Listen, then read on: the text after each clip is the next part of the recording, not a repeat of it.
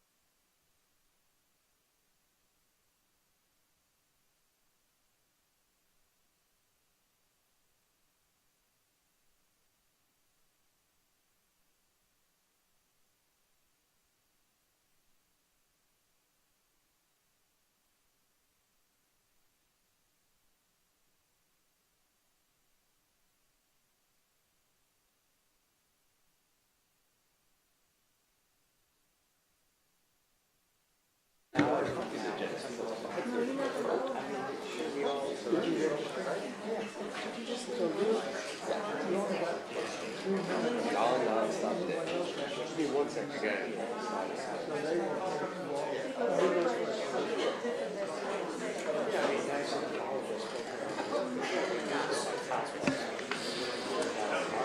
do you get moved?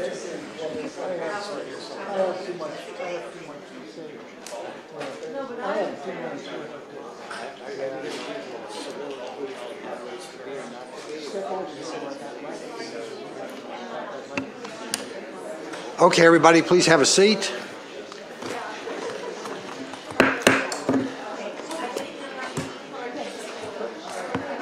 All right. The April 28, 2025 regular meeting of the Malibu City Council is now called to order. In-person participants, if you'd like to speak, please submit your request to speak form to the clerk. Remote participants, if you'd like to speak, please join the Zoom webinar meeting printed on the agenda and raise your hand in Zoom when the item you wish to speak on is called. May we have a roll call? Councilmember Conrad? Here. Councilmember Silverstein? Present. Councilmember Euring? Here. Mayor Pro Tem Riggins? Here. Mayor Stewart? Here. You have a quorum. Thank you. May we have a Pledge of Allegiance first? Let's see. Chris Wizen, could you give us a Pledge of Allegiance? Oh, thank you, Doug. I pledge allegiance to the flag of the United States, one to the republic under God, One nation, under God, indivisible, with liberty and justice for all. Thank you. Did that very well, Chris. unexpected, but thank you. That's what happens when you sit in the first row. All right. May we have a closed session report? Yes, at 4:00 p.m., the City Council met in open session, recessed to closed session for the items listed on the posted agenda. All 5 council members were present and no reportable action was taken. Thank you. All right. May we have a report on the posting of the agenda? The agenda for this meeting was properly posted on April 18th, 2025, with the amended agenda posted on April 25th, 2025. All right. I'd like to make a motion for amending the agenda. I'd like to move section 6 to ahead of section 5. Do I have a motion to approve the agenda with that change? I have another proposed amendment, All right. but I concur with that one. That's part of what I was going to ask for also. I want to reorder the agenda to place item 5B at the end and to adjourn the meeting no later than when we get to item 5B and continue the meeting to another day certain at which item 5B will be the only item on the continued agenda. There are 4 reasons for that. First, it's unquestionable that hearing item 5B before 6A, B, and C, 7A and B, and 8A, and I guess one of them wouldn't come afterwards if we push it, but we'll push some or all of those items to begin after 10:30 p.m., likely well after 10:30 p.m., which will require a 2/3 vote to hear them and also will require that we go late into the night, if not early into the morning, to address them. I was going to say 6C was more important, but we're going to do that anyway, move that up anyway. Second, while simply moving item 5B to the end of the meeting and not continuing the item to another day altogether will preserve our ability to do other business on tonight's agenda. We ought not be conducting quasi-judicial hearings into possibly past midnight, as past hearings have taught and common sense suggests. Third, on Saturday evening, legal counsel for one of the applicants submitted an expert report that would, if accepted as accurate, preclude the approval of the proposed project. Fairness and good process dictates the applicant and the city biologist be provided an opportunity to consider and respond to the expert report submitted by the applicant's counsel for 2 reasons. First, the city biologist might agree with the appellant's expert, in which case the record before the city council will be materially different than it currently is. Second, we lack the ability to assess the accuracy or lack thereof of the analysis in the report because we just got it this weekend and it stands unrebutted at this point by the city biologist and the applicant's expert. Accordingly, we need the analysis to reach an informed decision, and I would like to see that come in before we have the hearing.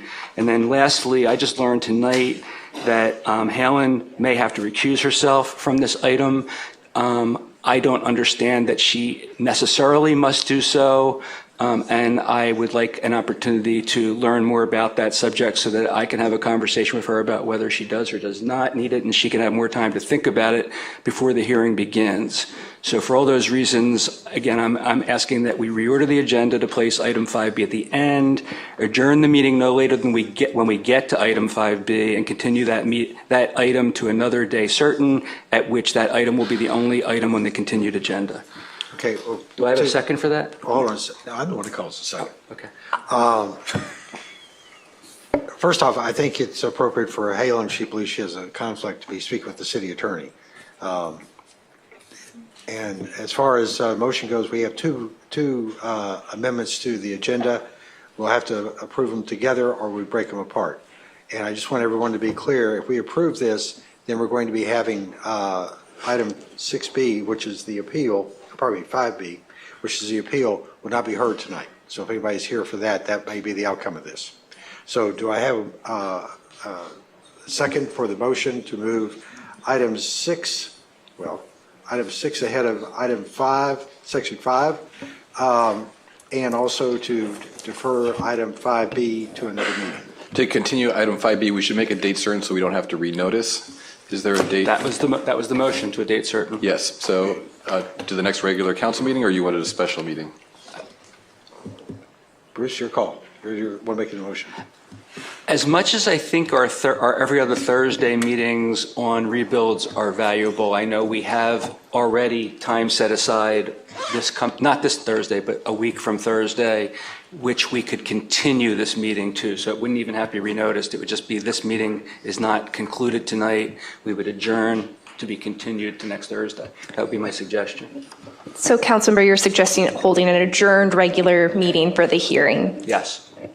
Okay. I second that. We have a second? I second that. All right. Got a motion and a second. And Can we clarify in this motion, is this motion also continuing the hearing to the May 8th date, or does the council still want to discuss what it will be hearing on May 8th?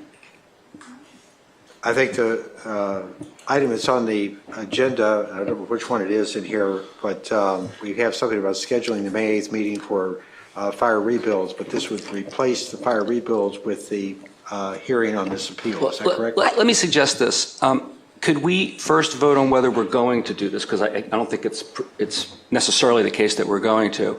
And then let's also ask Kelsey and others what date will make sense. Because I surmise that that's going to be a 4 or 5 hour hearing, unfortunately. So it may be that staff isn't available for a 4 or 5 hour hearing on Thursday. I don't know. I think also we have the community meetings on Tuesdays, so I agree with we should do one at a time, but I think maybe that's what you meant because we have staff time. You remember the community meetings stopped. We're done with them, so. We have finished that series. We haven't scheduled other meetings though, so we don't have staff scheduled for those nights anymore. But if the council does want to discuss how you want to reorder your agenda and your intent to continue it, then yes, we can identify the date to continue the hearing to after your vote. Okay, before we call the vote, city manager, have anything you want to say? No, the city clerk covered all facets of that. All right. All right, so we've got a motion on the table to move section 6 up ahead of section 5, and well, I tell you And then what, to if we continue don't- the hearing on 5B to a date certain, Yeah. and we will then next vote about what date that would be, All right? right, do we really need to move section 6 ahead of section 5 now that we don't? We don't. We don't. If we vote to defer Yeah. 6, we don't. 5, we don't. Could I ask you to amend your motion to just be, let's take item 5B and postpone it to a date certain? Motion is to reorder the agenda to place item 5B at the end and to adjourn the meeting no later than we get to item 5B and continue the meeting to another day certain, at which 5B will be the only item on the agenda. I think it's more practical to alert everybody who is here for item 5B to not wait around until the end of the night before it's decided if we're No. not going to continue. Adjourn the meeting no later than when we get to item 5B and continue the meeting. Right, but to- why keep them here? We would adjourn the meeting when we're finished all of our business other than 5B. So they would know if we vote on this now, there's not going to be hearing 5B, they can leave. That wasn't clear. Thank you for that think clarification. It's clear now. Kelsey, is it better to adjourn the meeting to that date, or would you rather just continue it to another date and then set the agenda with that? It depends a bit on the date that is selected. I And I want to double check that this matter can be heard at a special meeting. Offhand, I think it can, but I haven't checked into that before at this moment. But if the council wants to identify the date, we can have the appropriate notice, and before you adjourn tonight, confirm what action you need to take. Kelsey, thank you for that. I'm going to try this once again. I'm not moving that we take it off the agenda and have a special meeting. I'm asking that we stop this meeting before we get to that item. My guess is we won't get to it till 10:30 anyway, in which case we'd have to have a 4/5 vote to move forward. But that instead of ending this meeting without deciding that issue, we adjourn this meeting to be continued, as we have done from time to time, on another date certain, in which case this is not a renoticed meeting, it's not a special meeting, it's a continuation of this meeting that wasn't finished. That's what my proposal is. Okay. Is that clear to everybody? Yes. All right. Mayor, if I could just clarify now, I did have a question on that last explanation. Is the council determining now that this item will not be heard, or are you waiting until 10:30 to see if you're able to begin the hearing before 10:30? The motion, if it receives a majority vote, is that we will not hear this item tonight, but we will hear it at this meeting, which will be continued to another day before we get to that item. There might be other items we don't get to. That remains to be seen. It's to make certain that we are adjourning the meeting before that item is called. Correct. So that you're approving an agenda that would require the meeting to be adjourned before we hear 5B, the hearing. Correct. Could I get an explanation what the difference is between just continuing the item to another date versus adjourning the meeting? I believe the significance is that it'll be an adjourned regular meeting rather than a special meeting or just our next regular meeting and put on the agenda. So the difference is an adjourned meeting doesn't, there's not a big difference between an adjourned regular meeting and a special meeting. Neither requires public comment on items not on the agenda. The issue is that, as Kelsey said, and I agree, there's a potential argument that it can't be a special meeting to hear an appeal. So I'm suggesting a way around that problem by simply continuing the regular meeting to hear it at a different date. All right. Does that take care of the questions, everybody? If no further questions, we'll put it to a vote. All in favor, say aye. Aye. Aye. Any opposed? Being none, motion approved. So that means anyone here for that appeal and only that appeal doesn't have to stay. Mayor, I have one last change for the agenda. Oh, okay. I'd just like to adjourn in memory of Bob Morris, who's been a member of the community for a very long time, and I think we should just recognize him. Thank you. And I'd also like to adjourn with Crawdaddy, Randy, if possible, in conjunction with Bob Morris. Okay. Thank you. We now need to set a date. All right. We need to set a date now for the continued meeting. So I think Thursday makes sense, but we need input from the staff as to whether that works. Thursday, a week from now. Yeah. Right. And by that Thursday, we're referring to Thursday, May 8th, correct? Right. The date that we have set is a workshop on the fire rebuilds. Yes, Mayor and Council, since we already have that time set aside, we already have staff aligned for that day. So that would be the one day that we don't have to move anything else, but you would not have a fire rebuild discussion. Right. But my query is, we have 3 hours set aside for that meeting. What if the hearing lasts 4 or 5? Will that be too much of an imposition? Will that be unworkable? I think we would need to move the start time of the meeting earlier. It's currently scheduled to start at 3 o'clock with a hard out at 6. So if the council wants to allow more time for the hearing, we would look at moving that time up. Okay, so For 3 hours, we should be able to hear the hearing, an appeal hearing in 3 hours. I know the motel took much longer and another one recently took much longer. So I just don't want to see a situation where we have to stop the public hearing and then start it again, which I think would necessitate doing public comment again. Yeah, I would recommend having enough time, be generous in the amount of time you're allocating. I also have another meeting that night starting at 7:30. It'd be difficult for me to. So could we start at 1? And this is May 8th, Thursday. Is that right?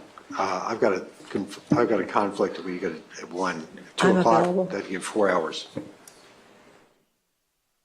4 hours should be sufficient. I'm available. All right. We're talking about from 2 o'clock to 6 o'clock on May the 8th. Is that Okay, so the council's intent is to adjourn this meeting to 2 PM on Thursday, May 8th in this room. We'll need to do that at the end of the meeting, and we'll be posting both a notice of adjournment, and we will also be required to post another agenda for that meeting. It will be an adjourned regular meeting, but since we're adjourning past the 5 days after this meeting was scheduled, we'll have to post an additional notice. All right, one thing I would like to find out, the appellants, we have 2 appellants on that, as well as an applicant. Are they available that day? If you want to just see if they're available on that date, that, Yeah, are they here? They just left. They just left. We need to make sure the applicant's available. Yeah. This will be subject, then it'll have to be subject to the availability of the parties. Once the meeting is adjourned, I will only be able to reschedule it, I believe, for a later date. We won't be able to move it up. so if they're unable to make that date, then would the council's wish to be to continue that to the next regular meeting? Yeah, that's what we have to do. Okay. All right. Okay, with that away, it's time to go to the consent calendar. Does anybody have anything on the consent calendar? Well, first of all, we have any speakers? I'm sorry. No, we don't have any speaker slips or raised hands for the consent calendar. All right. Anybody here have anything you want to pull or discuss? If not, then let's have a motion to approve the consent calendar. Move to approve the consent calendar. A second. All in favor, say aye. Aye. Any opposed? Being none, the consent calendar is approved. All right, with that, this is where the Mayor Pro Tem takes over. Okay, Get your list. okay. Presentation to outgoing mayor. Do we have the presentation? No, I do not have the box.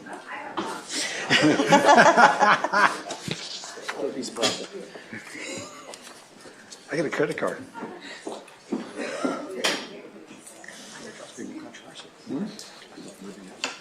I just want you all to know, this is embarrassing. Would you like to join me At the down podium? there, or- All right.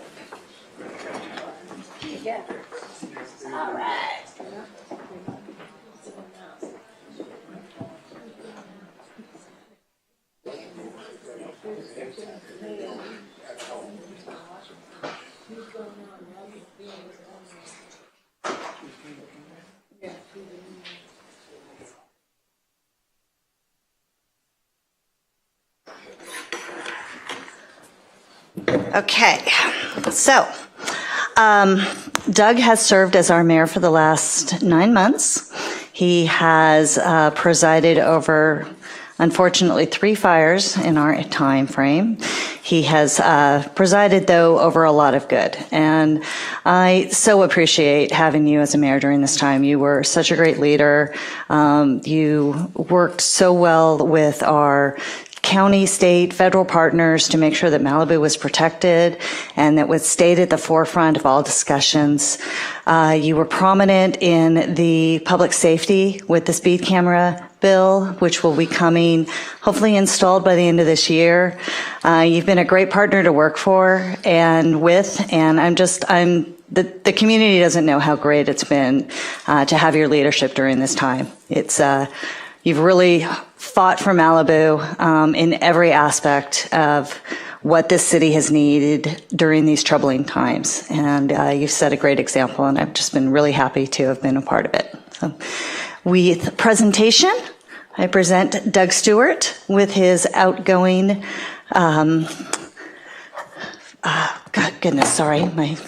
Plaque. Yeah, a plaque of sorts. So if you have a few words to say, please. I have some remarks I'd like to say. It's actually up there on my. Okay. I'll do it from the Do you want to diet. return? I'll do it up there. But thanks, everybody, for this. And I have to tell you, it means a lot to me because the names, not just my name is on it, but the people I've been with. And I just want to read the names off. Mary Ann Riggins, Mayor Pro Tem. Halen Conrad, Council Member. Bill Silverstein, Council Member. Steve Huron, Council Member. It's been a privilege to be the mayor with you behind me, and I will cherish this always. I really will. I have some remarks from up there. Thank you. Thank you.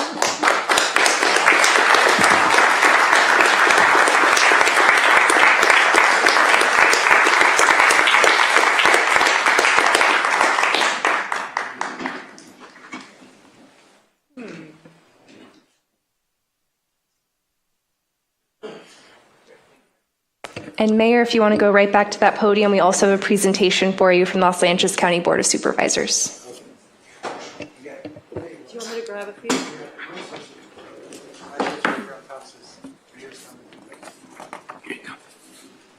Got it?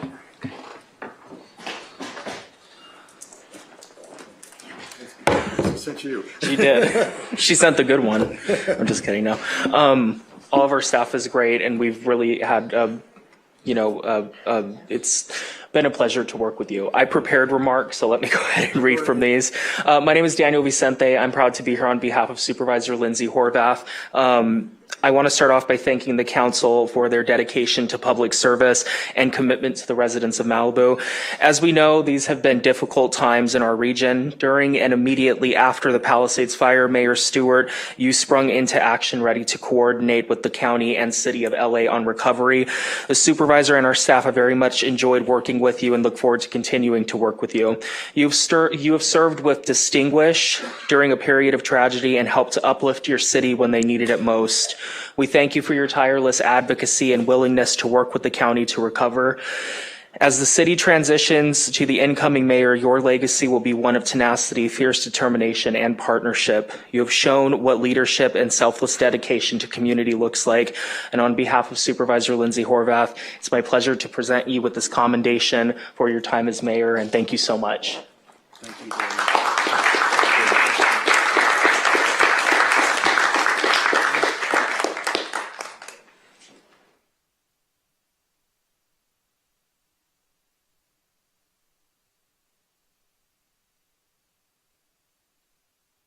All right, now that I have the swag down here, I'll do it from down here. And I want to speak to my colleagues as much as the public at large. And I just want to say, who knew 9.5 months ago what being mayor would be like in the city? There's two people up there that have been mayors before, and you guys didn't have anything at all like this. This has been a unique. I wish you well when your turn comes around again. We have quiet successes here with our speed cameras and our bill that was passing, as Mary Ann mentioned, and implementation later this year. We've got the skate park. It's finally under construction. The high school building's nearing completion, and the city is supported in seeing the very positive results of the Malibu Education Foundation. We're reopening the Mobile Home Commission. That's coming along soon. KBOO has its Eastern booster currently in testing. It'll be operational soon to give KBOO entertainment, but more importantly, the safety issues and safety support with KBOO to our public. That's soon to arrive. We have a good baseline now for how to use our city lands and use it for parks and community activities. The arrival of the community brigades, nearly 5 years in making. They arrived just in time in October and were put to good use in November. And thanks to all of them, all those that might be here from the brigade. And now in development, we have a plan with our state land partners to undertake fire and land management in the Santa Monica Mountains and to help protect Malibu from future fires before they arrive at our doorstep, another significant event. But 4 words describe the disasters that will forever shape Malibu: Woolsey, Broad, Franklin, and Palisades. The Woolsey and the fires of the last few months, these were a trying 6 years. Just about every corner of Malibu has seen disaster up close. This has taken away any complacency that we might have had that regular wildfires were not the new normal. We know they are. We're going to have to live with that and do better with it. We have seen the best of our volunteers in the community brigades, the VOPs, Arson Watch, CERT, and we've seen the best in our law enforcement, our firefighters, our own public safety, and the city staff operating what is recognized as a best-in-class emergency operations center through all of this. My congratulations and thanks to the staff who went almost immediately from staffing the EOC to opening a rebuild center while at the same time working with the state to streamline the approval process for rebuilds.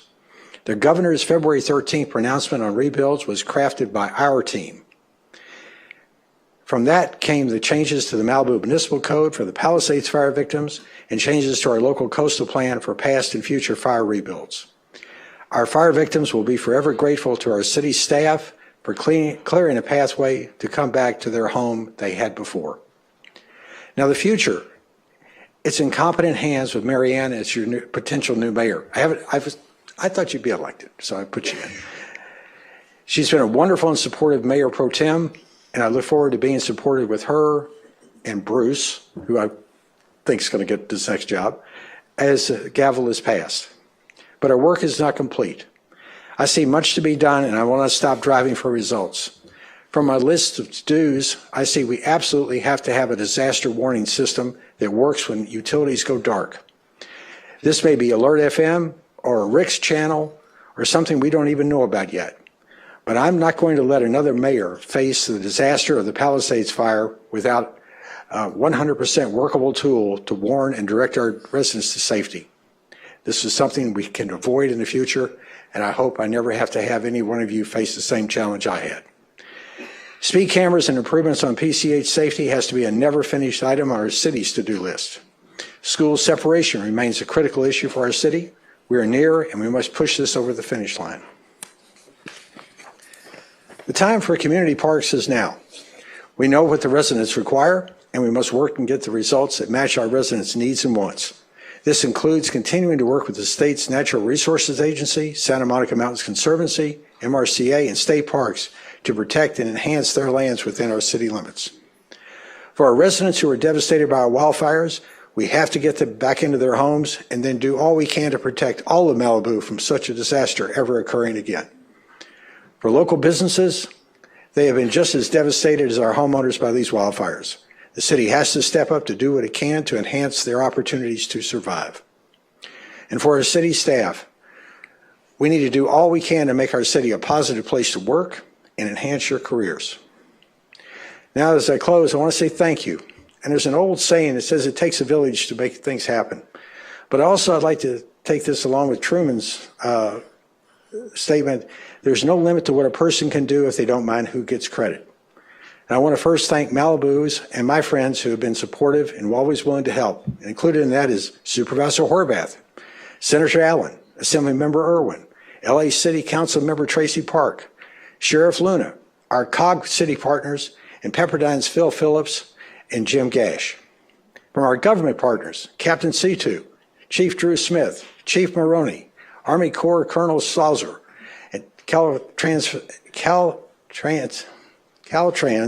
Lee Haber, and Sergeant Sunderland. Our staff here at City Hall, all of you have been so supportive and helpful to me in our city. There is no question that this is your town too, and it shows every day. I want to place a special shout out to Alexis Brown and to Joe Tony for all they've done for the city and for me, and how dedicated they've been to Malibu. I also want to say how critical our city attorney, Trevor Rosen, and BB&K have been. He is first our attorney, but he's also a wise consultant on city matters beyond just being a legal advisor. His firm, including Christine Woods, has provided a broad bench strength as we deal with land matters, school separation, and labor issues, and so on. The same is true for our lobbyist group of many years, California Strategies in Sacramento, with Rusty Reyes and Ted Harris providing legislative and political strength, allowing our city to punch far higher and stronger than our weight. With this, I'm now gladly going to go back to being just a council member and turn the gavel over to Mary Ann. It's hot, by the way. All right. Thank you all very much, and I appreciate all your support, and I look forward to serving with you for at least another 2 years.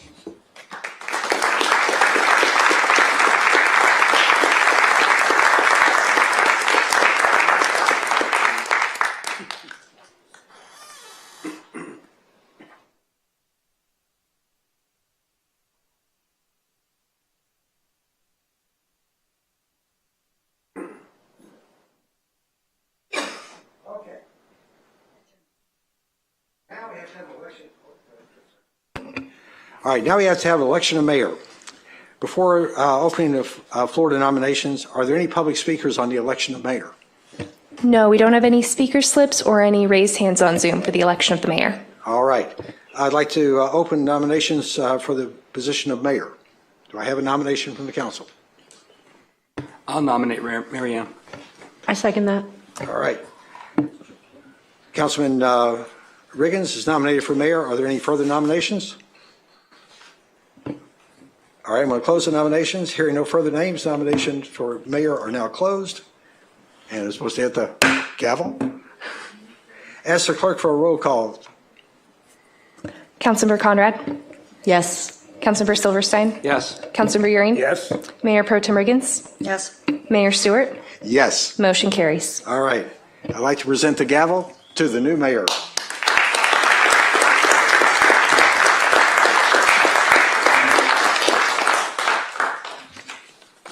Do I swear in first, or do we do this? No, if you can conduct the election of the Mayor Pro Tem, then we'll administer the oaths of office to the mayor and the Mayor Pro Tem at the podium.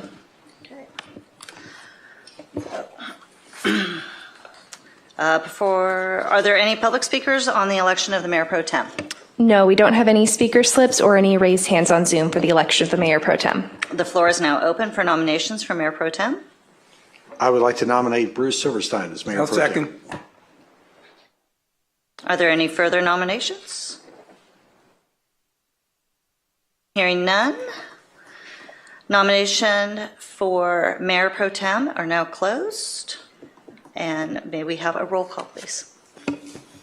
Councilmember Conrad, Yes. Councilmember Silverstein, Yes. Councilmember Stewart, Yes. Councilmember Euring, Yes? Mayor Riggins, Yes. motion Yes. carries. Congratulations, and if you could join.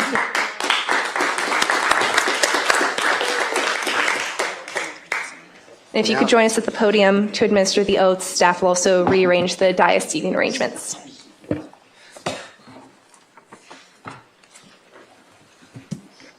You have to go down too, don't you? Right.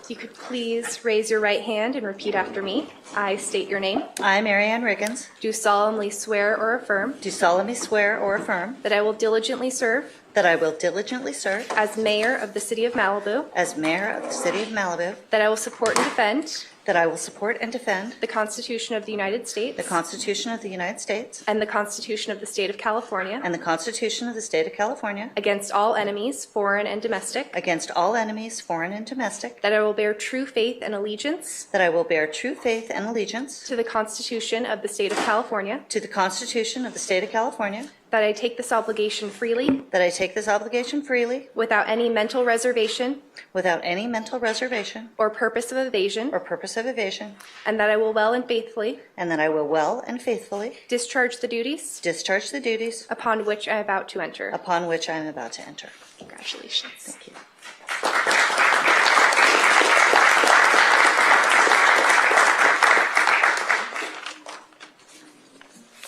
Would you like me to administer your oath? Yes, please. Please raise your right hand and repeat after me. I state your name. I, Bruce Silverstein, Do solemnly swear or affirm do solemnly affirm that I will diligently serve that I would diligently serve as Mayor Pro Tem of the City of Malibu, as Mayor Pro Tem of the City of Malibu, that I will support and defend the Constitution of the United States that I will support and defend the Constitution of the United States and the Constitution of the State of California and the Constitution of the State of California against all enemies, foreign and domestic, against all enemies, foreign and domestic, that I will bear true faith and allegiance that I will bear true faith and allegiance to the Constitution of the State of California, to the Constitution of the State of California, that I take this obligation freely that I take this obligation freely without any mental reservation or purpose of evasion, without any mental reservation or purpose of evasion, that I will well and faithfully that I will and faithfully discharge the duties discharge the duties upon which I'm about to enter. upon which I'm about to enter. Congratulations. Thanks.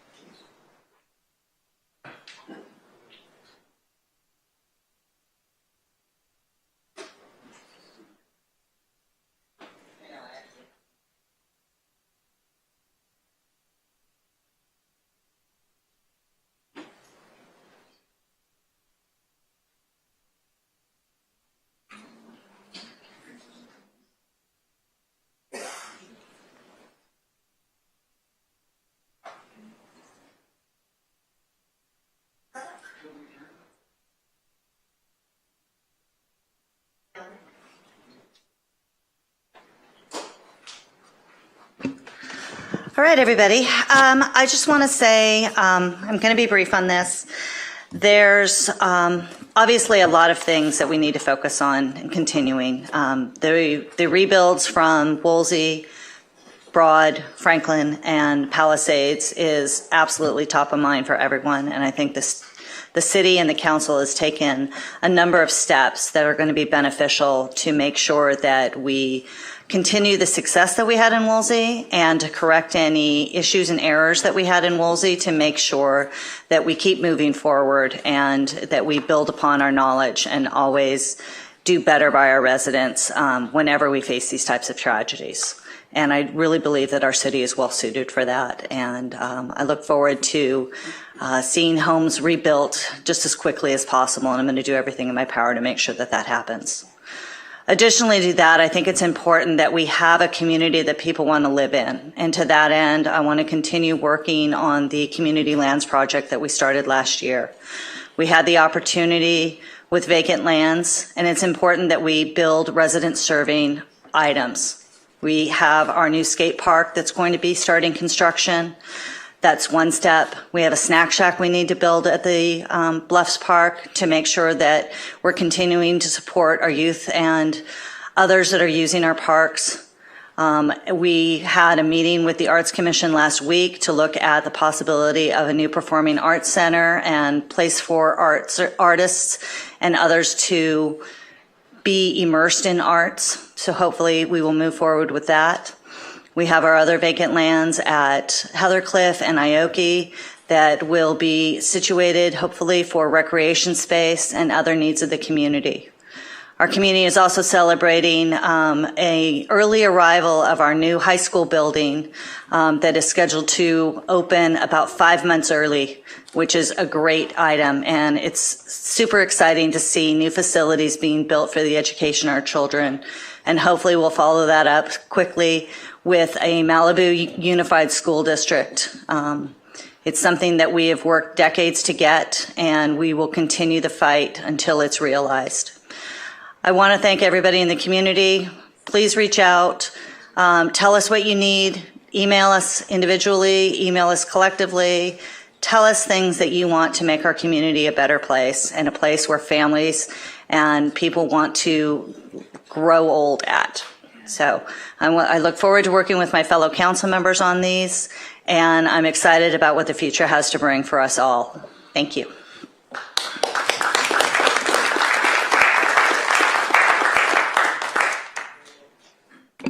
I've had a request for, let's do commission, committee, and city manager updates. Do we have any commission or committee updates? No, we don't have any commission or committee updates. Okay. City manager, do we have an update? Yes, thank you, Mayor Riggins and council. Hard act to follow, not quite as fun with my updates, but general reminder that our nonprofit general fund grants, the applications are due on April 30th. That's Wednesday. For any awareness on where to go to malibuscity.org and then go to the finance department, finance tab, and the general fund grants are on the left-hand side if you want more information. Our rebuild statistics through today, the initial rebuild appointments and site verification meetings, we've had 221 initial visits and 115 follow-up visits, so our rebuild center is very active. The architectural plan review or the initial planning verification, there are 23 pending and 8 approved, so that's 31 total to date. And those are all like for like. There's 15 like for like and 16 like for like plus 10%. So far, no building plan check submittals, no certificate of occupancy. And then we are working on having those statistics in a dashboard format on our website, so that should be up live in the next couple weeks. On the calendar, Tuesday, April 29th at 6 p.m. tomorrow at the Malibu Public Library, there's the LA County Community Listening Session on emergency alerts and evacuations.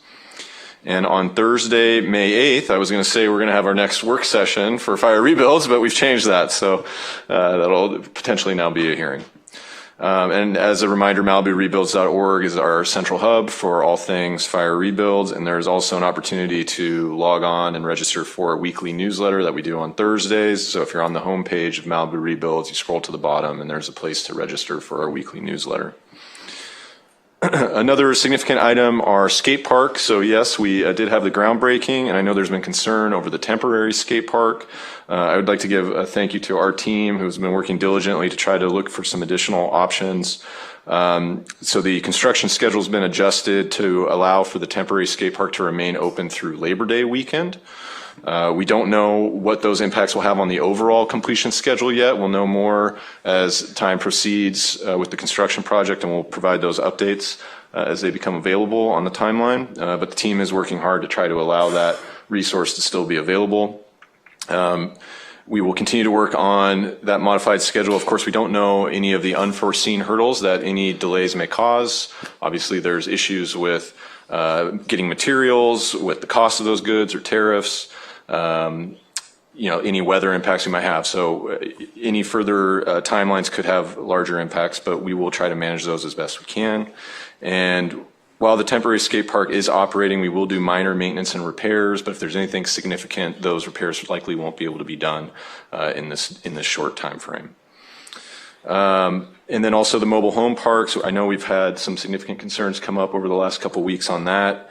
There's concern over legislation, Assembly Bill 768, that may impact rent control. We've asked our lobbyists to research that and take a look. As of right now, it's still pretty early in that bill process, but we are going to know more by the end of this week. If we need to take a position on that legislation, we will bring that back to council for consideration. And of course, our team is working on having the Rent Stabilization Commission scheduled here in the next couple weeks as well. So we are working on that as well, but we've obviously been supporting a lot of other meetings in the meantime. And those complete my updates. We do not have Sheriff Sutherland here tonight, so there is not a sheriff report tonight. May I ask a question? Yes. A quick question. The two skate parks, the permanent and the temporary one, is there anything at all that the developer up there is doing or that we are facilitating that is standing in the way of moving forward with all alacrity on keeping the temporary park open and beginning construction on the new park? Yes, Mayor Pro Tem, I'll defer to our Public Works Director, Rob DeBoe. Good evening, Council. And at this time, there is not. We're keeping an eye on it. There is if there happens to be deliveries or work contractors doing in the street, we're going to post some no parking out there to kind of help their deliveries and doing that. But at this time, I don't see anything major, but we'll keep an eye on it and make sure and we'll address it with developers if it happens. Thank you. And so to be clear, because the community is important to the community, there's nothing that was being done by the developer or for the developer that was the cause of the initial decision to close the temporary park in order to facilitate the construction of the new one? Correct. Okay, thank you. And does the contractor use up a large portion of the parking? Because I know that that's been a concern as well. Yes. So during the construction part of it, yeah, they are going to use the construction parking that is currently now. They're going to use that as kind of their staging area. There's a lot of grading and activities going to happen in the dirt area. What we decided is that people are using the skate park can actually park at the normal Bluffs Park parking area and then walk over. Is there like a plan that the contractor for the skate park has put forth with regards to what their plan is on once the construction begins, their parking plan, their construction plan? Or is it just, they just go full forward, full stop, just keep constructing? Well, first part of the work is that the next few days, they're going to start putting up construction fencing around their site. That includes the existing parking lot, the existing dirt lot to where they're actually going to be doing the work and actually start doing the grading and the demo and all that work needed to put in there.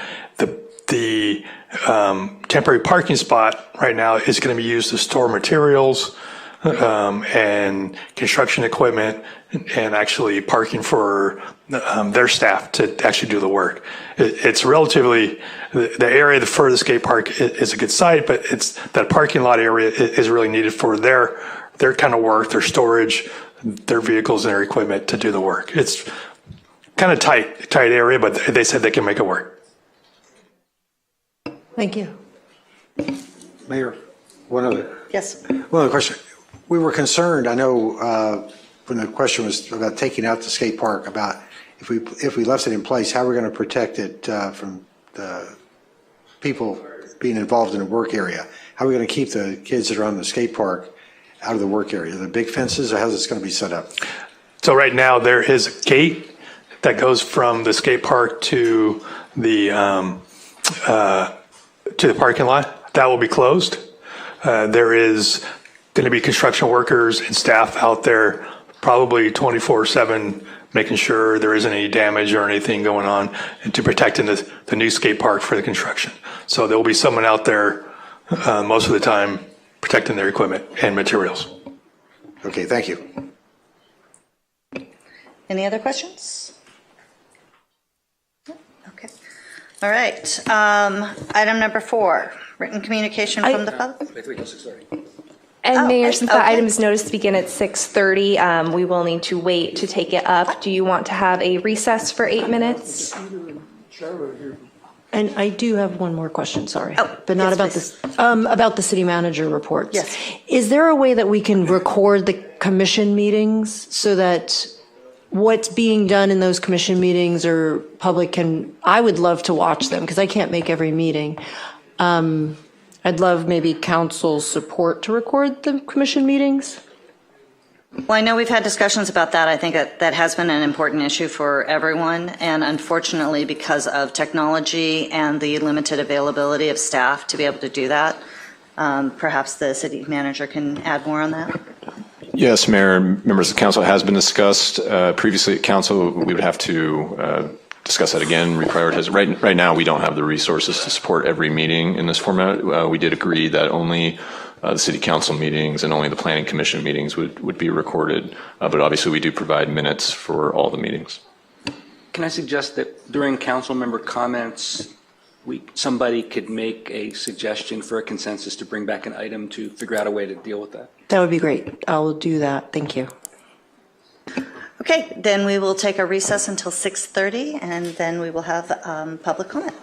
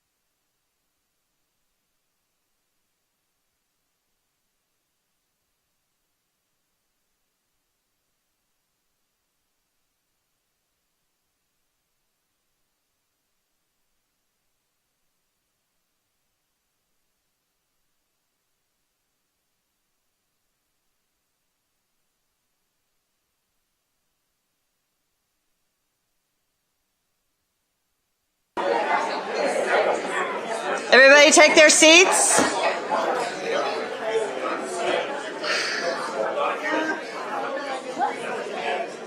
Oh, jeez.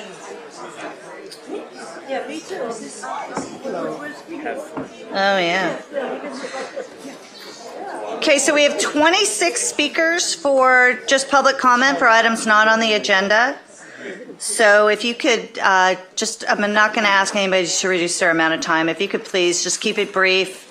Try and not use your entire 3 minutes, but I understand that is your right. Okay. So our first public speaker is Hub Ferguson.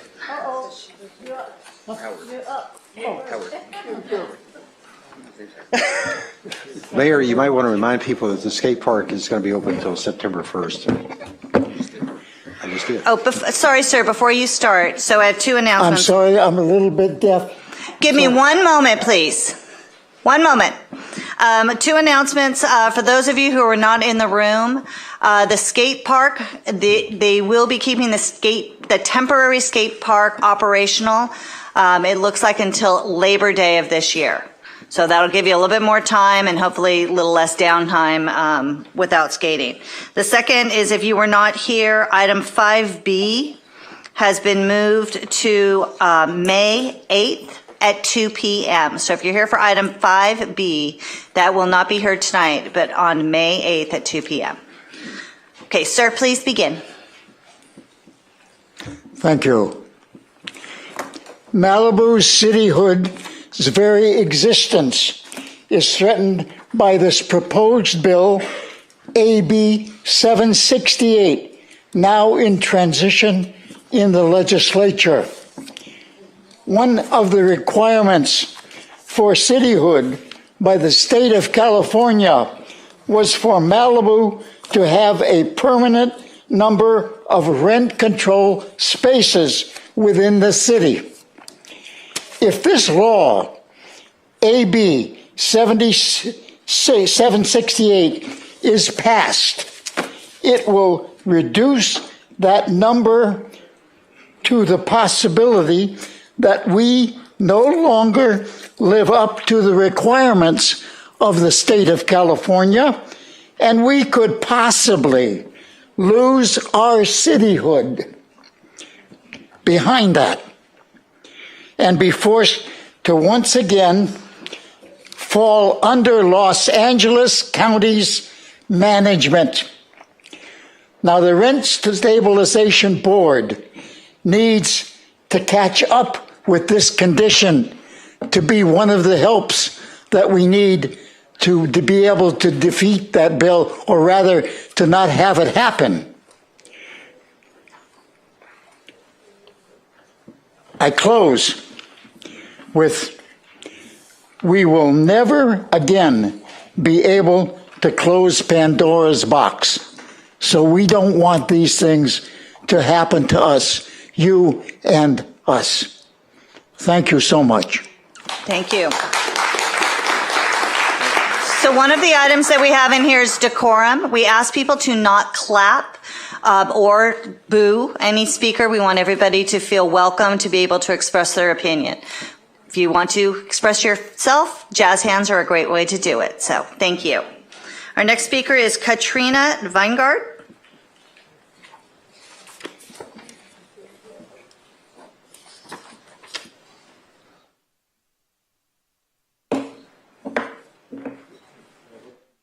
Good evening. Yeah, I'm also up here to talk about Bill AB 768 and begging and pleading to reactivate the Malibu Mobile Home Rent Stabilized Commission. We're just a bunch of very extraordinary, very ordinary people that live full-time in the mobile home park. We are not millionaires. Many of us are retired. Many of us have been police officers or fire people, teachers, and we're the backbone of Old Malibu, and we just want to be able to stay in our homes, and yeah, we love it. Thank you. Thank you. Next one is Graham Rowe, followed by Elizabeth Keegan.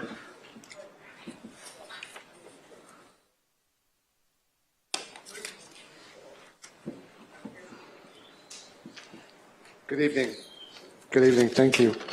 I just up here to agree with what the last speaker said, and I would really like if we could please reactivate the Malibu Mobile Home Rent Stabilization Commission. I've lived in Point Doom Club now for 20 years. Me and my wife, we bought in 2005, and it would mean a lot to us if we could keep this rent control. I'm a blue-collar worker. I'm not rich by any means, and having no rent control would probably make me lose my home. Thank you. Thank you. Elizabeth Keegan, followed by Kevin Schenkman. Hi there. I just wanted to say I'm also in agreement with previous comments made to the City Council. And also I wanted to add one thing that I understand that Mr. Tony is a very busy man. I'm sure you have quite a lot to do. But I've been a little bit disturbed by comments throughout my own community about emails about this concern not being responded to in any way. I think at a minimum, the city should reply to residents' concerns with even a pro forma email would be helpful, because I feel what I've been hearing is that people feel like this concern, which is a major concern for many, is just being ignored in the city manager's office. And I don't think that's really what you hope to project to the residents of this community. Thank you. Thank you. Kevin, is Maria here? Thank you. You have 4 minutes. Thank you. And you'll be followed by Suzanne Baker. Thank you. I don't think I'll need the 4 minutes. I believe that a city demonstrates through its action and inaction who and what it cares about and who and what it doesn't care about. And the city's behavior over the last 3 months in failing to impanel and call the first meeting of the Mobile Home Rent Stabilization Commission demonstrates that this city doesn't give a damn about mobile home residents. We care about the rich folk living on the beach. We don't care about mobile home residents. And to be clear, I am not speaking about the City Council. In fact, at the first meeting in February, when the Mobile Home Rent Stabilization Committee members, including myself, were appointed, then Mayor Stewart directed staff to schedule the first meeting, and thank you. Since then, Council members Conrad, Euring, and Silverstein have emailed city staff, city leadership rather, and asked for that exact same thing, and still it is not done. Still no action. I'm sure the response from the gentleman responsible for this inaction would be, but we're busy dealing with the aftermath of the fire. It's good music.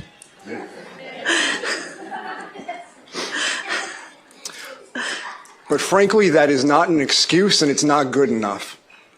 This city can do 2 things at once. And frankly, even the courtesy of a response has been failing. I spoke with a friend of mine who's been a city manager in several states, mentioned the situation to him, and he said that as a city manager, you should respond as a general matter to residents within 1 business day and city council members within 1 business hour. It's been 3 months. Now, AB 768 was mentioned here. While we sit idle with respect to mobile home issues, Hometown America and and other businesses of its like are not. Now, I'm not at liberty to share details, but for at least the next couple weeks, the worst thing that this city could do would be to engage its lobbyists and legislators. I think that this will resolve itself in the next couple weeks with a little bit of help.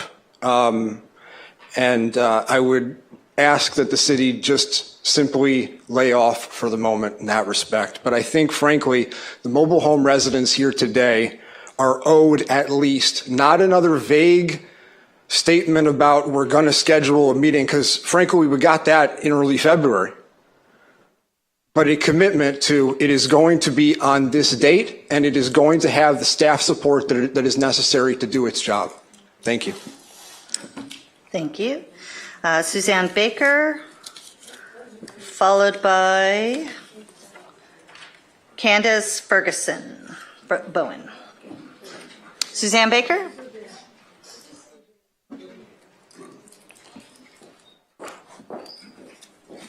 Hello. I'm Suzanne Baker, and I've lived here for, well, almost 50 years. And I was here when we became a city, helped it become a city. And I want just to make sure that you all are so aware of this AB 768. And it is this Hometown America Corporation that owns over 80 mobile home parks across the United States, has now come in and purchased, as you know, the Point Doom Club. And they are making it appear that because there are people that rent out their mobile homes, that they're giving the appearance that we are an elitist type city, and that is not true, because these people that rent out their homes, they rent them out to people that cannot afford to have the down payment but need to live in this city. We're talking your firefighters, your fire brigade, your everybody that is the backbone of this city. And I just want to make sure that the city of Malibu and the city council, that you all are very aware of this, but what the immediacy on this is that this is going before the Housing Committee on the 30th of this month. And if it passes the Housing Committee, then it will go before the Assembly. And we just want to make sure, everybody here, that we have the support, the full support of the City Council, which I'm sure that we do, and that you all contact the Housing and Development Committee members. If it's Kevin, I'm sorry, it threw me for a loop that he's saying not to contact people, but I would like to make sure that you all are aware of it, and you give us your support, and you contact these people if it becomes necessary to do that. Thank you. Thank you. Okay, we have Candace, followed by Tim Davis. Good evening, council members. And I also want to take this minute to thank you so much for all your support. The Mobile Home Rent Stabilization Committee can serve as an advisory function on issues relating to mobile home parks and rents, just like other commissions, the Public Works, Parks, Recs, doing concerning their subject matters. It provides a forum to address mobile home issues and then report to the council when the council action is necessary. It can, importantly, also audit the mobile home rents to ensure that they are compliant with the rent control ordinance, thus taking the burden off of the individuals, residents, to do so. Thank you so much for your continued support. Thank you. Tim Davis, followed by Pedro Rodriguez, please.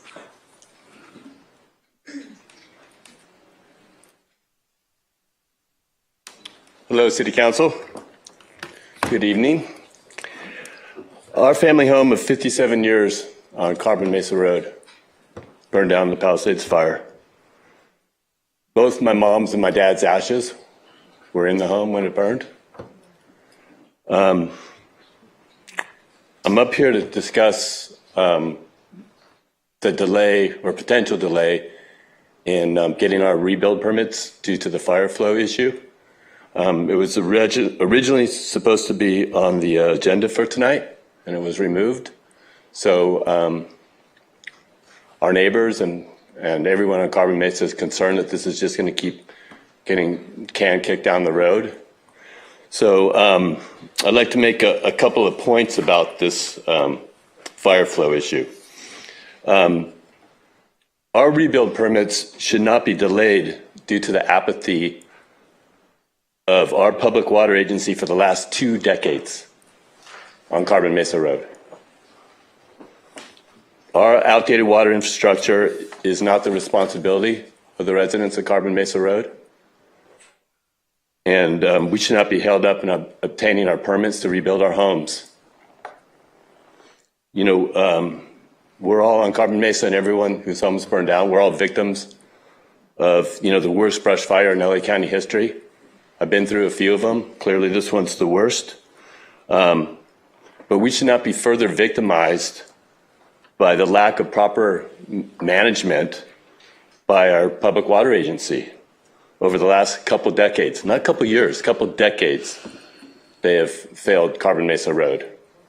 So I'm asking the City Council and Building and Safety to stand up for the residents of Carbon Mesa Road and issue our rebuild permits without delay due to this fire flow issue. Will you guys do that for us? That's my question to you. Unfortunately, we're not able to give feedback at this time. Okay. Well, I ask you just then, can you not just keep passing this along and re-agending it and pushing the can down the road? We all like to move on with our lives. It's my understanding if it got re-agendized, it was because there was additional information that was needed to confirm. So we will definitely be bringing it back as quickly as possible, provided that we have a complete presentation and items for the council to be able to make a decision about it. Okay, thanks. But you guys are going to need to get on top of the county, right? We can't have any more back Fire and forth. department. So I just asked you, and we all asked you on Carbon Mesa, if you could please stay on top of it for us. I don't think we should be having to do this after 20 years of them just ignoring it. Thank you. Thank you for Appreciate your it. comment. Pedro, followed by Zoe.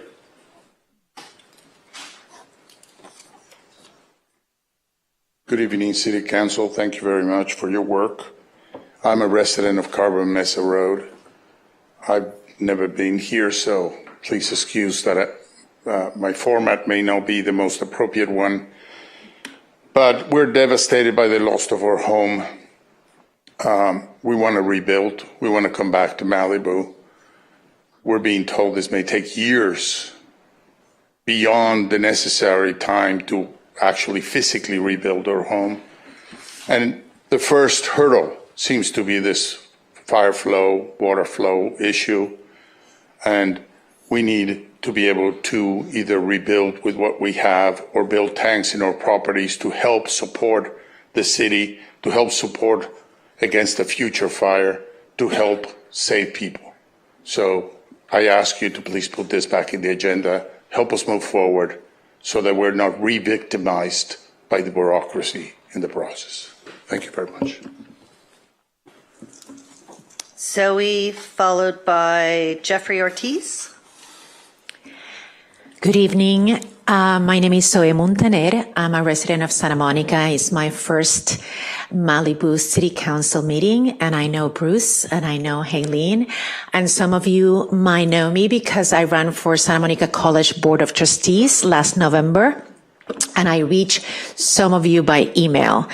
I filed a writ of mandate in the LA Superior Court because of the negligence of the Santa Monica City Clerk in evaluating my nomination papers, and the writ of mandate is still alive in the court, so I might be sitting in the Santa Monica College Board of Trustees after all.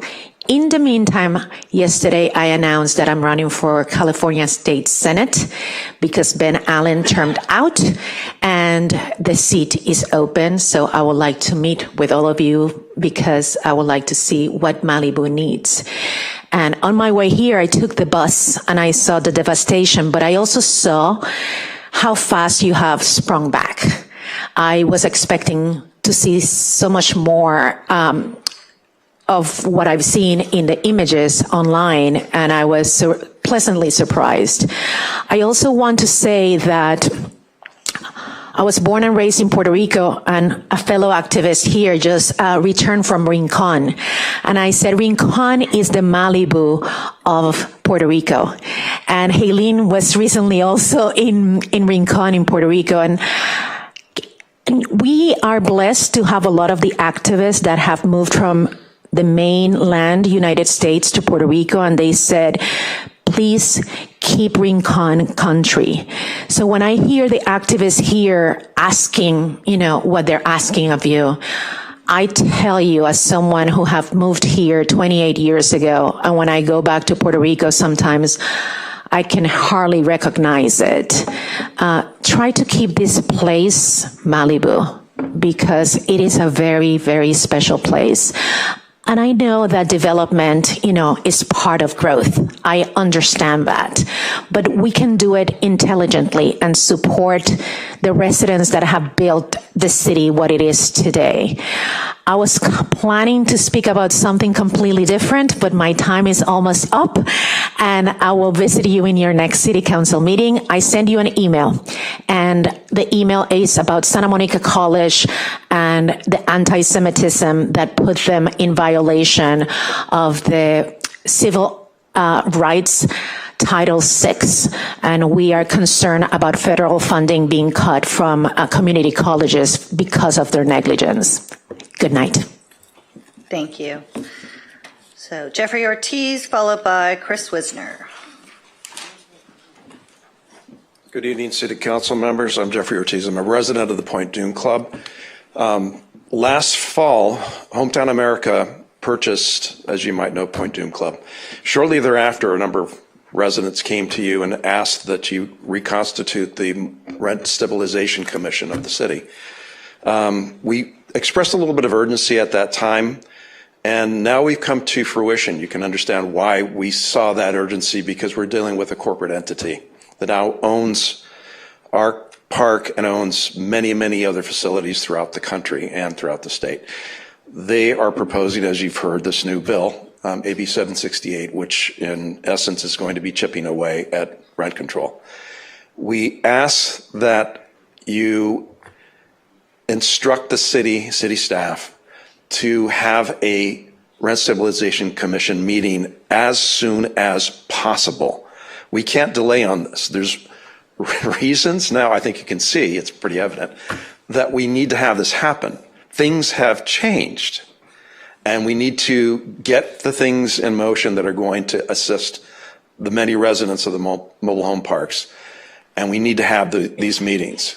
So I'm here to ask that you direct staff to conduct a Rent Stabilization Commission meeting as soon as possible. And of course, we'd love your support in trying to defeat that bill as it might go through the system. Thank you. Thank you. Chris, followed by Dean.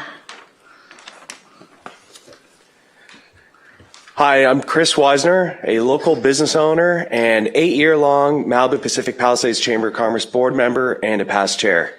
I'm here today to honor my late friend, Randall Mayod. He was the first man killed in the Palisades fire. He died a hero tragically holding his cat till his final breath just a few doors down from Duke's. He was like a brother to me. His loss can be felt in the silence of the undercrowded Surfrider Beach every day since. Everyone in the surf community misses him dearly and had so much love for him. I'm here today to officially ask the City of Malibu to make a proclamation for Surf Legend of the Year, honoring Randall Mayod as its first ever recipient, but also the start of a new annual tradition that honors the surf culture at the very root of our community that makes us so unique. On April 16th, the Board of Directors at the Malibu Chamber of Commerce passed a unanimous motion of support on this very matter. On April 17th, I emailed City Council and got a response from, at the time, Mayor Doug Stewart, thank you. And about 2 hours later, he said, quote, "It struck him as a missing link that we don't already have acknowledgement of the sport that makes Malibu famous. Randall deserves this historic and first of its kind honor more than anyone I can imagine. His life was dedicated to surfing, and that's why he built his life here in Malibu. He was humble and hardworking. He was a heart of gold. He took everyone in. His house, the Crab Shack, was famous for its open door policy. He was a fantastic surfer, known for his very famous craw-like stance, and he came down the wave in that stance, and that's why he got the nickname Crawdaddy. He was quite literally the endless summer, and his joy for surfing was contagious. Please help me honor this amazing man lost in tragedy, while also giving back to our beautiful surf community that made our city so famous. Randall embodied the spirit of surfing in every pure way, and there's no one more deserving of this historic honor. And if he were here today, he would say anything Andy Lyon and Glider say about the skate park. He's probably in support. And please, please, please consider supporting grants for the community, the business community here. Everyone's suffering 40 to 80% losses plus, and especially if you can give help to the Chamber of Commerce directly. Thank you. Thank you, Chris. Dean, followed by Norm Haney, followed by Janet Levine. Just carrying on the tradition of your one name. We'll get there someday. So, we'll let you off the hook tonight. I'm going to talk to a couple things that are on the agenda, but very briefly. They're going to be bookended, so please bear with me. I'll save us like 10 minutes instead of talking to each subject, okay? So the city workload's going to pick up, as you all well know. Good work with the Rebuild Center. At the end of the day, though, when I look at the Woolsey statistics, what we've got on our hands is roughly 75% more properties that are involved. A lot of us are going to push to get this done in like 25 to 50% of the time. What that translates to is you're going to need to process 3 to 4 times the number of permits you did from the historical chart you put out. It's an avalanche coming, and we need to get ready for it any way possible. To that end, we're roughly 110 days in. We've got a lot of open issues, so I won't pile on, but you all need to help us relative to some of those items. OWTS, various things. We need to have clarity with direction, like the other gentleman that stood up earlier talking about, please don't hold us up from filing permits. When we're good enough to be able to put our plans together, we should be able to come in, get them done, bang them out, be supported to do so. If we do that, more of the community will see hope. They will see that it's possible. We'll get some positive momentum going on here so that we can avoid what everybody wants to avoid, which is a bunch of people getting scared and selling their properties. That brings me to solutions, the rebuild manager or ambassador. It's on the agenda. Please vote for it. Abe's going to be an outstanding person to pull that off. Self-cert program. I think people misunderstand self-cert and don't spend enough time reading the documents. The self-certification aspect is not a cowboy program to bypass things.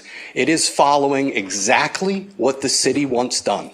The difference is, if the city can't react in time, we as owners have the ability with certified people to proceed at our own risk. That is it.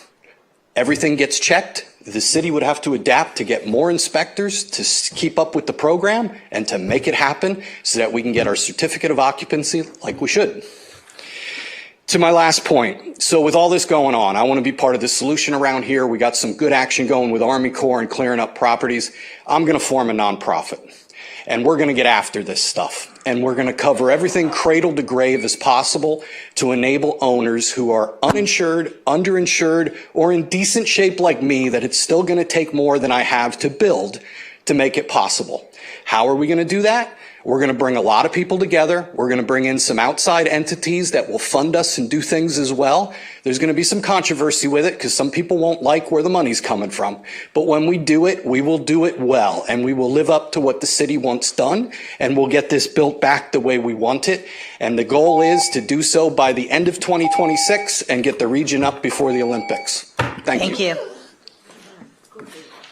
Norm, followed by Janet, followed by Rob Blackman.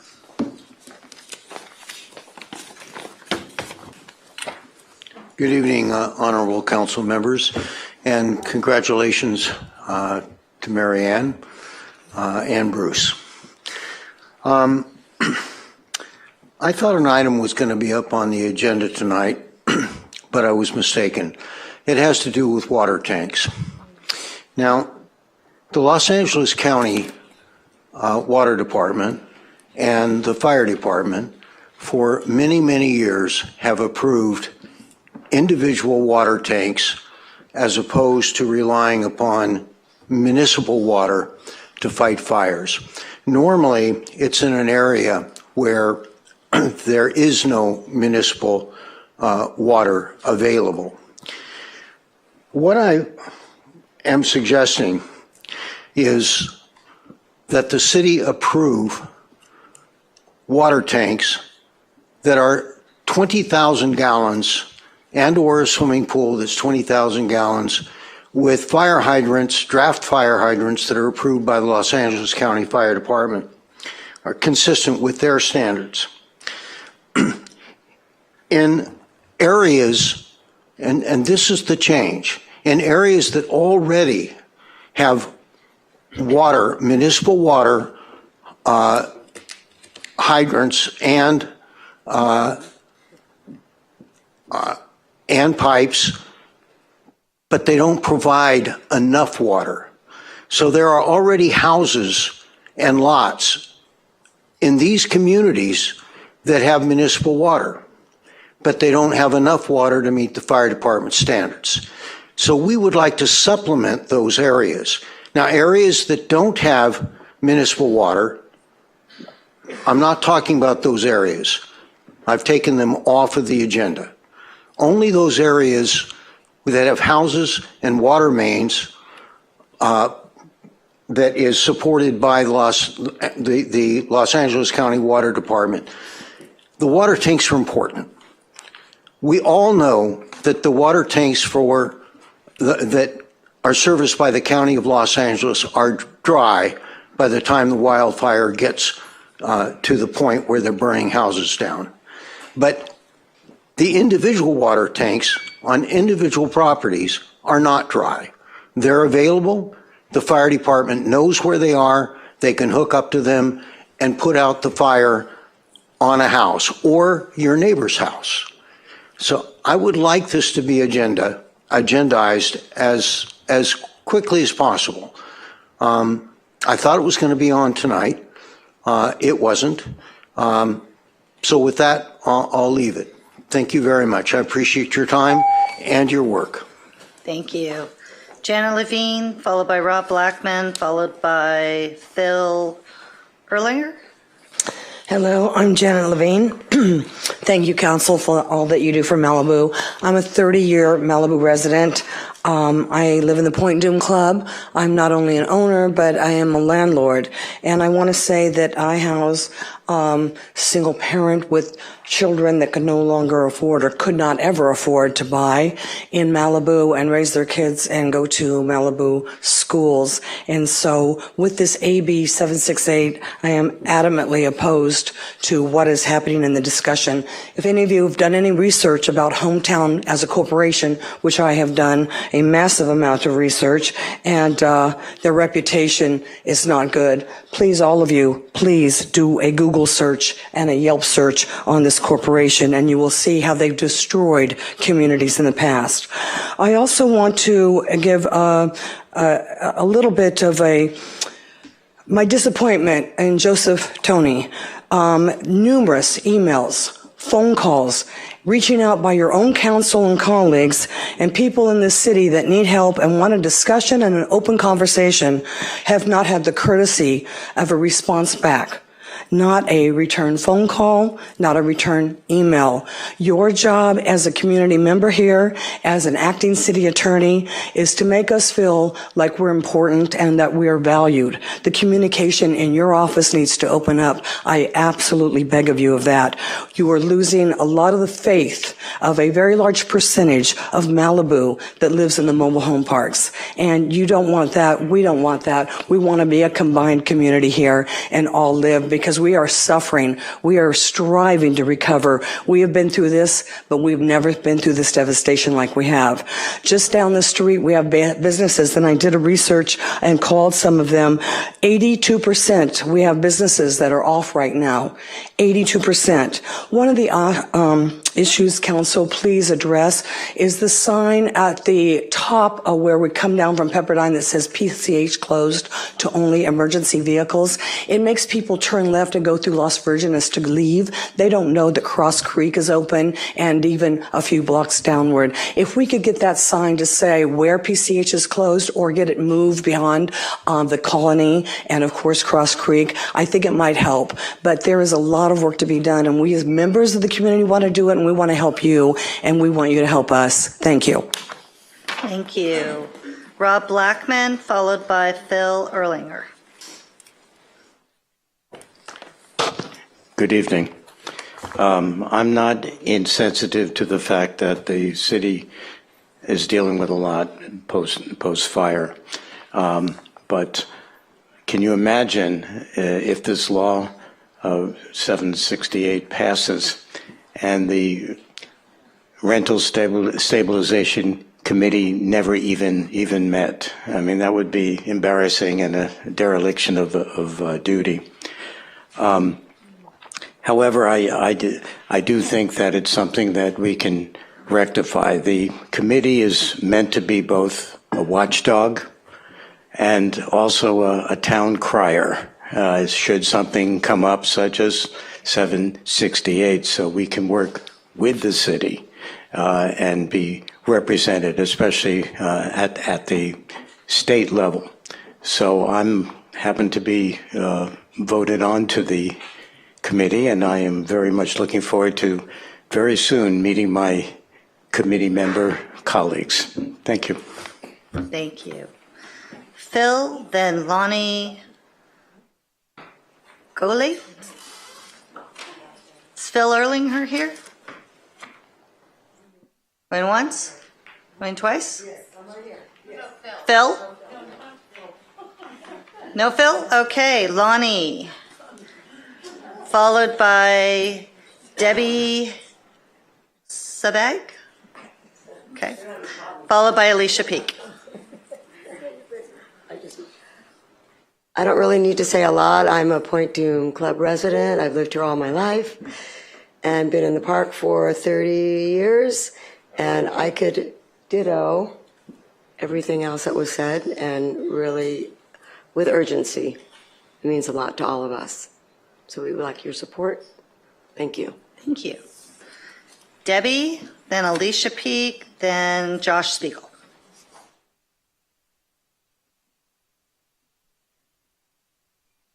Good evening.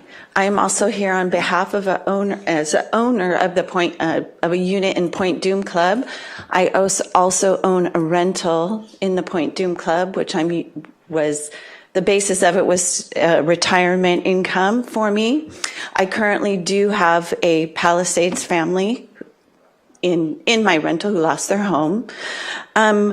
I do also oppose AB 768, and even with the rent protections that we have now, over the past 10 years that I've owned my home, I have seen my space rent go up almost double, because it does still increase by the consumer price index every single year. So if we lose that too, it will probably not be in my financial interest even to stay in the Point Dume Club. And I've been an active member of different organizations here in Malibu. I served 7 years on the Arts Angels board at Malibu Middle and High School.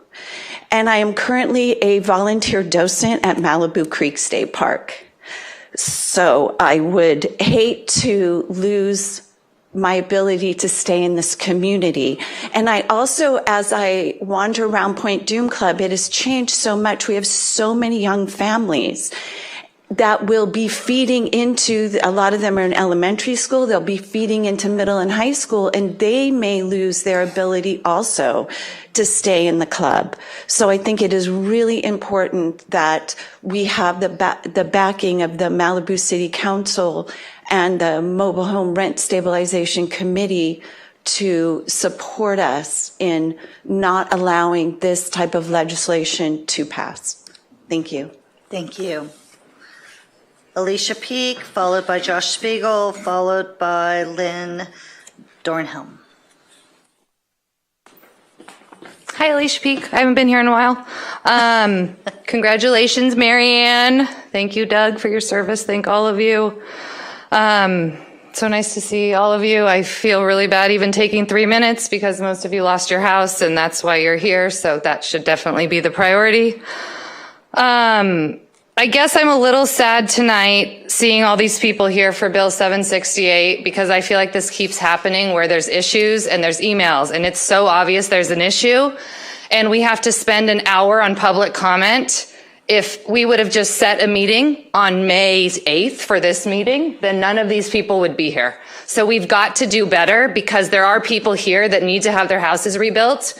So we have to work on mitigating this kind of situation. Anyway, sorry, that wasn't even my plan, but hope that was helpful.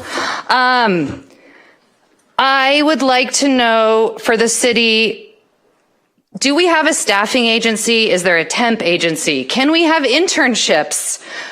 We need staff.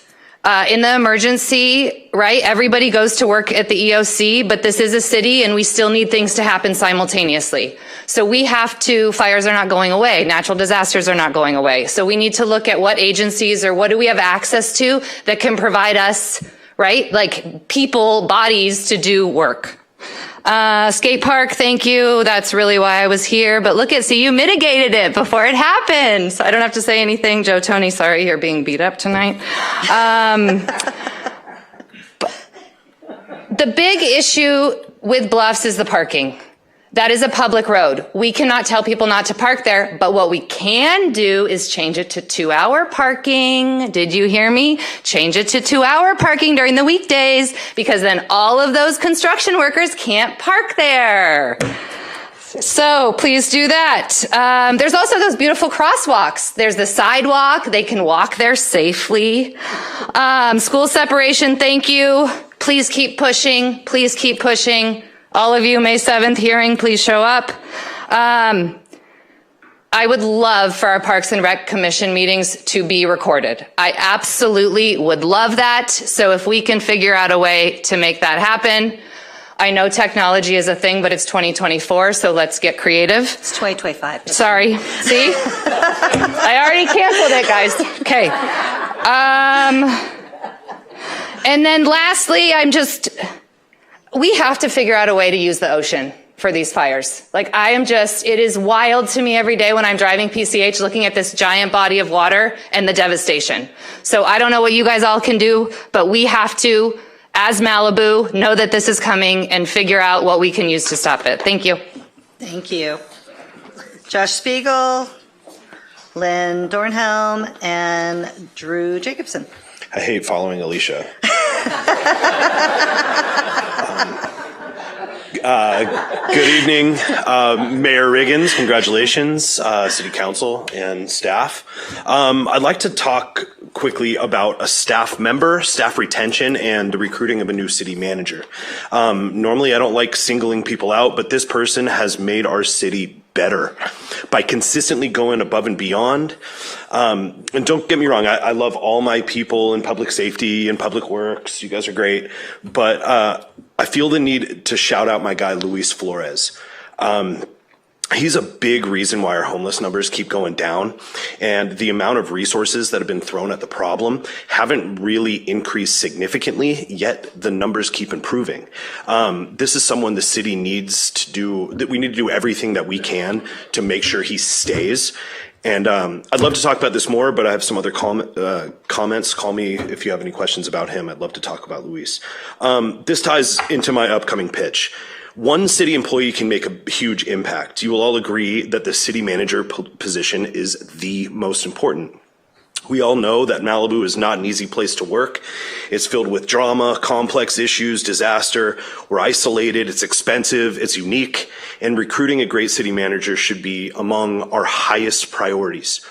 What are we looking for? We're looking for competency, experience, talent, someone who's going to stay for the next 10, 15, 20 years, someone who understands Malibu, and ideally in a perfect world, someone who lives here. The city of Malibu should buy a house in Malibu West and allow our future city manager to live here. Now, wait. Yeah. Hear me out before you lose your lunch, all right? No. This is a proven recruitment strategy. It's used by Fortune 500 companies, universities, religions, other municipalities to recruit top executives, teachers, priests, rabbis, city staff. Yes, we offer a housing allowance, but that puts the responsibility on finding housing back on the applicant. And if we paint a picture of this lifestyle, suddenly the city manager position becomes that much more attractive. Having a great little house ready to go allows the city manager to sell their spouse, their kids on Malibu. It would allow them to come into our community and put down roots in our schools, our churches, and forge new friendships. Why Boo West? Well, it's the best bang for the buck in Malibu. And for a $3 to $3.5 million investment, you get a great house in the best neighborhood. You get private beach, tennis courts, hiking trails. And on day one, you would be surrounded by involved, knowledgeable, civically minded people like Pat Healy, Durham Stoker, Mikey Pearson, Tim Bigelow, Eric Rondell, Steve Hotchkiss, and many others. I know my time's up. It's not a crazy idea. Think about it. It makes a lot of sense. I'm happy to discuss this more. Cheers. Thank you, Josh. Lynn? Followed by Drew and Roman James. Congrats the successes with fires. You know, for 40 years that I lived here as a child and then as an adult, first 40 years, we never had a problem with fire response. We were all served. And of course we lost homes, but we were confident. And now we are completely insecure. And mostly by the fact that there has been an injustice that is shocking to me, and that is that there is a moral and a legal responsibility of utilities, our city officials, to make sure that the communities that we live in are safe, that we have fire, that we have police, and that we have utilities. And this has been something that it is absolutely unbelievable that my house burned down twice. My father lost his home. My grandfather had already passed away, and he moved into an RV on his property, and he became ill. I moved him into my house, and he only lived 2 years, and he was a very vital part of this community. Arson Watch, he even had a big van that said Arson Watch Obabo. That's how his moniker. And I just feel that the ball has been dropped, and I don't know why or how, that it's been dropped in depriving us of safety on our road. And we've lost, 2 times, and somebody mentioned ashes. So my grandfather's ashes have been burnt now twice. My father and my mother now once. And my father, when he lost his house, he was 2 years younger than I am now, and he died at 81. And I'm facing the same thing, and it's really stressful. And we thought that we were going to be on the agenda already last meeting, and now we're not on the agenda again. And I understand that there are delays, but I think the entity of the fire department and the water, really, it shouldn't be tolerated. They shouldn't be putting us at the back of the line on rebuilds. We should be able to rebuild immediately with solid promises that we will be able to have water when we have completed our construction. I just don't think it's acceptable anything less. I thank you all for your work, and please consider our plight. Thank you. Drew, followed by Roman James, and then Andy Lyon. Hello, I'm not going to reiterate everybody's spoken so wonderfully tonight. You have so much on your plate with the fires. Congratulations, Doug, Marianne, and Bruce. But we need your help with getting this mobile home rent stabilization board back in work to fight this bill 768. I'm a family of LA County lifeguards. I lived in Malibu my whole life, not in Point Doom Club, last 25 years in Point Doom Club, but we wouldn't be in Malibu anymore if we didn't have Point Doom Club. So you need us, we need you, please. And also keep the skate park open as long as you can. Thank you. Roman, then Andy Lyon, then Yvonne Green. Good evening, Council. Thanks for your time. My name is Roman James. I own a company called Roman James Design Build. I am a custom home builder and an architect. I also consult to the Pacific Palisades Community Rebuild Council. Like you guys, I've all lost friends, families, homes in this fire. Everybody was very upset about it. Currently, we have about 18 projects sitting on the board between Palisades and Malibu, and we all kind of came up with the same thing. How do we keep this from happening again? Do we just simply build back timber? Do we roll the dice? Do we get a pump that we throw in the pool and hopefully we can put out the fire the next time because resources aren't available? So I came here to make your guys' day. We've been doing a lot of DD on products for fireproof and what have you. And we've actually cracked the code. We cracked the code on a company. It's called Autoclave. It's an aerated concrete. We've worked with another company that's come off and done a completely fireproof home structure and core. It'll take 6,000 degrees. It's insurable. We can build it fast. We can build it for less money than traditional homes. So we're very excited about it. I just wanted to come and let you guys know that this all exists. We just got it approved through LA City. We're going to come to you guys and show it to your engineers. Hopefully you guys can get on board with us. But it's a solution. It's here. It's real. Thank you. Andy Lyon, you have 4 minutes. Yvonne and Rafi. Because you're my minute. All right, good evening. Glider wants me to make sure that you know he's not in costume. He got sand in his eye. Glider. Anyways, here's a better idea, Josh. You could just, suggest the city manager on their hefty salary buy a Point Doom Club and mobile home and be invested in keeping the rent stabilization going. That might be a better idea. Anyways, great. The skate park is going to stay. But why did this even happen, Joe?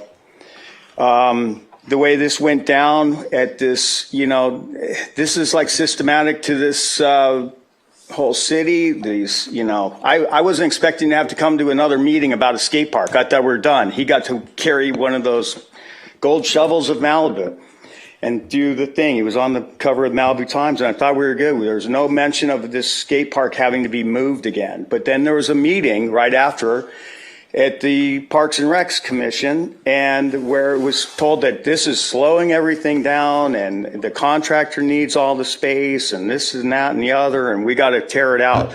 And we get a message on 23rd of this month, 4 days notice that the skate park is going to be torn out.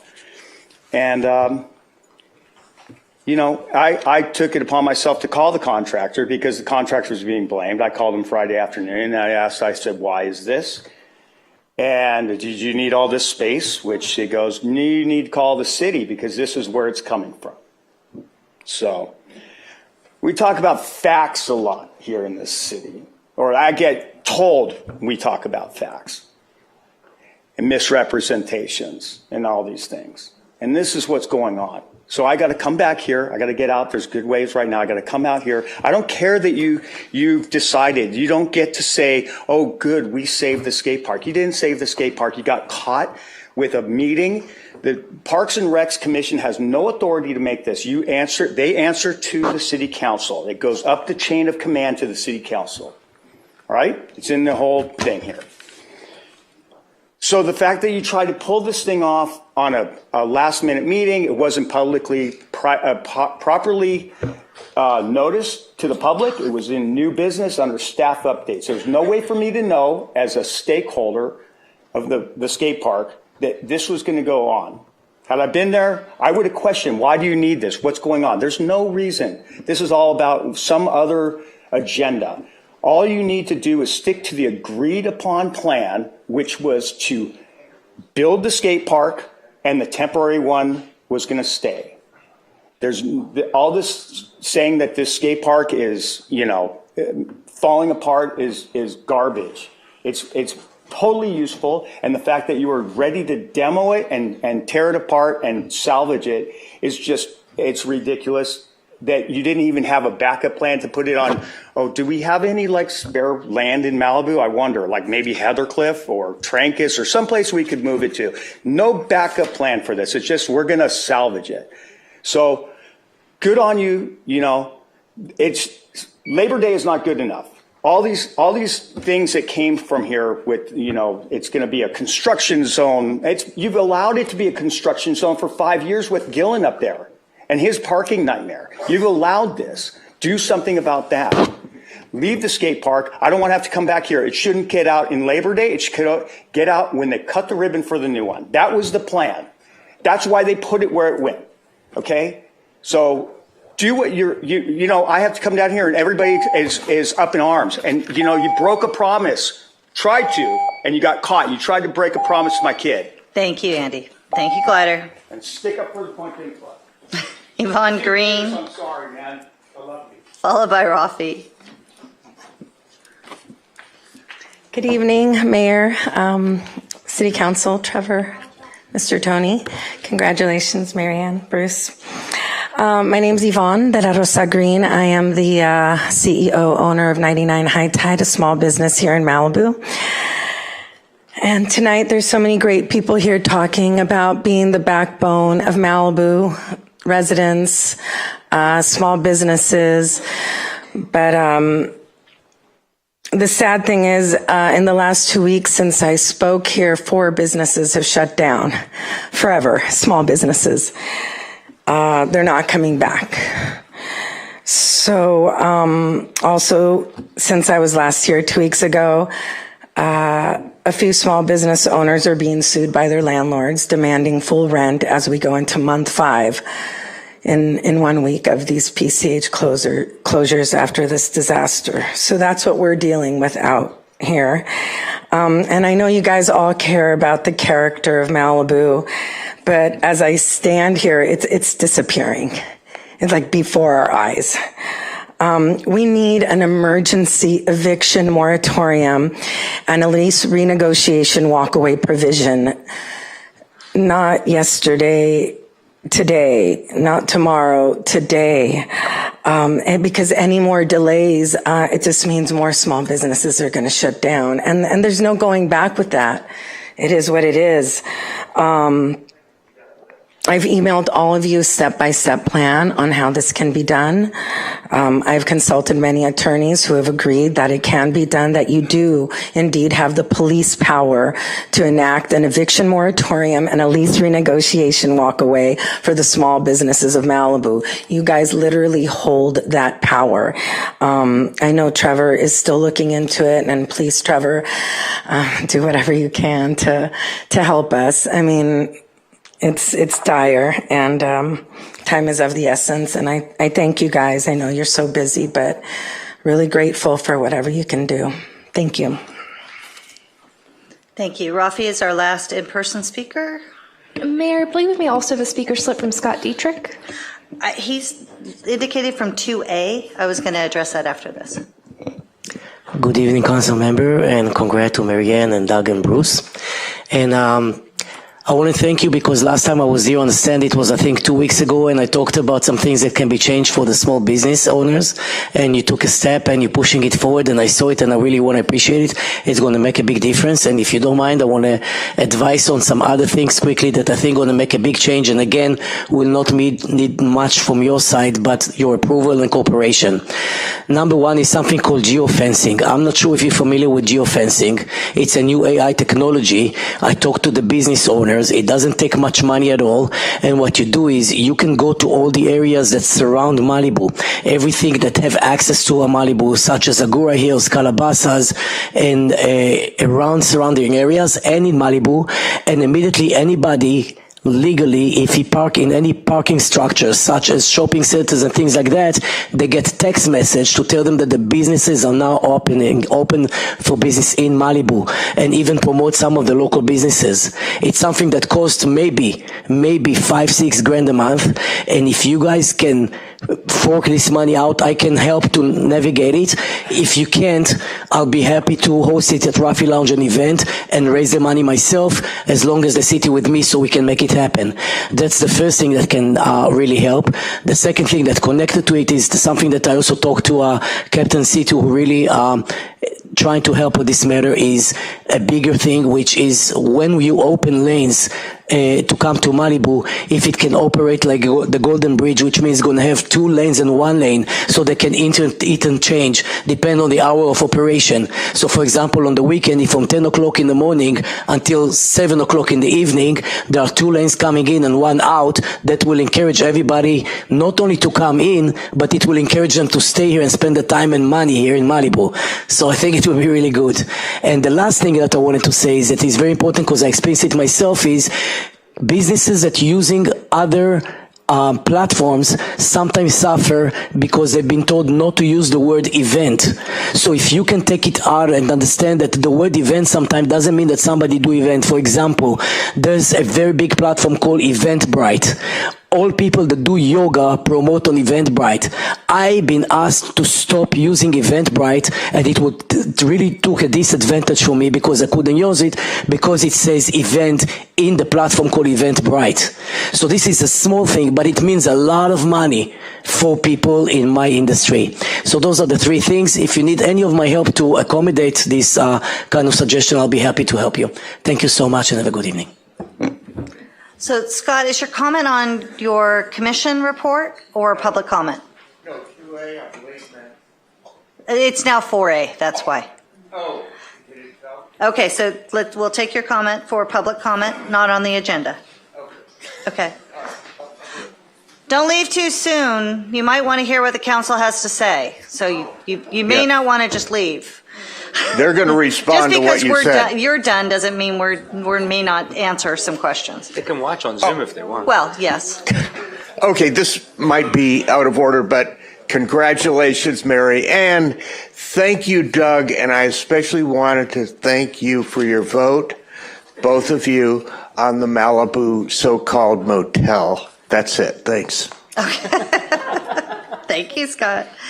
Do we have any Zoom participants? 2 raised hands. First, Rosemary. Rosemary, can you hear us?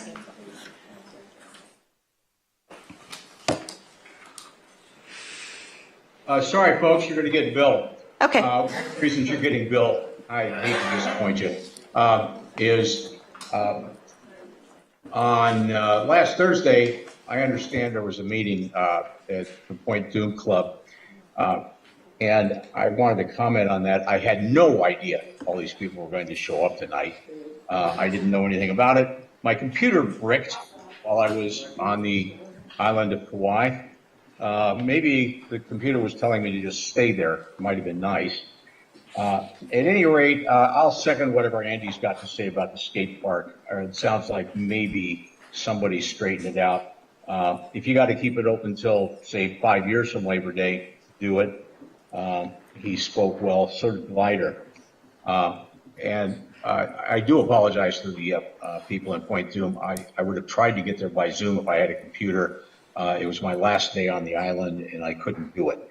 I came tonight to actually say, without knowing any of this was going to happen, I've been appointed to 3 different commissions here in Malibu that I can remember. One was the Code Enforcement Task Force. I was appointed by a city councilman named Tom Hassey, whom I had never met before, and all I know about him was he couldn't afford to pay his parking tickets. And the council pretty much ignored our report after we spent a year. I was then on the Homelessness Task Force, and Josh, you were right about Luis. I think it was Josh, congratulated Luis. He's right about it. Sounds like you don't need the commission at any rate. The whole commission got fired. So that was done. And now Mr. Silverstein has appointed me to the Mobile Home Rent Stabilization Commission quite some time ago. By coincidence, Mr. Shankman and I, and there's no Brown Act involved, we're not involved, and only the two of us spoke, happened to go to Kauai the same week. I don't know if he's back or not. Folks, would you at least swear us in and we can meet and figure out what it is we are supposed to do? I'm not saying I have some idea of what we're going to do, and I'm not going to make any promises that would be completely inappropriate as to how I would act on that. And Josh, by the way, if you can get $3 million for this $150,000 house, I'll just move to Kauai and save all of you a lot of trouble. But I don't think it's going to work out. And since I'm speaking for Rosemary, all this stuff about the staff, Rosemary in 1997 was an honors graduate, and guess what?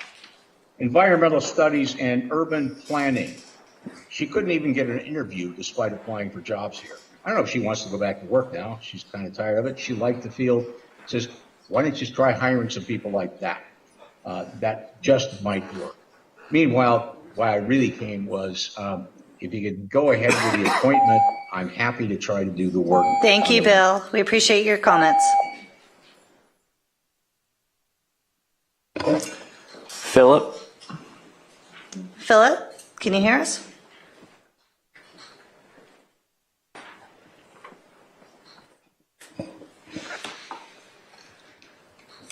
Philip? Yes, can you hear me? Yes, we can hear you. Okay, thanks. Good evening. I'm here along with fellow neighbors of Carbon Mesa Road and Carbon Canyon. I'm speaking as a 31-year resident who owns a property in the canyon. And I think Tim and Pedro and Lynn and others have made the point, so I'll just be quick and reinforce how important it is for us to be able to rebuild quickly, how important water flow and the fire department support to enable us to have necessary water supply through local water tanks, either temporary or permanent, is to our ability to do that. And I think we're here collectively and on behalf of other residents of the canyon to ask City Council to help facilitate and expedite that as our representatives. We feel like we're a real community. We've lost 26 of the 39 homes in the canyon, and we're really devastated, and we need this help, and we need to feel like a priority as long-term supporters and taxpayers. So I'm just adding my voice to those that are in front of you, and hopes that you can make this an appropriate priority. Thank you. Thank you, Philip. And I have one final in-person speaker, Howard. He's only. It's my discretion. Thank you. As a point of order, I just want to object to this because I believe that we have rules and protocols, and the rule and protocol that's enforced for everyone is you have to put a slip in before the item is called. Are we going to now have a rule that everyone who submits a card, no matter when they submit it, gets to speak? He put his card in. It was. I was watching. He put it in after we were talking. Bruce, I didn't put it in after you were talking. I put it in for 6B. I screwed up. I put 2 on 1. I put 6B and I put public speaking. It's still a rule, and I'm just saying, if you're going to allow this speaker, and it has nothing to do with you, it would be anyone in the world that would get up now. You need to let everyone do this from now on. This is not. We have rules for a reason, and we don't just keep making exceptions for people we know and like. Well, then I'll take it as a rookie mistake, but I'm going to let this one speak, and that's the end of the discussion. From now on, anyone that wants to submit a card, I'm going to advocate that you get to speak. Please, Howard. I just want to say congratulations to Marianne and thank you to Doug and thank you to all you guys for doing what you're doing. And that's it. And I came down here to say that and I goofed up on the card and I apologize. Thank you for your brevity.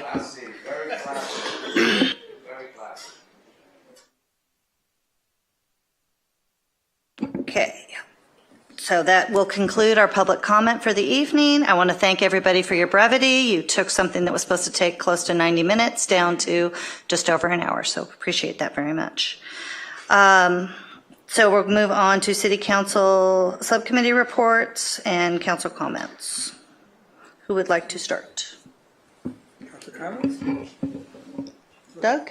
Steve? Go ahead. Yeah, I'll be quick. I went to the Point Dume Club Mobile Home Park meeting last Thursday, I guess it was.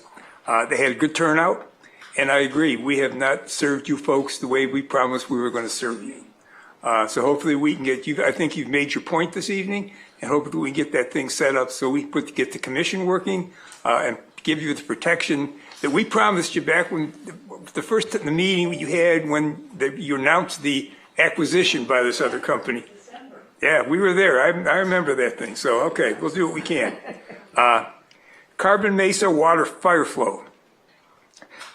I believe the council has said that we're okay putting in water tanks.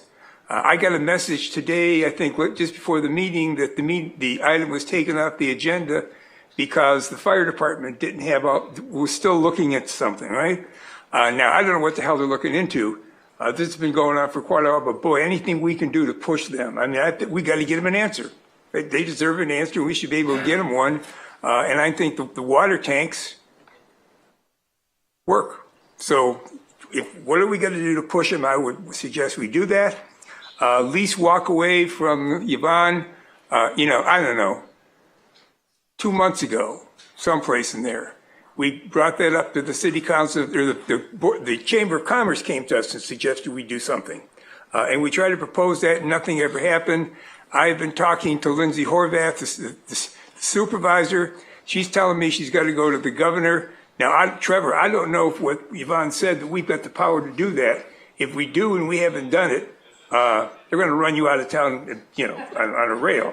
So I would suggest if there's something we can do to get that fixed, we ought to do that, because we can't afford to lose these businesses. They're part of the heartbeat of what the city is, and we better figure out how to do what we can to protect them. So if there's something we can do, Trevor, get everybody in BB&K looking at it, and let's see what the hell we can come up with. Thank you very much. Thank you.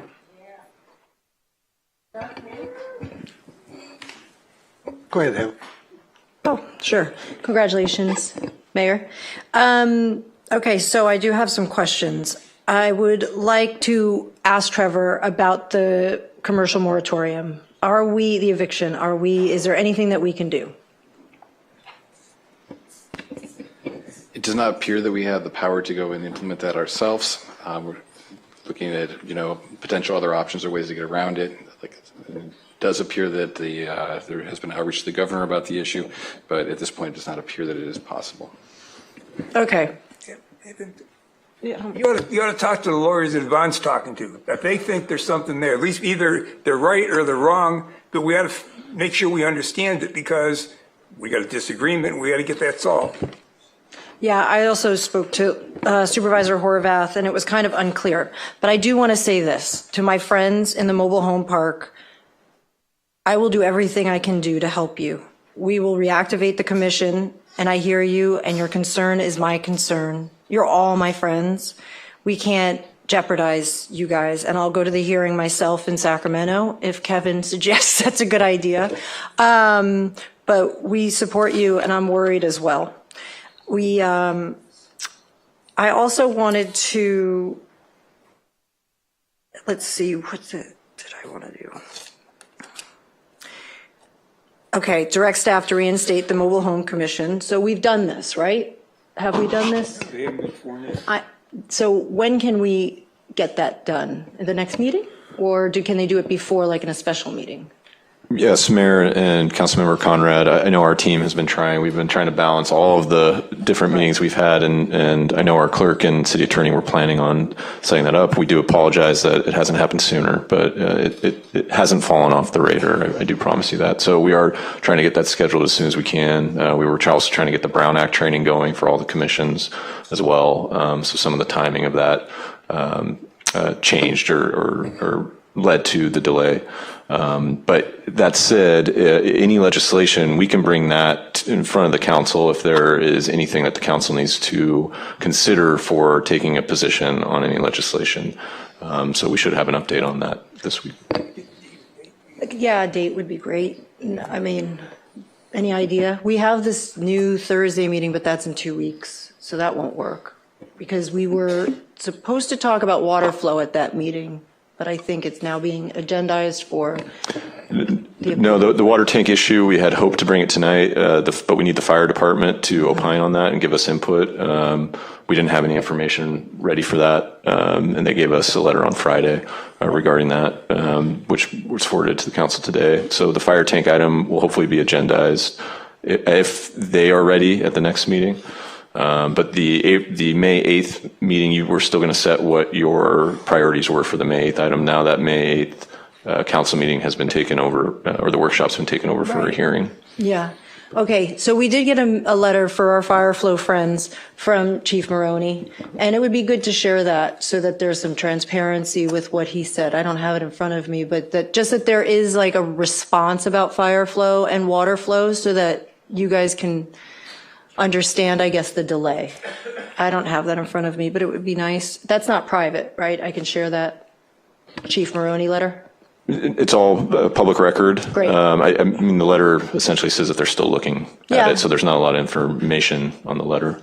Yeah, it'd just be good so that they know that there's behind the scenes, people are talking about water flow and, you know. I'd like council to make a proclamation for the Surf Legend of the Year featuring Randy Crawdaddy, what Chris spoke about. I don't know if this is the right time, but I want to say that for the record. I would also like to direct staff to come back about recording council meetings, and if we need to install cameras to look into that, or to use the chambers here, because I think that would avoid some of the skate park issues or some miscommunications. These are public meetings, they're for the public. I think that we really need to look at making those meetings available so I can watch them too. And I would also like to add an item on a future agenda to consider options for requiring applicants except for less than 50% remodel projects to meet with their neighbors before an item can be brought before the Planning Commission or the City Council on appeal. Do I have to get, I would like council support on that. I could reread it if there's any confusion. Okay. I would like to add an item on a future agenda to consider options for requiring applicants, except for less than 50% remodel projects, to meet with their neighbors before an item can be brought before Planning Commission or the City Council on appeal.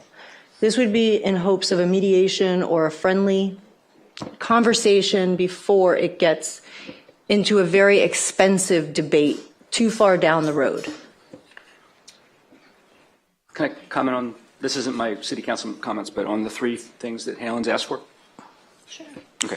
So one, on a proclamation for surfing and for Randy, I would support that. I think what we need to do procedurally is to put on a agenda, perhaps for the next meeting, that we approve that. I mean, we can't just do that now, but we can direct the staff to put that on the agenda to determined to have that proclamation, and then the next meeting we have the proclamation. So I think that's the process. I would support that.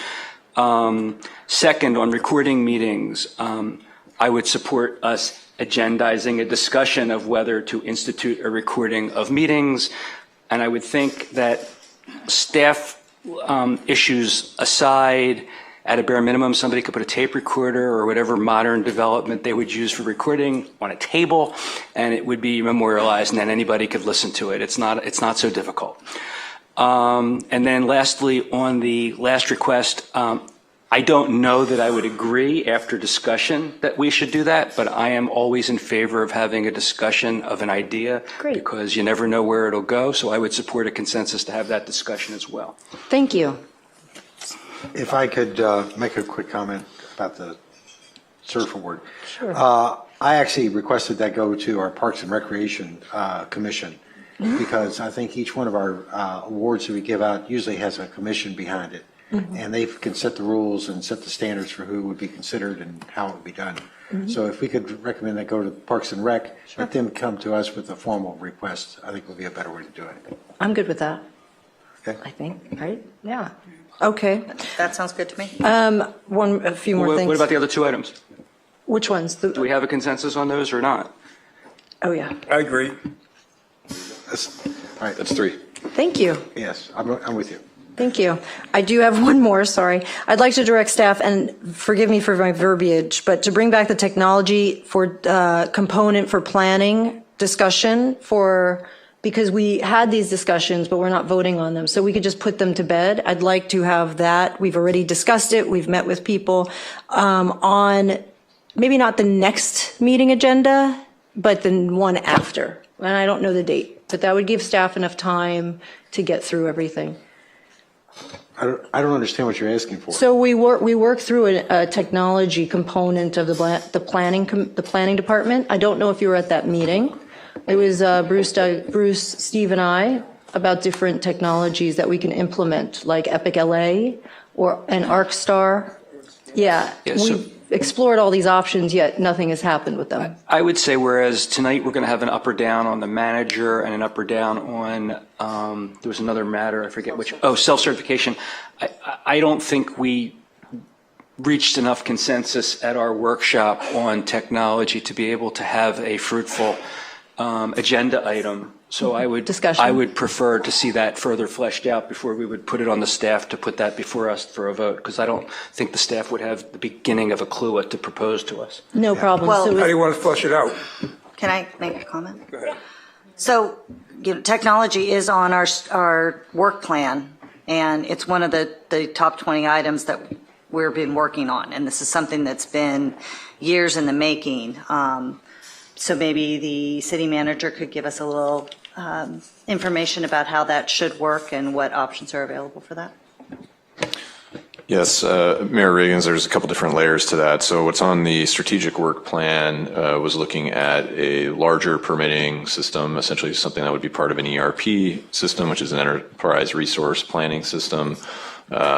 Those systems take a long time, and that is, in essence, what Epic LA is. It's not something that comes out of the box and you load it up.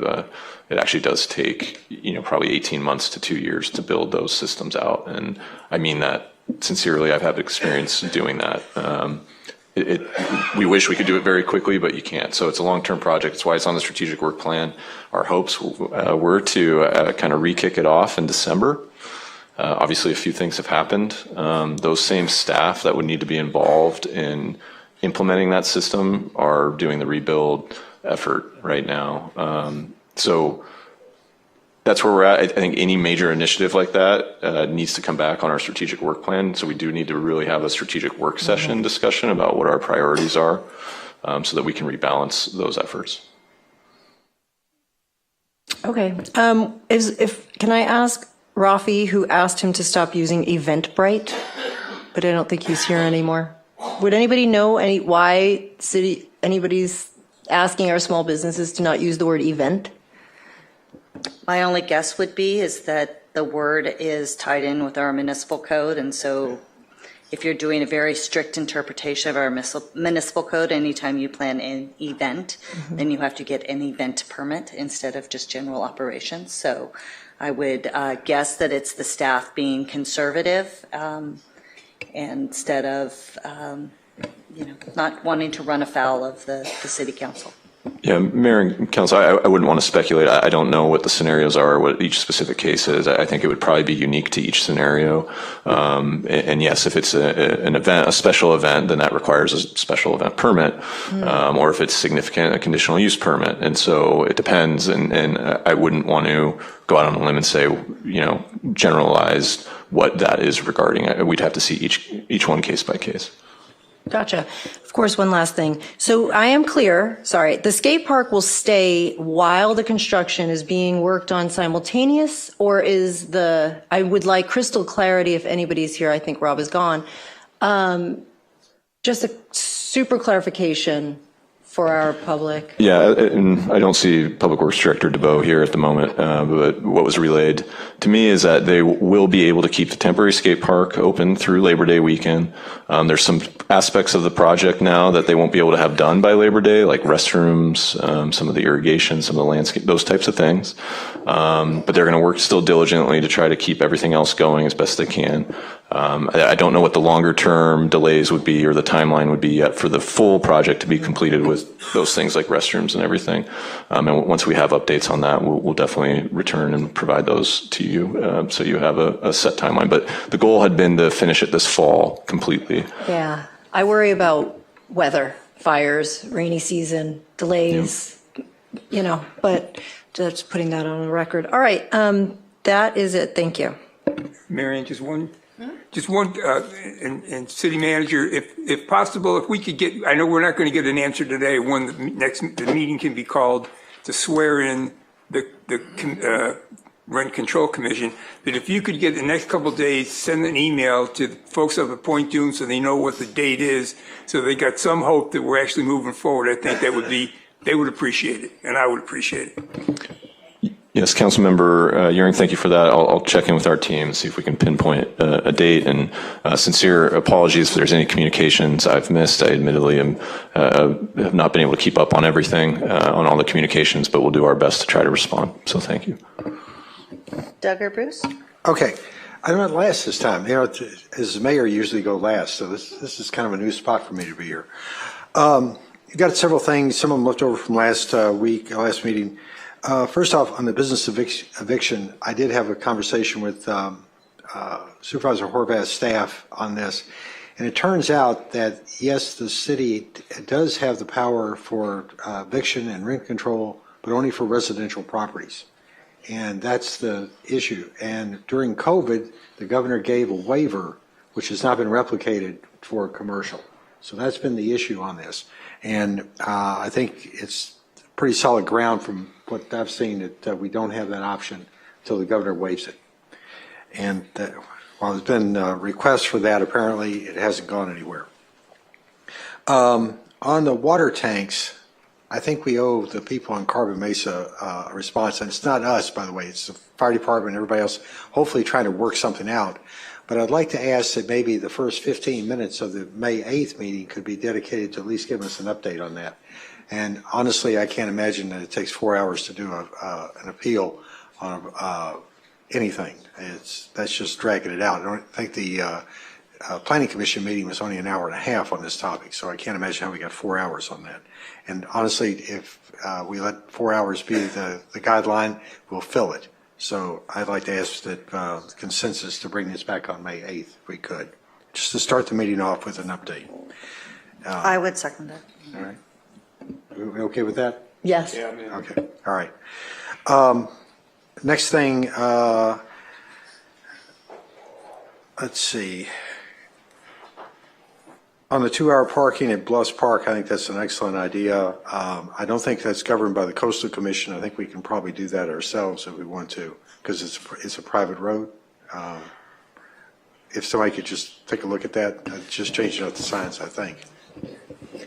It'll probably require a coastal development permit, but staff can look into it. Anytime you Okay. restrict parking, it can be All right. a potential problem. Just so you know, along PCH, I was very much involved in the parking control for RVs when I was on Public Safety Commission. We had to get Coastal Commission approval to change the parking signs along PCH. So I don't know if this fits into that or not, but we'll take a look at that. On AB 68, this morning was my last meeting with CalStrat as mayor, and we did bring this up with them. And CalStrat, for those of you who don't know, is our long-term lobbyist in Sacramento. Very effective for us. They helped us with speed cameras. They've helped us with a number of things, and very well connected. And it's early. The number of bills that are before the legislature right now is huge. There's literally several hundred. I'm sorry, a couple thousand that are there. Some will die soon, some will die later, and they're basically effective filters throughout the process. It's likely that this bill is going to get through the first round. I hate to sound partisan, But the Republican bills die early. The Democratic bills usually get through the first round. Then it starts going through the other committees. And the final place, the kiss of death, is the Appropriations Committee. And that's the one where there's not even a public hearing. It just happens. So they basically say there's no money in the budget for it. It goes away. And that's pretty much a done deal in a back room. I hate to say that, but that's the way it works. So we're not going to get much of a comment out of the status of this bill. It's written very confusingly. When you read it, it is not as clear as you might think. And it was even confusing to the CalStrat people who see these all the time. So they're expecting this bill on Wednesday to be cleaned up somewhat with some better language, maybe amended. So when we get that back after that meeting, then we'll have more to work with. I do concur that the Mobile Home Commission is late. I'm the first one to apologize to the members of Point Doom. It was top of mind when we passed it, and I think we just let it slip because there wasn't a burning need for it. It had sat idle for all these years. It didn't seem to be an issue. Now there is one. Let's get it turned on. And, you know, candidly, in defense of the staff, you can't have all these meetings. And you know, the same people that put on the meetings for the communities, for the fire rebuilds, the same ones that put on the meetings for the policy decisions. There's only so many meetings you can run through the pipeline here. And it got pushed aside. And I apologize for that, and we need to put you guys back on top. I've said this before, we have two cities in this town right now. We have the one that burned, and we got the one that didn't burn. And we got to remember sometimes that having a baseball field open or mobile home parks rent stabilization is just as important as the rebuilds. And we juggled and we dropped one, so I apologize for it. Also, I'd like to get support from the council. There's a letter that County Assessor Jeffrey Prang is requesting a support letter to amend the current practice on a 10% increase for fire rebuilds to be assessed at the current value rather than being part of the original assessment. I've said this confusingly. Right now, if you get a 10% addition to a house in a rebuild, the tax assessor assesses that at the new price, as opposed to adding it on to the base value that you had on the house. And this needs to be a cleanup of the state legislature. There's a number of these that are going through, but Jeffrey Prang has asked us to send a support letter. A draft of it is with the city staff, and we just have a consent on that. To just clarify, they actually haven't sent us a draft of it yet, but they have given us a heads up. Yeah, I think I got the one from Pasadena. Okay. But if we could get a consent on that and have the mayor sign it, I'd appreciate it. Or you want to have it back? We can't do that. We need to bring back the letter, review it, and then decide as an agenda item whether to approve it. We have a city attorney. That's correct. We don't have it on our agenda tonight, so we couldn't approve sending a letter today. We need to see what it would be. Very good. It's just been late because it was left over from meeting 2 weeks ago. And then finally, I want to talk about something that's a little bit of history and see if we can't get approval for this. Back in, before the city was formed, there was a very famous or very well-known local resident who was killed in a traffic accident. The lifeguards and other people, other surfers got together and did a dolphin run in memory for this person. Yes, right there. You know it. And out of that came a dolphin statue, which for a number of years was on display at a business here in Malibu. The business closed the fountain, closed the area, and the dolphin statue went into storage. They'd like to bring it back, and they'd like to put it at the Zuma Beaches and Harbors lifeguard station, and put it as a memorial to all the people that have died since 1971. They've researched the Malibu Times to know how many people have passed away each year. It's staggering. I mean, our 61 ghost tires are only from 2010.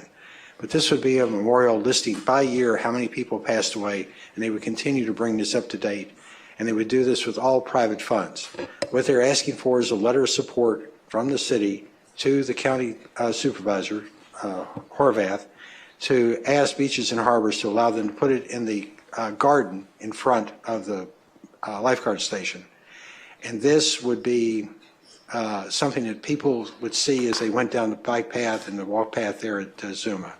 It's just another reminder to be safe on PCH.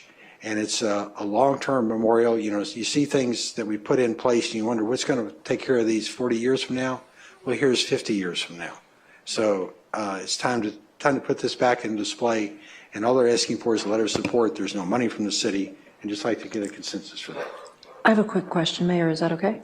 Is that Sherry Ladas? Yes. Sherry Okay, Ladas, yes. yeah. I support that. Yeah. And whoever else. I don't know who, I just want to make sure it's the same project, because I've heard about it, I've learned about it. I thought it was great.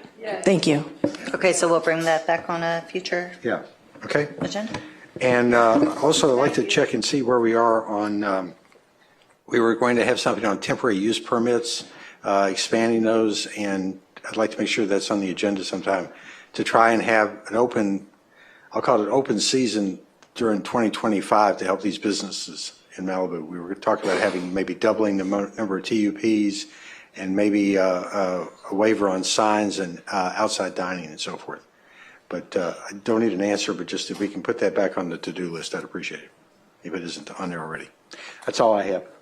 Mayor, if I could just clarify from that update, was there also consensus from the council to bring back a letter to consider the request from the LA County tax assessor? Yes. Yes. Yes, two letters to be brought back. Bruce? Okay. A lot of comments tonight. Thank you all. Just one cleanup item from last week. We didn't do our comments last week. I had a note. This is a matter. I'd like to bring back an item on this. There have been multiple private efforts to help our residents who lost their homes and were otherwise impacted by the Palisades fire. Among other things, there have been multiple local relief centers established. The World Central Kitchen has been feeding our community for the past 3 months. Local businesses have provided discounts to fire survivors. I understand Duke stayed open during the fire to feed first responders and then suffered its tragedy. The manager of Ralph's, I understand, practically lived at the store to help keep it open for first responders and residents who refused to evacuate in order to protect their homes and found themselves unable to leave Malibu without being prevented from returning. And I'm confident there are many other examples of the abundance of altruism that signified our community in the time of need. I don't know them all, but I'm sure that collectively everyone does. I'd like to ask for a consensus that the staff that somebody be tasked to identify all the folks who generously stepped up to help out the community in its time of need, so we can honor them with some sort of proclamation, plaque, or other award at a future city council meeting.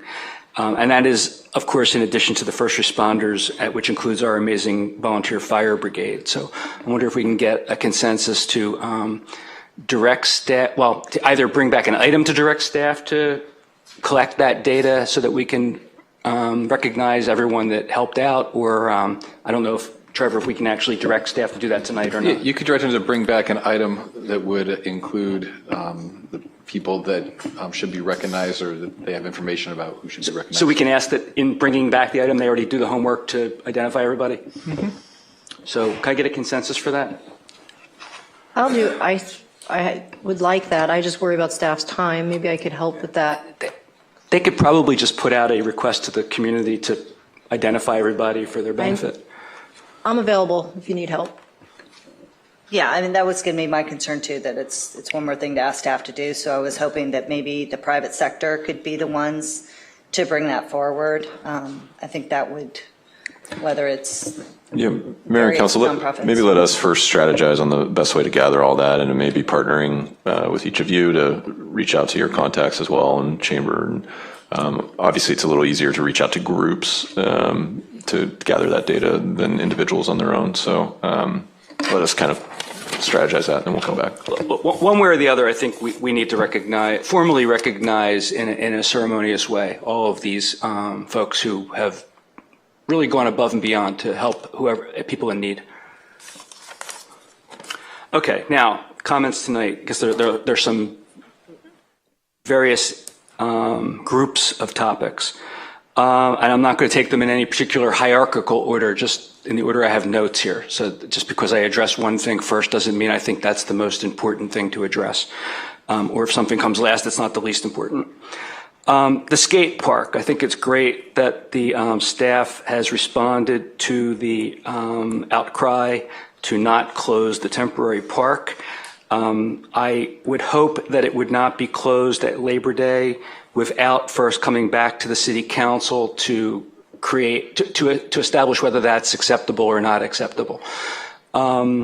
Also, I had asked earlier whether the private construction up there was in any way interfering with the continued operation of the temporary park and the development of the permanent park, and was told no, but I'm hearing, at least I thought I heard from Alicia, that the fact that public parking spaces are being used by the construction workers on the private matter are interfering with the ability to accomplish both of those things, which is actually what I thought might be the case. So if in fact that's the case, I think we need to be looking into ways to stop that from happening. I do agree with Trevor. I suspect that we need a coastal development permit to change the parking because it alters access. And they have a ridiculously broad definition of the word development, such that a coastal development permit is required for all development, and changing the hours in which you can park probably is development. But whatever we can do to facilitate the concurrent construction of the permanent park and remaining open of the temporary park, we ought to be doing it, whatever that is, within the bounds of the law. Yeah, and Mayor Pro Tem, maybe I can help with that real quick. I know as part of the construction, there were going to be temporary restrictions put up on that street. And maybe Trevor can comment. I believe the temporary for construction, for our construction, is okay, but for permanent is where the coastal issue comes into play. But I could be wrong on that. But I know Public Works Director DeBoe had that was part of the construction project, was to have temporary restriction on parking on that street. There is some ability for temporary measures to be put in place, but any change to parking generally requires a coastal development permit in the city, and it can often be difficult to acquire because it does limit access, is the opinion often of coastal staff. Okay, so the next issue, which we heard so many people speak about from the Point Doom Club, is the commission and AB 768. First of all, the elephant in the room, although some people have been exposing it, is the extreme shortage of staff, especially at the senior management level. And this is our fault that we don't have adequate staff at that level. We should have a permanent city manager. We should have a permanent assistant city manager. We should have a permanent deputy city manager, and we should have other positions filled. In fact, I think there's also a community development position that's supposed to be created, and we need to fill that. We have an acting planning director, and there are probably others that I'm not thinking of, and we are responsible for, well, we're responsible technically only for the city manager not being filled, because the city manager then fills those other positions, but buck stops here. And everyone who is blaming the acting city manager for the deficiencies that have been identified and for the slowness to respond to things, it's our fault, not the acting city manager's. He's doing the job of 3 people. There are all kinds of reasons that we've addressed in closed sessions that I'm not allowed to get into as to why we are where we are, but we shouldn't be where we are, and it's our fault we're not anyone else's. I'm hoping that we'll have something in place sometime soon that can ease that burden and put us back on the right track. Specifically, though, with respect to the commission, first of all, if there's an issue that people have not been sworn in yet, first step, let's just put that on the agenda of the next meeting as an item 1, whatever we do, the ceremonial stuff. Let's just swear them in. Let's get that done.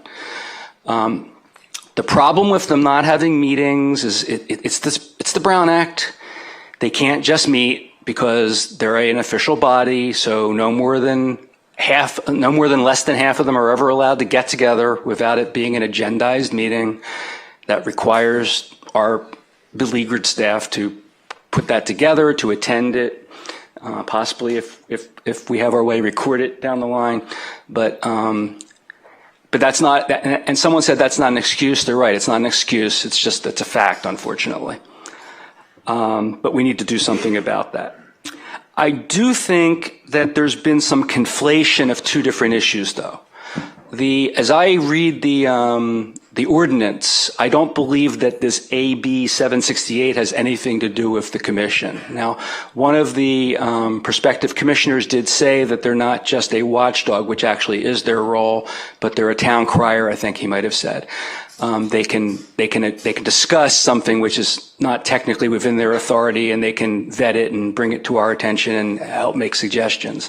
I suppose they can do that. But this is really technically not part of the ordinance that they are tasked to enforce.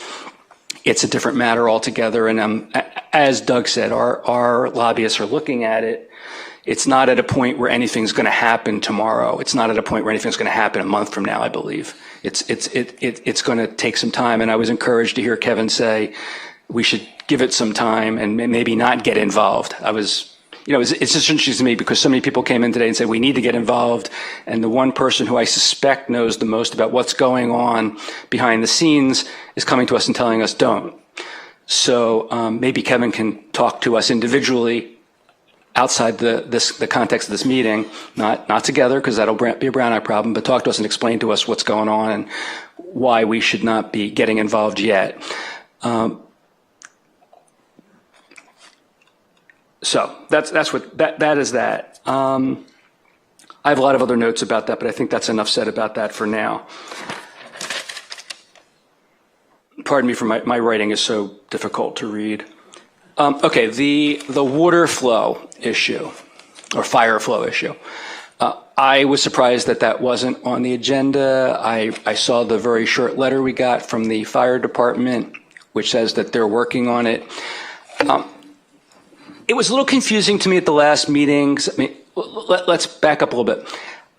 When we amended the LCP, as I've said before, we actually we tweaked what the staff had recommended. We added a provision that said that rebuilds could have water tanks to accommodate fire flow if there was otherwise insufficient flow, if it were required or recommended by law or an agency. And we're an agency and we can require or recommend it. And actually, I'd like to see us put something together as quickly as we can to actually promulgate a requirement or a recommendation that be done. And I don't want to see it be done through a Brown Act body, because again, that'll just mean it won't get done. I'd like to see that done through an ad hoc. And, I suspect Norm would participate and help figure out the language and what's necessary. And I'm sure there's many others in town that would help with that. Now, when we discussed this last time, we were told, well, the fire department's looking for us to tell them what we want. We're looking for them to tell us what they'll accept. It's kind of a chicken and the egg issue. As far as I'm concerned, if they're not ready to come tell us what they'll accept, let's just tell them what we want. That's what I thought we were going to do tonight. I mean, it would have been great if they were here to tell us what they'll accept, but let's tell them what we want, whether they're here to tell us what they'll accept or not, because then they won't be looking at a hypothetical issue. They'll be looking at, this is what we want, and now they have to respond to it, not just ponder. It'd be great if they come tell us what they'll accept, but if they won't, let's just get it done. Maybe we'll find out what we want they won't let us have, but let's put them to that test. So I know Norm's got ideas about what will work. Don Schmitz has talked before about what will work. I think there are architects in town that have talked about what they think will work. Let's do it. Let's stop procrastinating and let's just do it. Again, we might not be successful. We might, you got to take a lot of shots that fail before you get one that hits, unless you're an excellent marksman. I'm not an excellent marksman. I like the scatter shot approach. So let's just put in a requirement. Let's just say what we think ought to be required, or at least recommend what we think is appropriate, and let's see if the fire department bites. Do we, just so there's direction, are we directing? I would like to direct. So, well, can we get a consensus to form an ad hoc committee? Well, why couldn't the rebuild ad hoc just take that up? Yeah, rebuild ad hoc, and we also have it coming back on May the 8th. Okay, so I'm on the rebuild ad hoc. I'm happy to do it. I don't believe it's part of our charter. I don't believe Part of that the it, rebuilds. I don't believe it. Yeah, but if you read the charter of the ad hoc, which was a voted on matter at the city council, it's not within the language of the charter. I'm happy to have an item brought back to expand that charter, but I don't What's think it's the on the charter. quickest way to do We this? could put it on the May 8th agenda to consider the creation of an ad hoc or the adding of this task to an existing ad hoc or adjusting the duties of that ad hoc. That could just be added to the May 8th agenda. That would be my recommendation, that we talk about it on the 8th. Okay, so let's bring it back. Let's make a formal decision of some sort that will get those residents moving forward. And that's the fastest possible. I think so. Okay. We try. I mean, if we ask, I mean, this is not a diss on the staff in any way, shape, or form, but if we ask the staff to investigate what kind of an ordinance to propose, we're going to be waiting for the next 3 months to get something, not because they're incapable, but because they don't have the bandwidth. So we need to get something done on our own and then give it to them and have them propose it to us. It's just the way it has to be. And I favor honoring Randy Miad. I've gotten to know his mother since the Palisades fire. So she's also an amazing woman, and we ought to include her, make sure she's involved in whatever gets done with respect to him.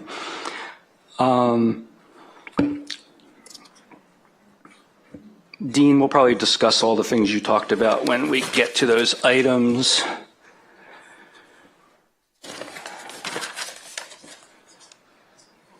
Oh, one other thing on the Point Doom Club, and Kevin, if you're still here, I'd encourage you to explore this and others.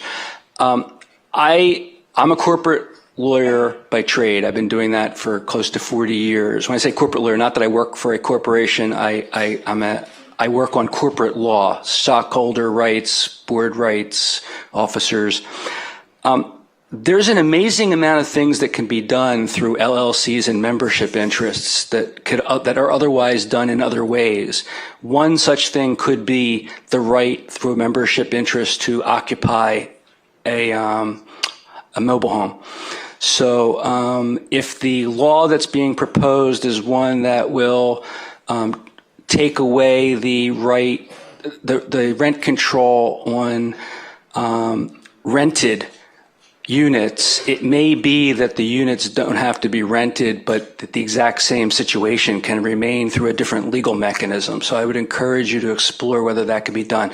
At one time, people were using LLC membership interest to avoid transfer tax when they actually sold a property, and the state got wise to that, and I think has some kind of language in the code that cracks down on that, although I'm not sure how they understand who owns LLCs, because it could be very secretive.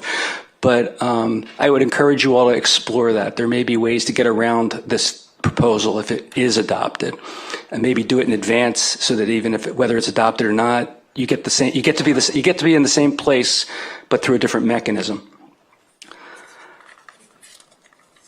I agree that the sign. I don't have any authority to direct the staff for this. I don't think any of us do at this moment in time, but I think it would be great if the staff would look into whether the warning sign that PCH is closed could be moved past Cross Creek. So there'll be a few people that will go a little further and then have to turn around without realizing that that's okay. If it's stopping people from going there mistakenly, let's let them go mistakenly thinking they can go further. On the moratorium, we've heard from a lot of people. I have a hard time understanding how we can, even with the governor, I don't understand how it doesn't violate the contract clause of the U.S. Constitution for the state or a municipality to alter the contractual relationship between a landlord and a tenant.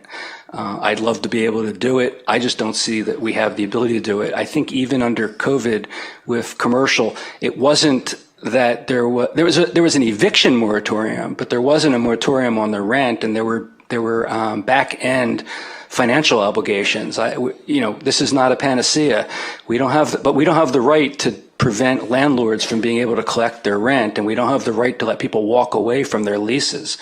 And if we did, I don't know that I would support that because I actually support people's rights to contract. But I think our U.S. Constitution prevents that. Almost through.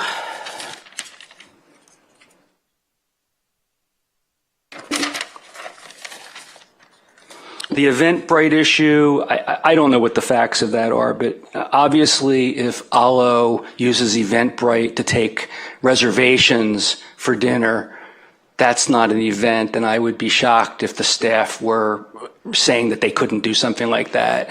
With Rafi's issue, if Rafi's been told that, I think if all he's doing is taking reservations of people to come to an otherwise permissible matter, that would not be an event. But if he's actually having an event, that would be a different thing. So if the staff is saying that taking reservations electronically under a organization that has the word event in it, I think they need to take a better look at that. But I suspect that's not what they're doing. But if they are, that doesn't sound right to me.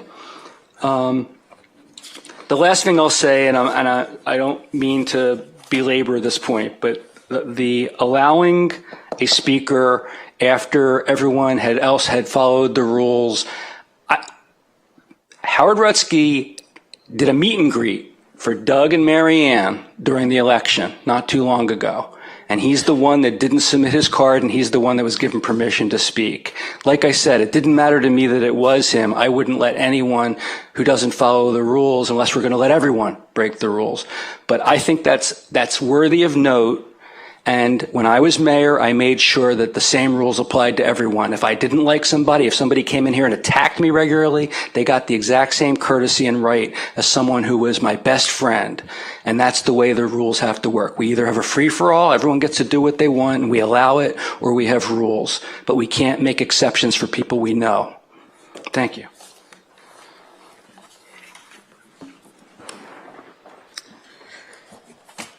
Okay, so I would like to request for the skate park, if we can just have that on a regular update of the construction activities.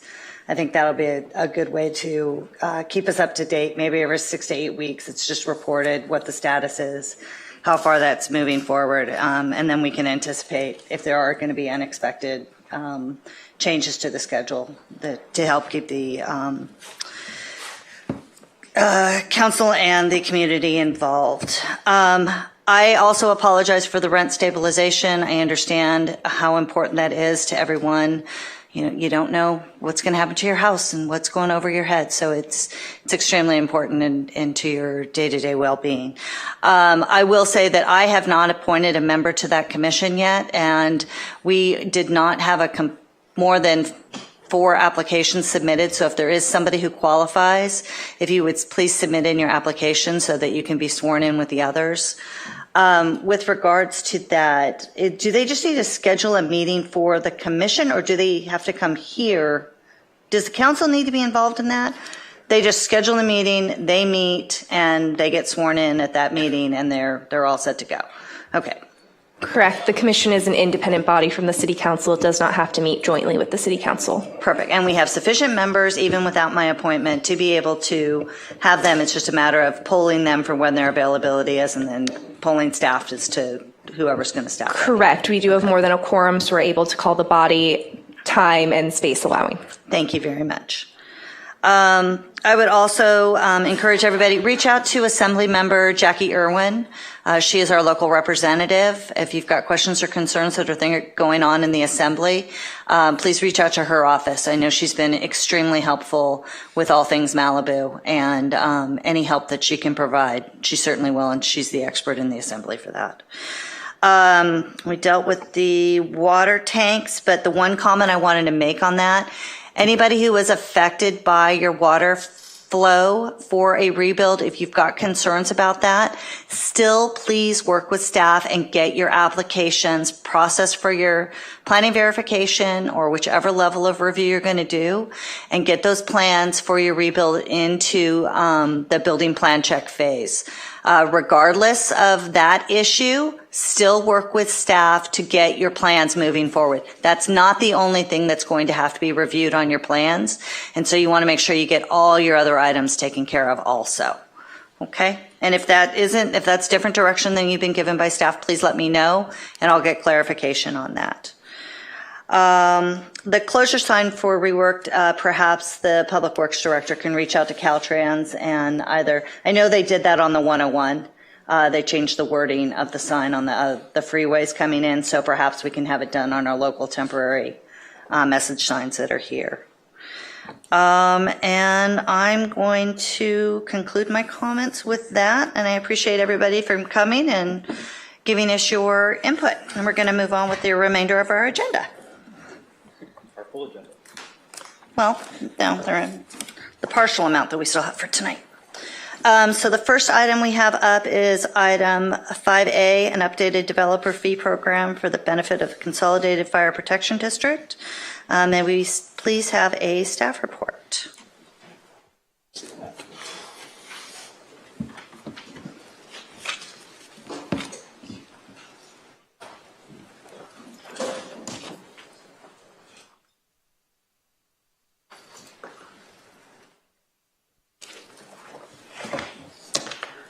Good evening, City Council.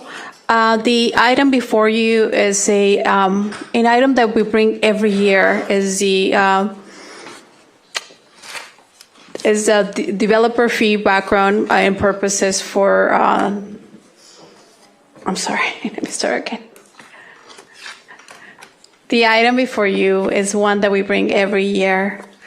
It is open for public comments, and let's start. In 1991, during the incorporation of the city entered into an agreement with Los Angeles County Board of Supervisors, establishing the Consolidated Fire Protection District.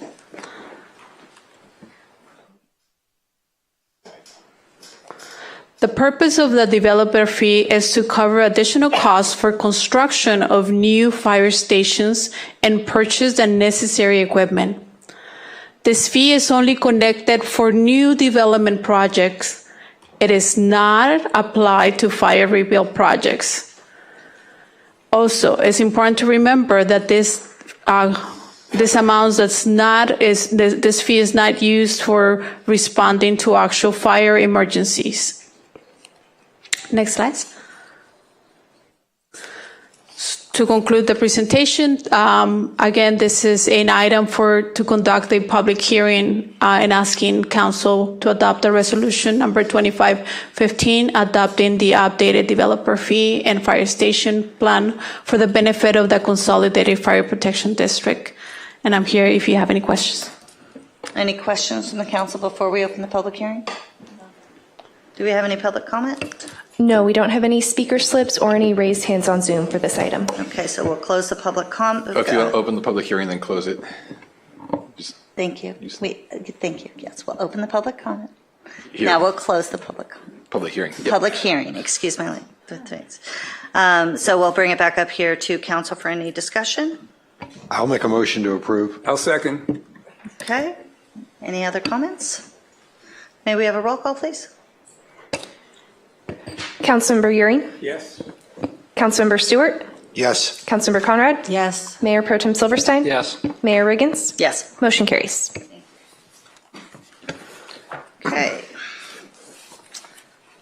5B, we have moved to May 8th. I'm going to move that we pass 6A since we've already scheduled next Thursday's meeting for something else, and that we just bring that back to the next regular city council meeting to schedule the next Thursday meeting after that. Kelsey, is that going to work? Yes, the council could discuss future meetings if it wanted to, but we can also postpone that until the May 12th meeting, where you'll be able to discuss scheduling for the next work session on May 22nd. Do you need a motion and a second to not hear that item? To continue that item, yes, please. Okay. I'll make a motion. I already made the motion. Oh, you made the motion. I'll second. Okay, may I have a roll call, please? Councilmember Silverstein? Yes. Councilmember Euring? Yes. Councilmember Conrad? Yes. Councilmember Stewart? Yes. Mayor Riggins? Yes. Motion carries. Okay, on to item 6B, School Resource Officer. Mayor, before Is there any way we can try to get community members home? Because I know that they're parents. Can we move whatever agenda item they're here for forward? I'm going to guess it's the item that we're hearing now. The school, the resource SRO, or is it the Trancas? Okay, it's both. Let's keep moving. Okay, so we'll now hear item 6B, School Resource Officer. Please raise your hand in Zoom if you'd like to speak on this item, and you will be called after the staff report. All right. Good evening, Mayor and City Council. In 2022, the city contracted with Guidepost Solutions to conduct a comprehensive school safety assessment. The resulting report had dozens of recommendations, a lot of them having to do with physical aspects of the school, and a lot of these recommendations have been implemented already. In the executive summary that was provided from that report, it also suggested that they continue to explore the idea of having a school resource officer. So a school resource officer, for those who don't know exactly what that means, it's a full-time position, and this individual is there for law enforcement. They're there as a counselor and also for education. They work in collaboration with the school on various things, helping with de-escalation, behavioral threat assessments, emergency operations, etc. So as you've probably heard from us before, the idea of adding a school resource officer, the difficulty is there's a moratorium on expanding current contracts with the Sheriff's Department. So we can't add to our current contract. However, within our existing contract, there is some opportunity if you would like to pursue this idea. So our current contract includes about 5.5 what they call special assignment deputies. And right now about a half of a position, and I apologize, when we say we have like 5.39, it's all about minutes. Our sheriff's contract is all about minutes. We contract for minutes, but it equates to so many deputies. So right now we have about, a half a deputy that works with our juvenile intervention unit. Now, they're not there at the school full time. They are available whenever needed. They do assist with training and working with parents in the school, etc. The rest of the deputies are assigned to doing more crime prevention. They were helping when we were having the retail theft issues, helping with operations in the nighttime when we were having a lot of RVs on the Pacific Coast Highway. And so these positions, if you wanted to, we could reassign one of those positions or more, one or more, to become a school resource officer. They would have to go through the training because the school resource officer goes through 40 hours of training where they learn about substance abuse, best practices with, de-escalation and everything that a full-time school resource officer would do.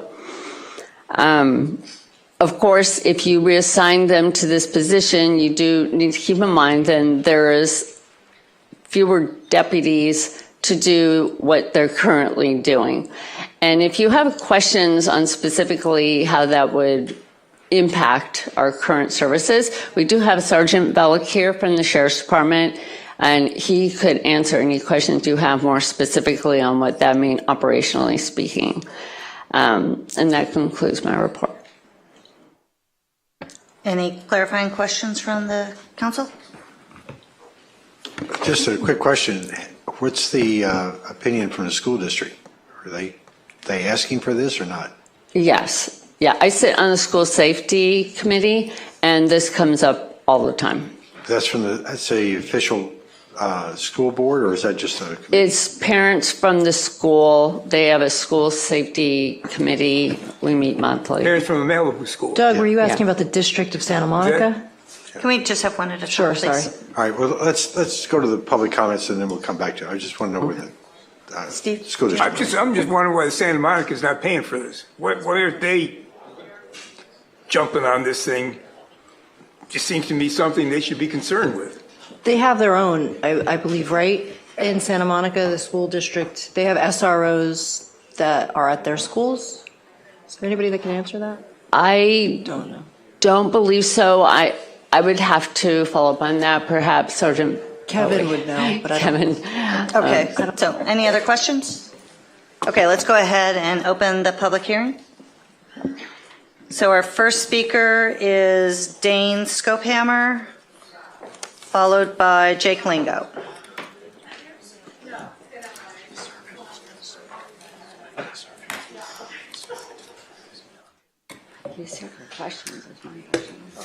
Hi, everybody. Congratulations, Mayor Riggins. I don't have an awful lot, but I've got 3 kids. All are young and attending Malibu schools. I think that there's nothing that we can do in this city that's more important than providing for their safety while they're at school. And I think that an SRO is incredibly important for that. I don't think that our sheriff's department is adequately staffed to engage something that might happen at a school when it happened. Everybody's too spread out. I think that it makes a lot of sense to have somebody at the school at the time if there was ever any real problem, and an SRO would at least give us the best possible chance to do some good. And, you know, the alternative to doing something, if we do nothing and something bad happens, you know, it would fall on us, and it would be an awful shame. So please do your best to approve this SRO and do what you can, make our kids safer. Thank you. Excuse me, Jake Lingo, then Kevin Keegan. Thank you, Mayor Riggins, and congratulations to Councilman Silverstein, and thank you, Doug, for all your service. Appreciate it. Thank you for taking public comment tonight. As I said, my name is Jake Lingo. I have 2 children that are at MES, and I'm also the chair of the AMP Security Council. I've spoken to you several times in an effort to elevate the topic of campus safety to a place that it was on June 13th, 2022, after the horrible tragedy that had taken place in Uvalde. See, at the time, the nation and this community were outraged and disgusted. Our own city council so dismayed that they agendized an item to discuss the lack of security at Malibu school campuses on June 13th and June 28th of 2022. Everyone agreed that our schools are too vulnerable. The geography of our 27-mile coastline and lack of local police department made it imperative that we secure our campuses. At the June 28, 2022 meeting, the agenda read, Mayor Pro Tem Silverstein is requesting council support for this item. Gun violence, including mass shootings in public school, poses a clear and present danger. It is not unreasonable to expect a temporary program of some sort can be developed that will increase the level of protection beyond the virtually non-existent protection that is currently in place. In the end, the 5-member council voted unanimously to send an RFP for private security services to start prior to the incoming school year and to study security on Malibu campuses. The headline in the Santa Monica Daily Press the next day read, Malibu considering armed school security in wake of Texas shooting. The wheels of progress turned slow. But here we are again 3 years later, and I'm encouraged by the progress we have made in this community. We have strong support from parents, teachers, and staff for an SRO on Malibu campuses. I'd also like to submit for the public record 2 public statements from both the MES and Webster Elementary School Site Council supporting SROs on campus, which I'll provide to the clerk after this. I understand we have a wide range of issues to work on as a city, and I commend the action you've taken on PCH safety, fire recovery, and a host of other matters, but it's time to make this issue a priority. I'm asking the city to fund an SRO program for Malibu Public Schools. This can be through the Sheriff's Department if staffing allows, or through a private company such as Covered 6, who provides private security services to both Pepperdine and Las Virgenes School District and comes highly recommended by local law enforcement. The Santa Monica Malibu School District has not shown a willingness to fund this program, even though Santa Monica schools have an SRO program. We cannot wait for them to take action. In the words of John F. Kennedy, children are the world's most valuable resource and the best hope for the future. It is my opinion that we must start treating and protecting our children in Malibu as such. All I'm asking for is the same protection for our children that is afforded to every city council and every public institution that has mass gatherings, an armed guard to protect them against the evil of this world. Please take the next step for our children. Use the power that you have as a council to direct staff to immediately work on setting up an SRO program for our public schools. I just want to say thank you. I know you have a thankless job and you have a ton on your plate, but thank you for taking this under consideration and for allowing me to comment tonight. Kevin Keegan. I see Josh Spiegel and Wade Major. You also had Denise and Alicia Peak, but I believe they've left. So I'll get you down to 6 minutes. Thank you. Mayor Riggins and City Council members, thank you for prioritizing school safety. And to the city staff, thank you for making it possible to have this discussion. Columbine, Uvalde, Sandy Hook. What those communities have in common is that a gruesome act of nightmarish violence occurred on a school campus and pierced the community's spirit, shredded their souls, and broke their hearts. The best description of a school shooting that I've heard is that it represents, quote, a collapse of humanity, end quote. What I feel compelled to highlight from firsthand accounts is the terror and panic that the victims experience when gunfire is heard on campuses. Terror and panic set in for the children. Most kids do not know what to do. Some make mistakes, like 2 children at Oxford High School in Michigan who ducked into a bathroom to take cover only to end up being in the room where the shooter was reloading his weapon. Similar examples exist for teachers, staff, and school principals.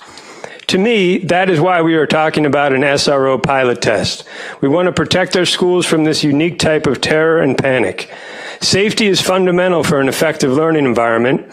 As you know, the responsibility to educate children is all-consuming. Teachers and principals do not have extra time to learn how to be security experts and incident response leaders. The good news is that Sergeant Bill Velick has told me that SROs are trained for those moments of terror and panic. SROs are trained in critical response, incident response. Sergeant Velick and the Lost Hills Juvenile Team are an invaluable resource, but I believe they service approximately 20 schools in our region, including many over the canyons. In my opinion, the SMM-USD Board of Education has abdicated leadership on the SRO safety issue. Again, this is my opinion, but it is grounded in tireless effort, including last year when we delivered 2 Malibu school site council letters, and this February when I made a direct plea to the school board during a public meeting. The response I received from the school board members was silence, dead silence. Agora Hills, Westlake, Camarillo, Las Virgenes, even Santa Monica. These are all local public schools with SROs. Malibu is not on that list. What I am advocating for is a pilot test. Council members, please consider funding a pilot test for a roaming SRO as described earlier by Director Duenas, who can service the Malibu Elementary, Malibu Middle, and Malibu High School campuses beginning in August 2025. As described by the National Association of SROs, I agree an SRO should be carefully selected, specifically trained, and properly equipped. SROs are effective. For example, according to the U.S. Secret Service, in a 2021 analysis of 67 averted school attack plots, nearly 1/3 of the cases featured SROs playing a role in either reporting the attack or responding to a report made by someone else. This highlights how an SRO can be a trusted adult and bridge the gap between youth and law enforcement. SROs are a valuable resource for teachers and staff, too, having a positive influence on student behavior and helping to foster a safe learning environment, according to schools with SROs. For Malibu teachers, this pilot test investment would give them one less thing to worry about. Webster is a 15 or 20-minute drive from Malibu's other 3 public schools. The Malibu School Safety Committee has been working on problems like this. What we learned is that schools can enter into mutual aid agreements with partner schools, which gives liability protection to send their security resources to respond in the event of an incident. In Webster's case, the campus is surrounded by 3 school campuses. Webster Principal Diana and I have reached out to all 3. Santa Monica College has already responded and expressed interest. We could use your help finalizing a mutual aid agreement for Webster. To Malibu residents in our community, let me add that the presence of another patrol car roaming along PCH would likely help, although modestly, but still help with our road safety initiatives. Furthermore, anecdotal evidence from principals and law enforcement is an SRO can act as a deterrent. that they emphasize that a lot of an SRO's value is in the resource aspect of the job. The one other SRO-related item for your consideration is time. In the event of an incident, the response time is critical. The response time today is too long. Every minute matters. Depending on what weapon is used, dozens or hundreds of rounds of ammunition can be fired within 1 minute. Having a roaming SRO either next to the campus or in the neighborhood will save lives. That is the bottom line of an SRO investment. A pilot test will help protect and save lives.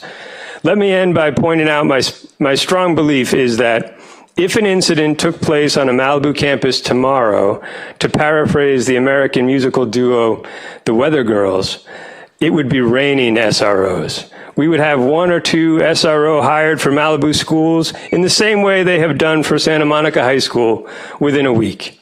Remember, complacency is dangerous. Now is the time to act. Thank you. Thank you. Howard Rutsky, followed by Joe Drummond.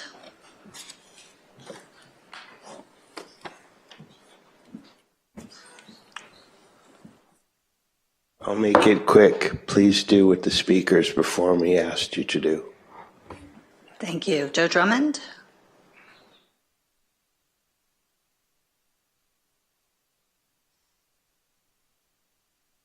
Thank you. Congratulations, Mayor. Thank you. And congratulations, Doug. So I have the same question as Steve. Why is the city paying for this when it should be the school district?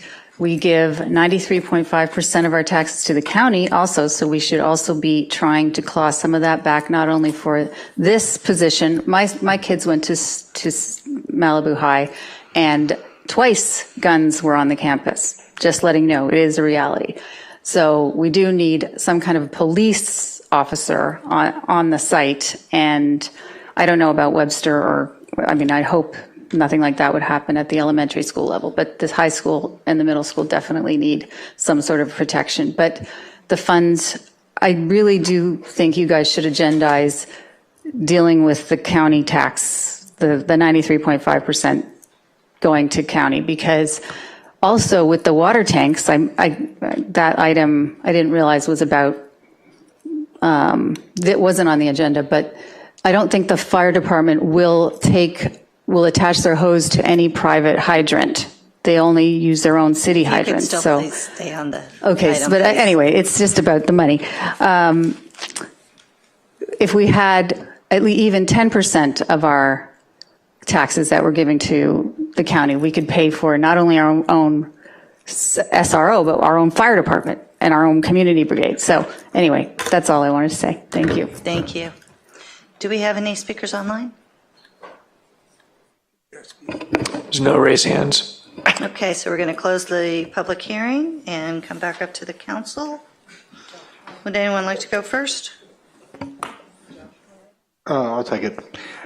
First question I've got is, let's explore exactly who's making the request. I know when I think we talked about this previously, the city pursued the idea of having a SRO, and when it came time to actually discuss it with the school district, they said there's as many people against it as for it, and it got shelved. So where do we stand now with the district? Is the district in favor of this, asking for this, not in favor of it? Where are they? I don't have the answer to that question, unfortunately, right now. I do recall there was a lot of debate on whether, when they're discussing like security, armed, not armed, etc. But I don't know the answer to that question right now. Yeah, and Mayor Reagan's council member, I had to change my tune there. Mayor Reagan's and Councilmember Stewart. To Susan's point, I don't think we know exactly where the school district is at today, but at the time when the study was done, it was provided to the school district, and I don't think they had a consensus on what they wanted to do with that. I think there was a lot of pushback, but once we did the report and we had an ad hoc that was part of that, obviously there was a lot of secure information in that, but it was provided to the district for them to then decide and implement the items that they needed to do. Okay, and the other question I've got, I believe Covered 6, who we don't hear much about here in Malibu, but it's very prevalent, I understand, with the Lost Hills Sheriff's Station. And if there's, the sergeant back there is giving me a nod of the head.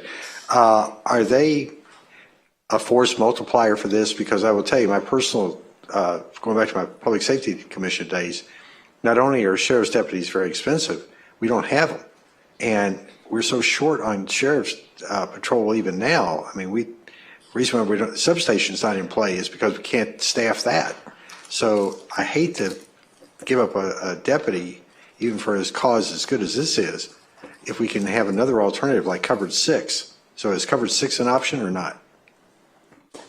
It could be an option. We would have to come back, obviously, and probably even have to do a request for proposals. And I'm sure Covered 6 would respond to that, and we can present that to you. It just seems like with a half of a SRO, as good as our sheriff's deputies are, they can't be everywhere at once. This is really a case of where you need, just by what Kevin said, it sounds like you need one in the Civic Center area, and then one at the high school, middle school, and then the question is Malibu Elementary School in or out of any of that? So you could have two people simultaneously, two law enforcement types, maybe even 2.5 or 3. And a half of a deputy doesn't get you anywhere close to that. So it just doesn't seem like that, that maybe the SRO are supervised by our deputy that's a Covered 6 or something, but this just doesn't seem like we've got it fleshed out well enough to know what we want to do here. I think we want to have, I'm in favor of having security people there, but I don't know that this is the full answer here yet. So I'll turn it over to anybody else who wants to. I have a question. So didn't I hear that the district has their own SROs? Yes, okay. So why would they be opposed to Malibu having their own SROs? Okay, money. So they're not willing to pay for our SRO, but what I'm hearing from the presentation is that we can reallocate possibly one of our deputies, thank you for being here tonight, to do this job. Is that right, from what I heard? That is correct. Okay. So, and this is coming from parents' concern, so I would expect that we should have a plan in place. So if the sheriff that's here could explain a little bit further about the roles in which we could reallocate one person to be a roaming SRO, what would that be taking away from the RVs at night? I just want to make sure I'm clear on what the roles are that we would be. I would ask the mayor if he can come up. I would like to invite the Yeah. sergeant. Thank you. Thank And you. also, I believe Kevin Keegan has comments. It looks like he's trying to tell us something from back there, maybe after the sheriff's deputy. We could get some input.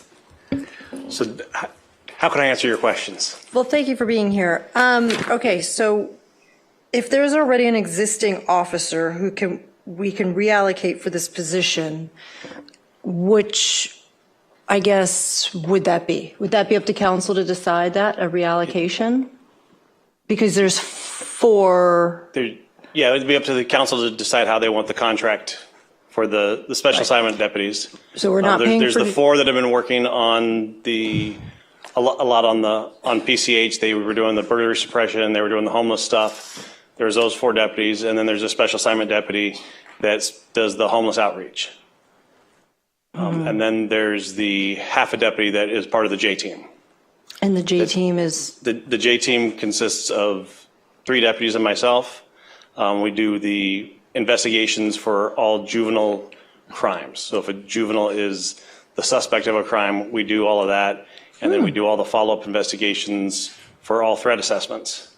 So whenever a student makes a unfriendly comment on campus that may threaten the safety of the campus, we do all the follow-up on that, do the home checks, and then do the monitoring on the future on that if it requires future monitoring, depending on what they So you're what they already say. working with juveniles?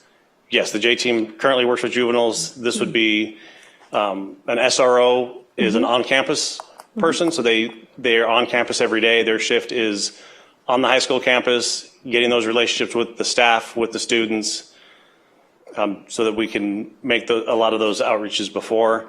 in the event of an emergent incident on campus. They're there to intervene immediately. They have a quick response because they're on campus.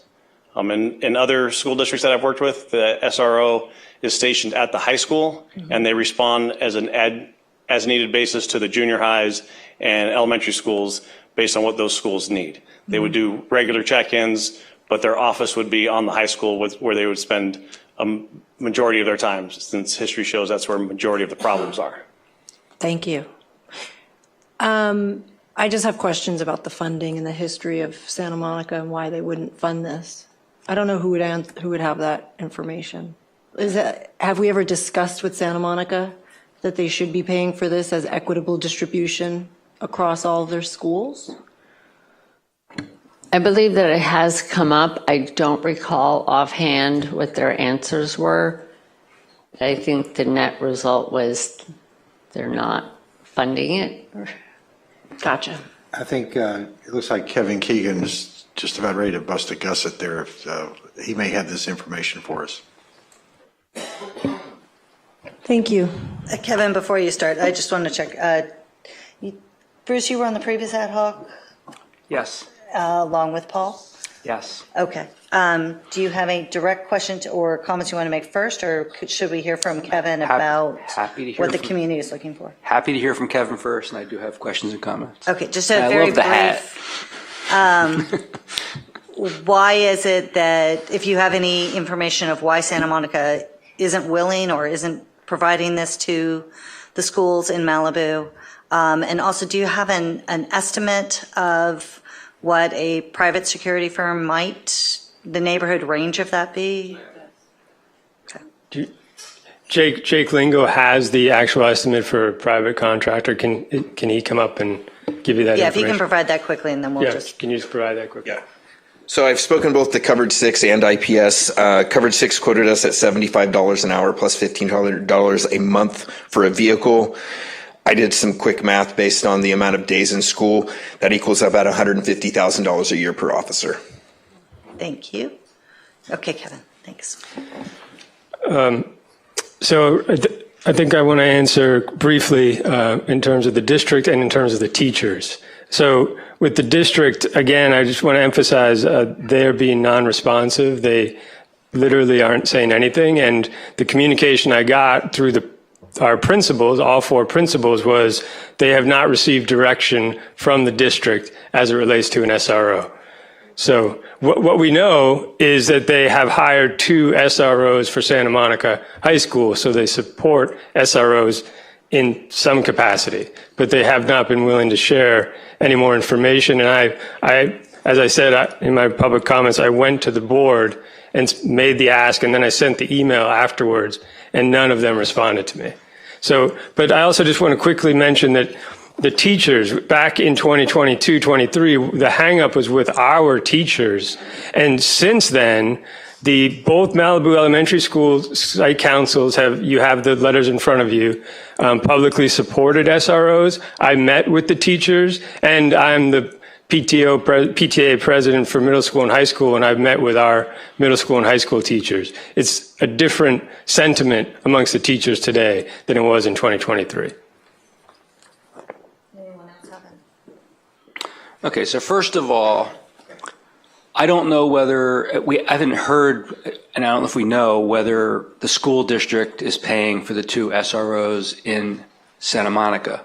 But if we know there are 2 SROs in Santa Monica, that means either they're paying for them or at minimum they've permitted them. There is no reason in the world that they shouldn't be permitting them here. And if they are paying for them in Santa Monica, there is no reason in the world that they should not be paying for them here. It is criminal for them to be treating our schools differently than their schools. And at a bare minimum, they're allowing something in Santa Monica that apparently they're not allowing here. That makes no sense whatsoever. Now, as Jake, I think, said, I put this forward 3 years ago that we needed to do something. I wanted something in place at the beginning of the following school year We were approaching, I think we were already on summer break or approaching summer break, and I wanted to see us do something temporarily in September. And we haven't done anything. The school district got involved in our investigation of what we wanted to do for our schools and insisted that because it was the school district, they had to be involved. And then they took over they co-opted our investigation and our process. I remember being very frustrated, to say the least, at what was going on. And this was an issue that was important enough that Paul Grisanti and I were an ad hoc committee that worked together. If you can imagine that. So, and it had the full support of a council that was divided on almost everything, including, you say if it's light out, they'd say, one side would say, no, it's dark out. We were all in agreement that this needed to be done and it needed to be done ASAP, and the school district got in the way. So here we are again. If they are having SROs in Santa Monica, we ought to, at bare minimum, be allowed to have them here, and we need to assert our rights and put down, and do it.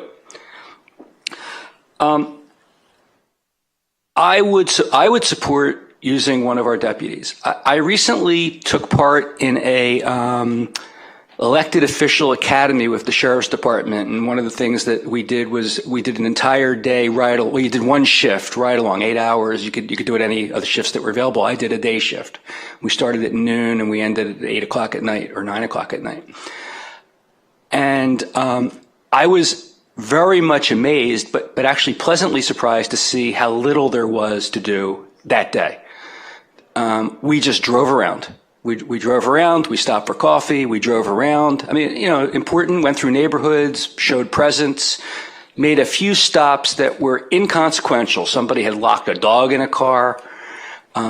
Somebody thought that they were getting a text message that was a violation of a TRO, which it turned out didn't even exist. And I think those were the only stops we had to make that day. But we drove back and forth the full 20 plus miles of Malibu repeatedly. That deputy could have been at the high school. And if necessary, because there's something going on somewhere else in Malibu, they could be called to go to deal with the other emergency, as opposed to having to go to the high school if there's an emergency. So I would support at least taking one of our deputies. We are so fortunate that we have a relatively low crime town, and we have a relatively low incident situation at our schools, but an incident at our schools would be catastrophic. An incident in our neighborhoods is less so. So I would support reassigning one of our deputies to be at the school. One thing I learned being on that ad hoc committee, and it was unsurprising once I thought about it, but I learned high school shootings come from within, elementary school shootings come from outside. Little kids tend not to bring guns into school. But disaffected high schoolers do tend to bring guns into school.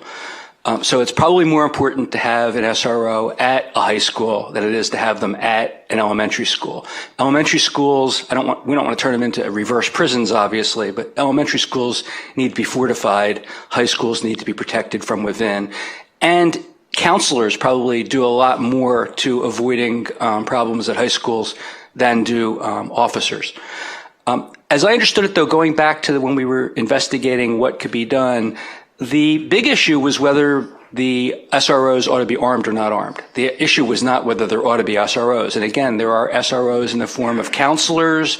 There are SROs in the form of undercover members of the school staff who just, are paying attention to what's going on. So I think we ought to be exploring all of those things. I think the big issue, again, is whether there ought to be guns in the schools or not. Those are my comments. I've got a follow-up question, if I could. Sergeant, can you tell us the two SROs that are in Santa Monica, are they Santa Monica PD, or who are they with? From my understanding, they're Santa Monica PD. Okay. And if we had covered 6 here, would they be supervised by the sheriff's J team, or how would that work? Where we work with them in Las Virgenes, we work together with them. They're not supervised by us, but we do work well with them. We interact with them quite a bit on the other side of the hill they're in Hidden Hills, and they have the contract with the Las Virgenes School District, where they have an armed officer on each high school, and then they have one roaming officer. But they're the armed. Yes, they're concealed carry right now. Okay. And then just to be clear, the deputies we're talking about, the special deputies, these are not just patrol officers. I want to separate them from what. Yes, they're your special assignment officers. Right. So they do targeted enforcement. Yeah, so those are the guys that enforcement. work with Sergeant Sutherland on the regular basis. Yeah. So there's 4 of them. I think what they're talking about is reassigning one of those to work with me and the J team and be a permanent assignment on the campus. Yeah. My only reason for saying is what you wrote along with is not the same as the special deputies. They do special investigations or special projects at a higher level than the patrol officers do. Is that correct? He probably did a ride along with patrol. Yeah. Because they're handling calls for service. Our special operations guys, the only calls for service they typically go to are priority or emergent calls. Okay. All right. Is there a reason that it couldn't be a patrol officer? Well, they're not. You start taking away our patrol officers. Let me tell you where I'm coming out on this and see if I can get some feedback from you, Sergeant. Yeah, I think that would depend on if you took one of the patrol officers, they're just contracted different. So the amount of hours that they work a week is just a different contract item. So I think what we're talking about is the SAOs, which is a 40-hour position, where a regular patrol spot is a 56-hour a week spot because we cover all 7 days. Yeah, but just let me ask quick though. Leaving aside the question of whether we would decide to do it, is there any skill set difference though between the patrol officers and the others that the patrol officers couldn't do this job? No, typically the patrol officers have less tenure. You get onto a special assignment team because you've proven yourself. You've done the things. You've gone to more trainings. You have more experience. So those are typically the people we like to assign to those because they have. Over your career, you go to a lot more training, so they have some additional skills that the new guys don't have. Okay. And just as I try to read the report, and I still have good eyesight, but I couldn't read the back part back here with the contract price. What is it that would cost us to have this? And I think you said a half a deputy. This is the fractional one? Yeah, it's a grant-funded position. It's like 0.533 of a deputy. Yeah. Basically, that just equates to minutes. So it's a member of the J team, and we get so many minutes of his time. Okay, but how many dollars is that? Because I couldn't read this. Oh, You I can't read it need a either. magnifying glass myself.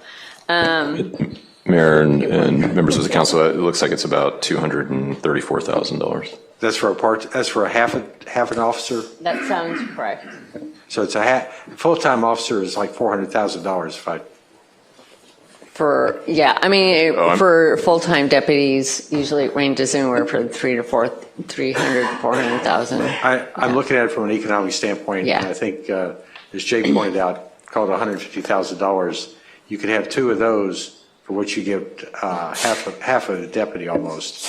And I think that may be a better way to look at this. As much as I love our sheriff's deputies, they're the ones out in the field, and coming from the Public Safety Commission, I prize every one of you guys. And it's not that they're wasted in the schools. It's more of a stationary, and it's a local law enforcement as opposed to being on the special assignments that you guys run. So let me make sure I got that correct. So the annual rate, Susan, is the $234,000, but then it would be the halftime cost. So it would be half of that. Okay. I want to make sure I'm reading it correctly. And my eyes are pretty good. Yeah, but patrol car is like, I thought a patrol car was like $1 million. Doesn't it cost us $1 million? How are we not just sending Santa Monica the bill? How are we even like we have to have them pay for this. This shouldn't be on our dime. They talk about equitable distribution. I don't understand how we're going to. The city of Santa Monica may be paying for the Santa Monica police to be there. That's what I'd like to understand. Is I'd the like school that district or too. the city paying for it? Yeah, you don't know who's paying. You don't know who's writing the check. But Susan, could you tell how much it was? Yeah, it was the 123 for half the deputy. Like the full cost was 200 and. So it's yeah. $123,000 for a half officer versus Correct. $150,000 for a full-time covered 6. Correct. Yeah, okay. All right. That's all I needed to know. Are we being asked to do something with this, or Yeah, you guys give giving direction. guidance? One thing I'd like to give direction on, if the others will agree, is like someone should pick up the phone and find out from the city of Santa Monica whether they're paying for the SROs or whether the school district is. If the school district's being unresponsive, let's find out from the city of Santa Monica. Yeah, we could find that out. So does anybody have a motion? If not, I'll make one. Go ahead. Well, I was just going to, I understand everybody's concerned. Yes, Santa Monica School District and or some other entity should be paying for this, but we also can't just continue to not do this because somebody else should be financially responsible for this. I would like to see if we have consensus to direct staff to bring back a detailed report that includes who's paying for the Santa Monica resource officer, whether it's the district or the PD. And then also in that,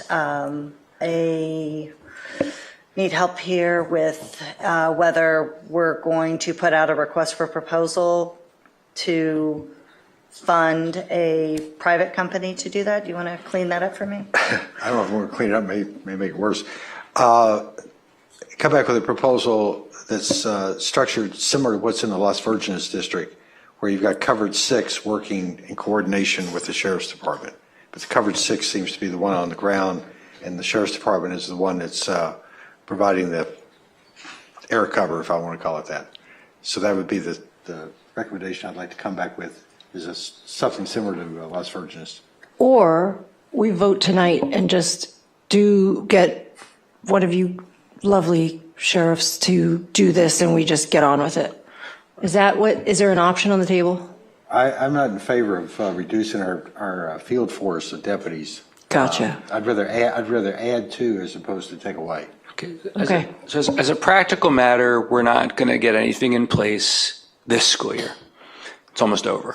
But as a critical path forward, I'm going to say the same thing I said 3 years ago, and hopefully it'll mean something this time. We should have something in place when the next school year begins. And we should give direction to bring back something within the next month or 2 at the latest that will put us in a position to have some change by September. I think that's when school starts. Late August. Whether it's a deputy or whether it's private security would need to be fleshed out, but it needs to be something. Whether they're armed when they're in the school or not armed when they're in the school needs to be fleshed out, but it needs to be somebody. I would say, as much as I don't want to make the wrong decision, but I would say the first order of priority is high school. I mean, our elementary school children are super important, but I think the problems are more likely to be at the high school than they are at the elementary schools. But if we can bite off both at the same time, great, let's go for it. I'm not troubled by spending a few $100,000. I think we spend it and then we fight about who has to pay us back, if anybody. That's what courts are for, if necessary. I suspect we're going to learn that the school board's not paying for Santa Monica, that Santa Monica is paying for Santa Monica like we ought to be paying here. I mean, the school board should be paying for both. But if the school board's not paying there, that's one less argument we have for why they need to pay here. If they are paying there, as I said before, it's criminal that they're not paying here, and just take them to court. But we should just go forward with a plan so that there is at least one SRO at the high school in September. Hopefully somebody also that's traveling around the outskirts of the elementary school and middle school. Well, middle school's the same place, right, as high school, or different now? Same place. Okay. But time has come. We need to do this. We should have done it 3 years ago. Great. I second that.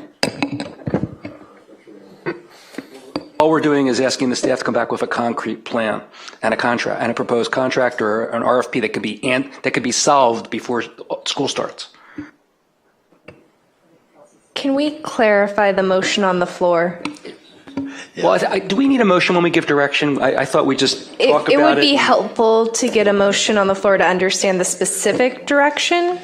It would be, I think she's looking for at least consensus. So there's 3 of you, so staff knows what form The council's discussed a few ideas, so I want to make sure we understand what we're supposed to bring back. I've heard that we've been directed to bring back a detailed report, including information on funding for the Santa Monica school resource officers, also with options for private security for our local schools, similar to Las Virgenes School District, and the timeline on that assignment was 2 months. I think that's a fair representation. The timeline is work back from whatever the latest date is you need to have the decision to have somebody in place by September. So bring back that report August. to have security implemented before the 25-26 school year. That's my proposal. Mayor and council, this is obviously a big priority. I want to look to the council to say, is there anything on our strategic priority list that you want to remove, since this is now sounding like a major initiative that we are taking back on? The school safety issue we had removed a while ago. I think this falls under public safety. I mean, it's. Well, there's a lot of things under public safety, but that's a new, I just want to be clear. This is a new initiative. You're asking for an RFP, a report from staff. It's fair. It's a fair question. I assume this is on this would be on Susan's plate. Yes. So what else are you doing that would interfere with your ability to do this, or that this would interfere with? I don't mean everything. What are you doing? I mean, but what would this cause by way of disruption to you? What could maybe be delayed 4 months, 5 months that this attention would take, that we can make a decision that whether that's a Well, we priority. have a number of projects that are like midstream contracted projects that would be difficult to stop. And we're also looking at security for the neighborhoods when National Guard is gone. So that's on our plate.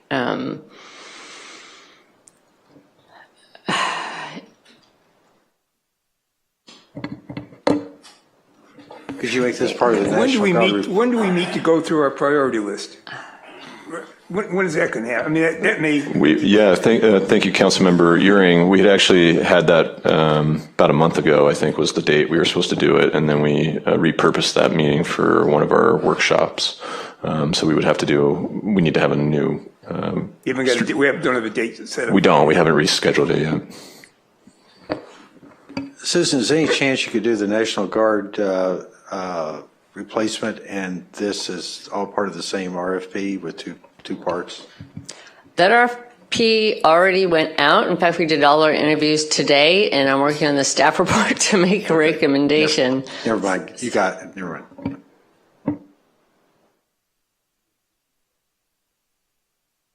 Well, how about the consultant that gave us the report on what things we could be doing to make our schools safer? Can they explore and make a recommendation as to how to get security in place by the beginning of the school year?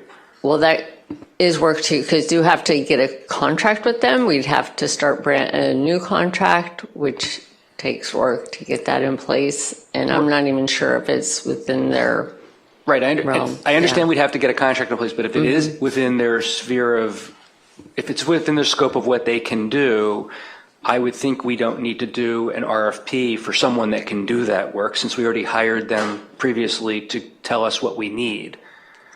So maybe we could explore whether they could help out and ease your load. I'm sorry, and clarify, what would they be doing? They would recommend to us whether we ought to use the sheriff or use private security, and how we would get them in place, and who we should look at to hire. How about I just clean this up right now? I'm going to make a proposal that the city fund a school resource officer for the 25-26 school year, to direct staff to do a request for proposal to get that in place, and to come back with a recommendation of who to award the contract to provide 2 resource officers to be assigned, one at the high school and one to Rome for the elementary schools. Susan, does the district have to do the RFP and hire the person, and we just fund it? Yeah, I think we definitely need to be talking to the school district and the school safety committee. I think that would be my first step in all of this, is talking with them. well, I'm not very much of a belief that talking will result in what we need in a timely manner. So is there any way we can go forward and have this in place and simultaneously be working with the district to get their approval of our contract with a company? Well, certainly while the proposal is out for bid during that time frame, we could work with the school district and the safety committee, the parents and the teachers to see what's going to work best. If they've got 2 Santa Monica Police Department officers at Santa Monica High School, then the district has allowed that. The analog here would be our sheriff, because we don't have a police department. So I would support assigning one of our sheriff's deputies to be the high school SRO unless and until we figure out a different solution. If the school board balks at that, go to court, because they can't allow the police force there to go to their high school and not allow the police force here to go to our high school. That is just craziness. Can I ask one more question? How long would it take for one of your deputies to be trained? Is this a big process, or are they ready to go? I can have somebody ready to go. Sorry. We could have somebody ready to go in a week. I just need to change their schedule. We have personnel that have the ability to do this. Great. Just a quick question of revising a contract, right? And they're already a contracted item, so it's just you guys decide where you want your items.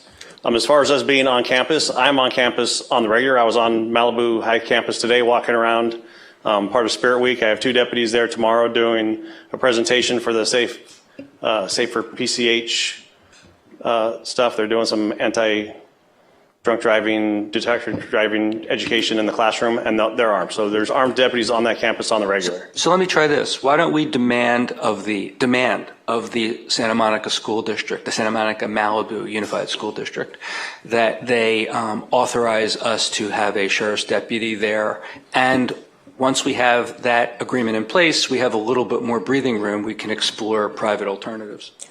And we should ask them to pay if they are paying in Santa Monica, but I understand if they're not paying there, that's not much of an argument. Can I make I agree, if we could put somebody there now, it's a couple months, it's kind of a demonstration approach. But what if we went to Santa Monica and said, we'll give you $250,000 to put we'll reimburse you $250,000 for 2, and say covered 6 as an example, to start the next school year, and let them take on the responsibility. Because you're going to have their permission anyway. Would that be an option?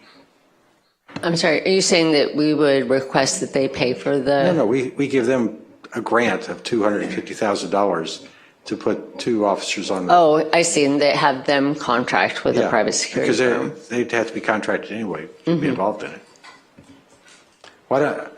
Maybe the idea is to do a hybrid, as I think Bruce was proposing. Let's have a couple of months redeployment of our staff, because that's the whole purpose of these special deputies, is to be quick response teams to various issues. That's the whole idea of those deputies. And have at the same time a proposal, just a phone call to Dr. Shelton and say, what if we gave you $250,000? Could you put 2 private security guards in to replace our sheriff's deputy? I don't know whether I'd support that or not. Right now, we know that law enforcement is unless we're getting wrong information, law enforcement is at Santa Monica High School. Therefore, there's zero excuse for them preventing us from having law enforcement at Malibu High School. It's parallelism. They cannot legitimately refute that one. Whoever's paying for it can be paying for it, but they can't refute that. We should get that in place. We should explore whether it makes sense to get private security. We should explore whether they will permit us to have private security. But the one thing we know for certain they can't legitimately oppose is putting law enforcement at the school, because they've already permitted it in the other half of their school district. We also know that they take forever, no offense whoever's watching, to get us answers. So let's do the one thing that they can't say no to. That's right. Okay. I know what I want. Now, the question is, do we need to do that for May, June, or is it sufficient to do it at the beginning of the school year? I say we try it as soon as possible with one of your guys while we're researching other options. But Get the kids safe now. Let's take the interim approach, and at the same time, make a phone call to the school district and see what they see as options. I mean, right now we're doing this in a vacuum, but I think a special redeployment, that's what you guys are there for. That's what the special deputies are for. If that's an agreement. Yeah, for temporary, I want to make sure, I mean, we have the special deputies for specific reasons. I think it is a good short-term redeployment, so at least it gets something to our schools while we're continuing to look for a more long-term solution to this. And our staff is super overworked and has little bandwidth. Can we get city council, the lawyer, to have somebody write a letter to the school district or pick up the phone or both demanding that they authorize this? I don't know if they need to authorize anything. It seems like Sure, it's on the school district property, so we're going to have to work out some kind of authorization agreement, correct, Susan, in order for these. Whatever agreement is in place in Santa Monica. Yeah, I would I'm happy to anticipate, reach out. yeah. Okay, Most so likely, yeah. So what I'm hearing is that we're going to ask Susan to work with the sheriff's department to reallocate one of our special deputies to be a school resource officer dedicated to that, to reach out to the school district to get authorization for this deployment. And this is a test program to be in place as soon as possible and continuing through the school year. Do we want to explore? I think it should be in bring place. this back in 6 months and then we'll look as to whether or not that's something we want to continue, or look at then if we still need something to be funding private. What I was proposing was that we lock this in place, and while it's in place, we also concurrently explore, perhaps but without a fire burning, for lack of a better analogy, the option of private security, or whether to continue on a permanent basis the law enforcement option. That's what I was thinking, with a letter to the district from our attorney or whomever, getting more information, but at least we have something in place. We'll reach out to them to coordinate and get this moving, and then staff will bring back any authorizations that are needed to accomplish this to the council, if that's the will of the council.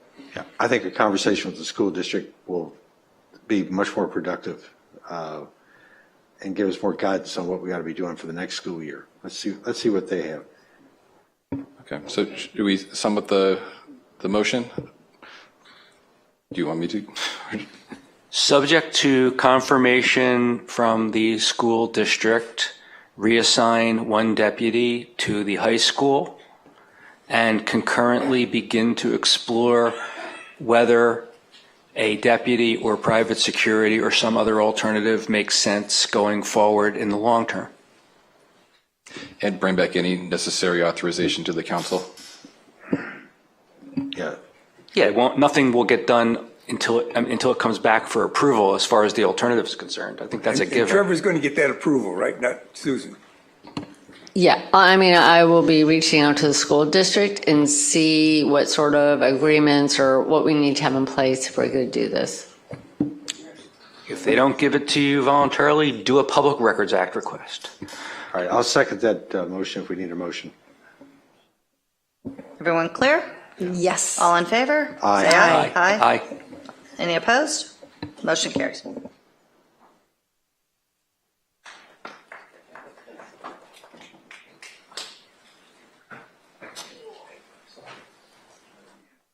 Yeah, let's take a quick break and be back 9:45, please.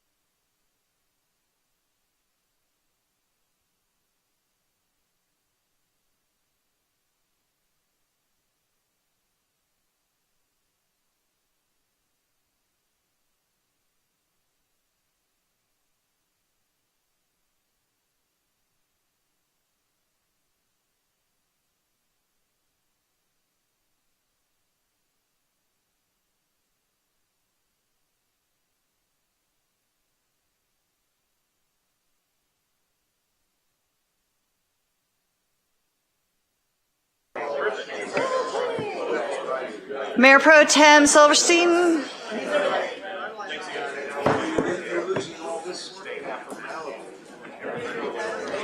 Okay, if everyone could take your seats, please, we're going to restart the meeting.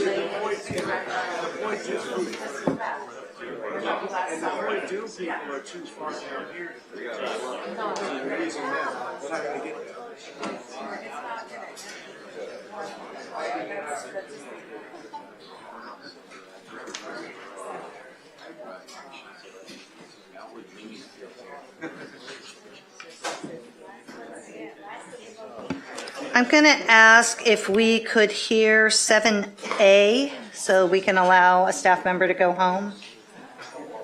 Would that be all right if we hear 7A now? Yes, I'm fine with that. Oh, no. It should be very, very quick, so I'm just trying to get some of these staff members out of here so that they don't have to be here. Is that all right with the council if we hear 7A first and then we'll return? Is that a motion to amend the agenda to hear that item next? I would like to make that motion and get a second. I'll make a second. All in favor? Aye. Aye.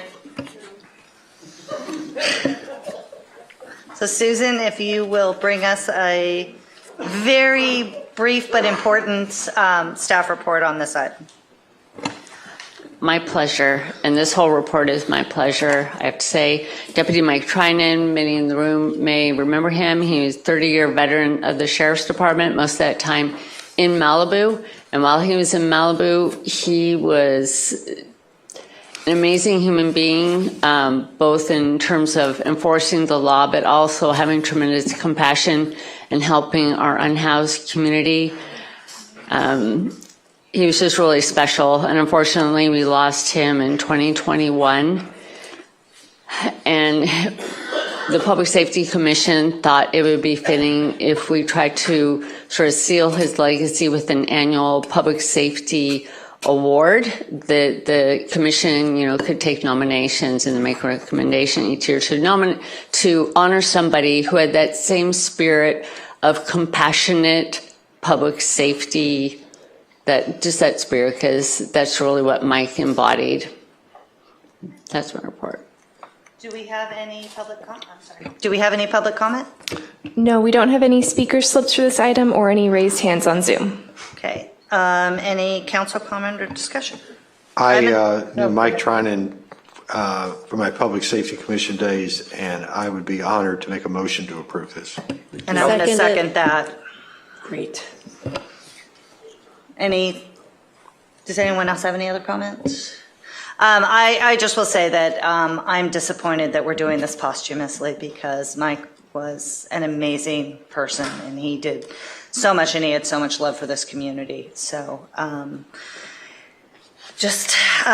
hope that anyone who is nominated for this in the future, they understand that they've got big boots to fill, and I'm sure anybody who is will rise also to his level of community support. So, all in favor? Aye. Aye. Any opposed? Motion passed. Okay, now we are back to 6C, Fire Rebuild Manager. Do we have a staff report? Get your comment cards in before we start. You want me to delay a little bit? Yes, thank you, Mayor.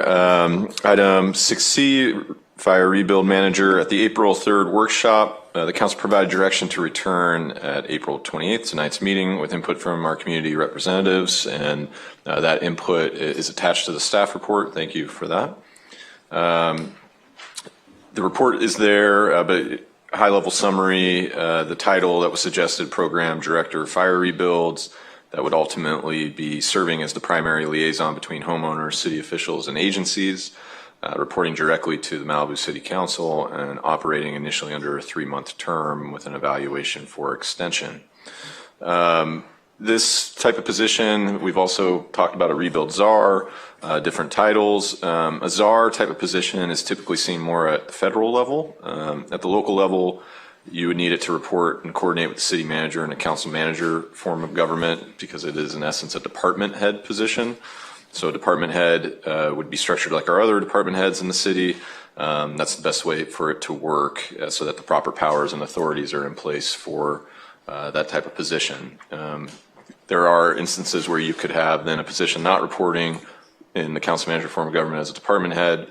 That could actually be a hindrance to processes as you have this position that's independent in there and maybe misdirecting, or I shouldn't say misdirecting, but maybe giving direction that a department head wouldn't otherwise be receiving. And so your other department heads may not be actually responding to that because they're not in their line of hierarchy.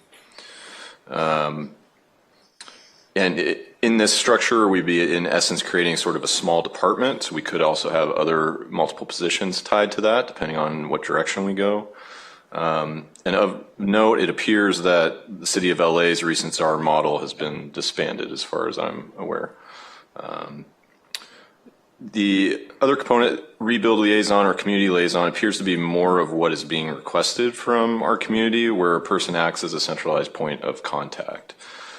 So in attachment 2 on the report, which was a slide from our February 27th presentation, we provided a radial chart that was a suggested model that we could go with.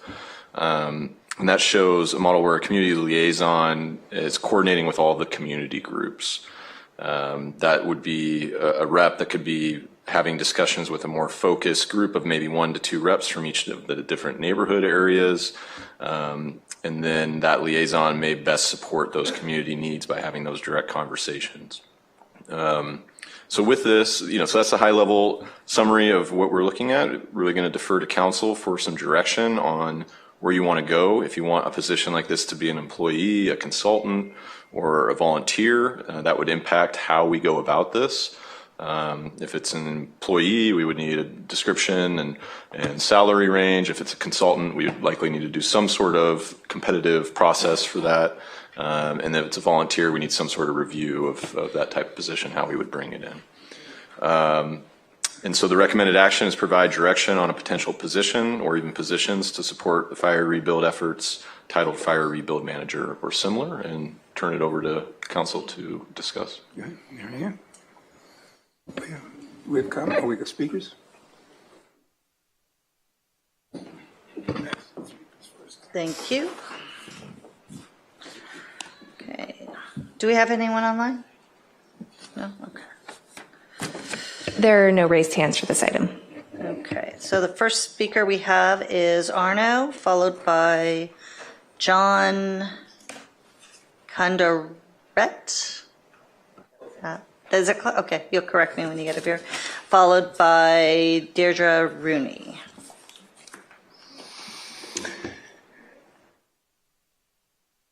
Congratulations, Marianne. Thank you. Congratulations, Bruce. Thank you, Doug, for leading us through trying times. Appreciate your leadership and service. Well done navigating around pronouncing my last name.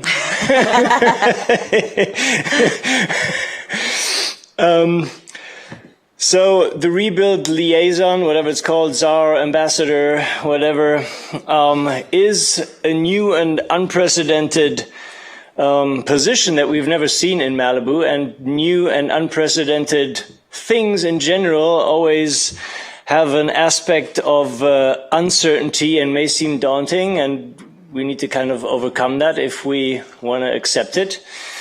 So I want to emphasize what I see this individual doing for the city, first and foremost. That means that he or she will be a resource for residents that residents can go through to receive guidance around permitting. And what that does for the city is it has the potential to filter out permit applications that are pretty clearly not going to go through. And if this person is not there, those applications will go through the city, and the resident will be particularly unhappy that it doesn't go through, and will, of course, blame the city staff, and all of that, all the things that come with it.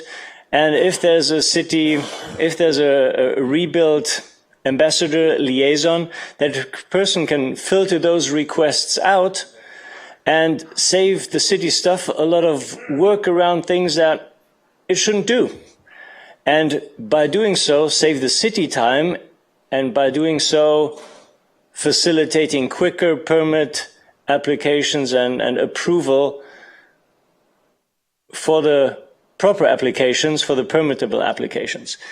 And I believe that is a fantastic benefit for the city, for the staff, for the residents as well.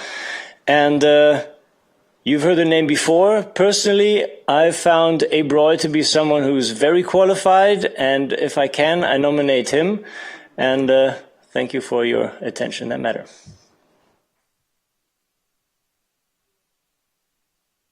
John, followed by Deirdre, followed by Darren Graves. Good evening. I'm John Cataret. I'm a 40-year Malibu resident. I've owned property here almost that whole time. I've lived through mudslides, landslides, the 93 fire, Franklin fire, Woolsey fire, several others that I've forgotten about. And unfortunately, we lost our home in this last fire. I say that by way of background because the city has never seen a catastrophe like this before, ever. And I've been hearing tonight as I'm sitting here how terribly understaffed you are, and how, not even talking about the fire rebuilds, about all the other things that have been on your agenda, how you are severely understaffed, you're overwhelmed, you can't keep up with things.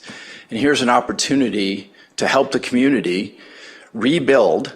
And Mayor Riggins, you said earlier that you thought that you would do everything you could to make sure that we got our rebuild done as quickly as possible. And Councilman Stewart, you said earlier that you thought it would take a village to do this. Well, we have a village member here tonight who's willing to take this on a volunteer basis. Abe Roy, he's very qualified for this, and he is ready to do this with the city. This is not us against the city. This is not us saying we're better than the city. This is, you need staff. We have somebody that's qualified. Use someone from our village to put your words to use and actually do something where we can come up here, have somebody that can really help us, be that person that can keep the efficiency that you need, have the consistency that you're looking for, deal with the detailed stuff, deal with the people as a person who is known in the community. And if we get somebody like that in place, I think it's better for everybody, and you're going to get what we all want, which is to have this place rebuilt as quickly as possible. I've lost half of the Malibu that I knew. The other half is on its way out right now. You heard it with the small businesses that are dying. They're dying a slow death, and they're going to completely die if you don't help people get rebuilt, get back into their homes, and start spending money here again. And the last thing any of us wants to do is fight with City Hall to get our houses back. Please help us do that and help us help you. I would implore you to do this as a volunteer position, and that position should be filled by Abe Roy. Thank you. Thank you. Deirdre, Darren Graves, and Wade Major. Hello, my name's Deirdre Roney. I've lived in Malibu almost 40 years, in Big Rock the entire time. I was a PTA president, served on the Malibu Planning Commission, served on local political bond, parcel tax committees, and campaigns. I've received a Malibu Times Dolphin Award. I'm an attorney and activist. I evacuated my home 8 times over the years here. The 8th time, my home burned down. I'm grateful and proud to say that my neighborhood, Big Rock, is a leader in the fight to reform how the city responds to climate change, fires, and rebuilds after fires. We want to work with staff on these problems to ease their burden. On every agenda item tonight, council and staff talked about how understaffed and overworked they already are, and it's going to get worse in an absolutely unprecedented way. We are this community, and we want to help carry the burden with those who are hired to work here. The fact that fewer than 40% of homes have been rebuilt since the Woolsey 2018 fire is a statistic that speaks to an endemic problem that we need to acknowledge and overcome. The implacable fact is that we do not have enough staff, nor will we ever have enough staff to continue with the status quo rebuild process. We must make dramatic changes. The city's very survival depends upon it. Please take a critical step toward this goal. Approve the creation of a rebuild manager tonight and appoint Abe Roy as that manager tonight. have it be on a volunteer basis. Any other way, it's going to take a long time from a staff that doesn't have the ability to do the work.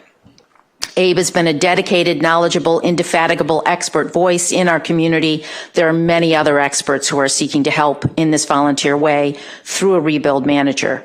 Please find your way to allow citizens to help our city survive. I am very concerned that our city is already dying. This is the best idea so far. It has tremendous community support. If you can't support it, I encourage you to put forth specific solutions to be implemented now that are as good as this one. Thank you. Thank you. Darren Graves, followed by Wade Major, followed by Abe Roy. Good evening, Darren Graves. Congratulations, Marianne. Congratulations, Bruce. Thank you, Doug, for your service. And actually, congratulations to all of you. You inherited and bore witness to a terrible series of fires, but you should be congratulated for taking the right steps to help us rebuild quickly. I personally believe the next right step would be to appoint a voluntary rebuild ambassador. I say this with years of experience permitting projects, both large and small, all over California. Typically, a design professional would act on behalf of an owner in managing a conversation with the permitting agency or AHJ. That design professional would then, in turn, talk to the owner and tell them in layperson's terms what the city actually wants. The city of Malibu is about to have 700 plus owners asking for your attention. They may or may not understand the conversation that's taking place, but a rebuild ambassador would, and that ambassador would be able to manage that conversation, carry forth topics that are actually applicable to many disparate homeowners who live in neighborhoods or areas that have similar problems, and bring their issues as a group or one item at a time rather than 50 people complaining about the same thing not being addressed over and over again. That rebuild ambassador would be able to chase down conversations and bring them to a close in a timely manner. Several things came up tonight. The Carbon Mesa fire flow issue. Had there been a rebuild manager in place already, that conversation may have already ended. That person could have gone to LADWP, Water District 29, and said, here's what everybody wants to do. We're doing it. What's your stance? He would have the freedom and the knowledge base to do that, to carry on that conversation for everybody in Carbon Mesa and present you and them with viable options. I don't know what powers you would give this rebuild ambassador, but as a voluntary citizen, I'm assuming he has a lot more freedom than a city council or city staff. He could also reach out to Northern California, Santa Rosa, Paradise, Lahaina, places where there have been fires, and ask them what have they done successfully and bring all of those suggestions to fruition here so we can be a model for rebuilding now and in the future. And Abe Roy could probably do it. Thanks. So Wade Major, Abe Roy, and Danny Smith. I'm all t-shirted out this evening, so I'm wearing one. I'm going to drape another one. All right, there we go. I'm basically going to echo just about what everybody else is saying. You know, this city, despite all of our little internecine squabbles, we come together when it matters. Everybody was together on cityhood. People who have since, you know, had all kinds of issues, they were there on the buses. They were there together. We're together on the schools. Thank you for what you're doing with the resource officer. Thank all of you. And we're together and wanting to get these homes back, because I don't think anybody wants BlackRock and Vanguard to own half of the homes on PCH. We don't. We want our neighborhoods back. I've lived through every fire since 1970. I've evacuated my house more times than I can think. Like everybody else who survived all the other ones, we didn't survive this one. This is the one that took out old Malibu. And that's the hardest part of this. And we want old Malibu back. We want old Malibu back. We want the feed bin back. We want everything that we want Moon Shadows back. And we want our homes and communities back. This is not Malibu against the staff. And I'm afraid that it took on that air at some point. This is about doing what Malibu always does best, the things that bigger communities can't.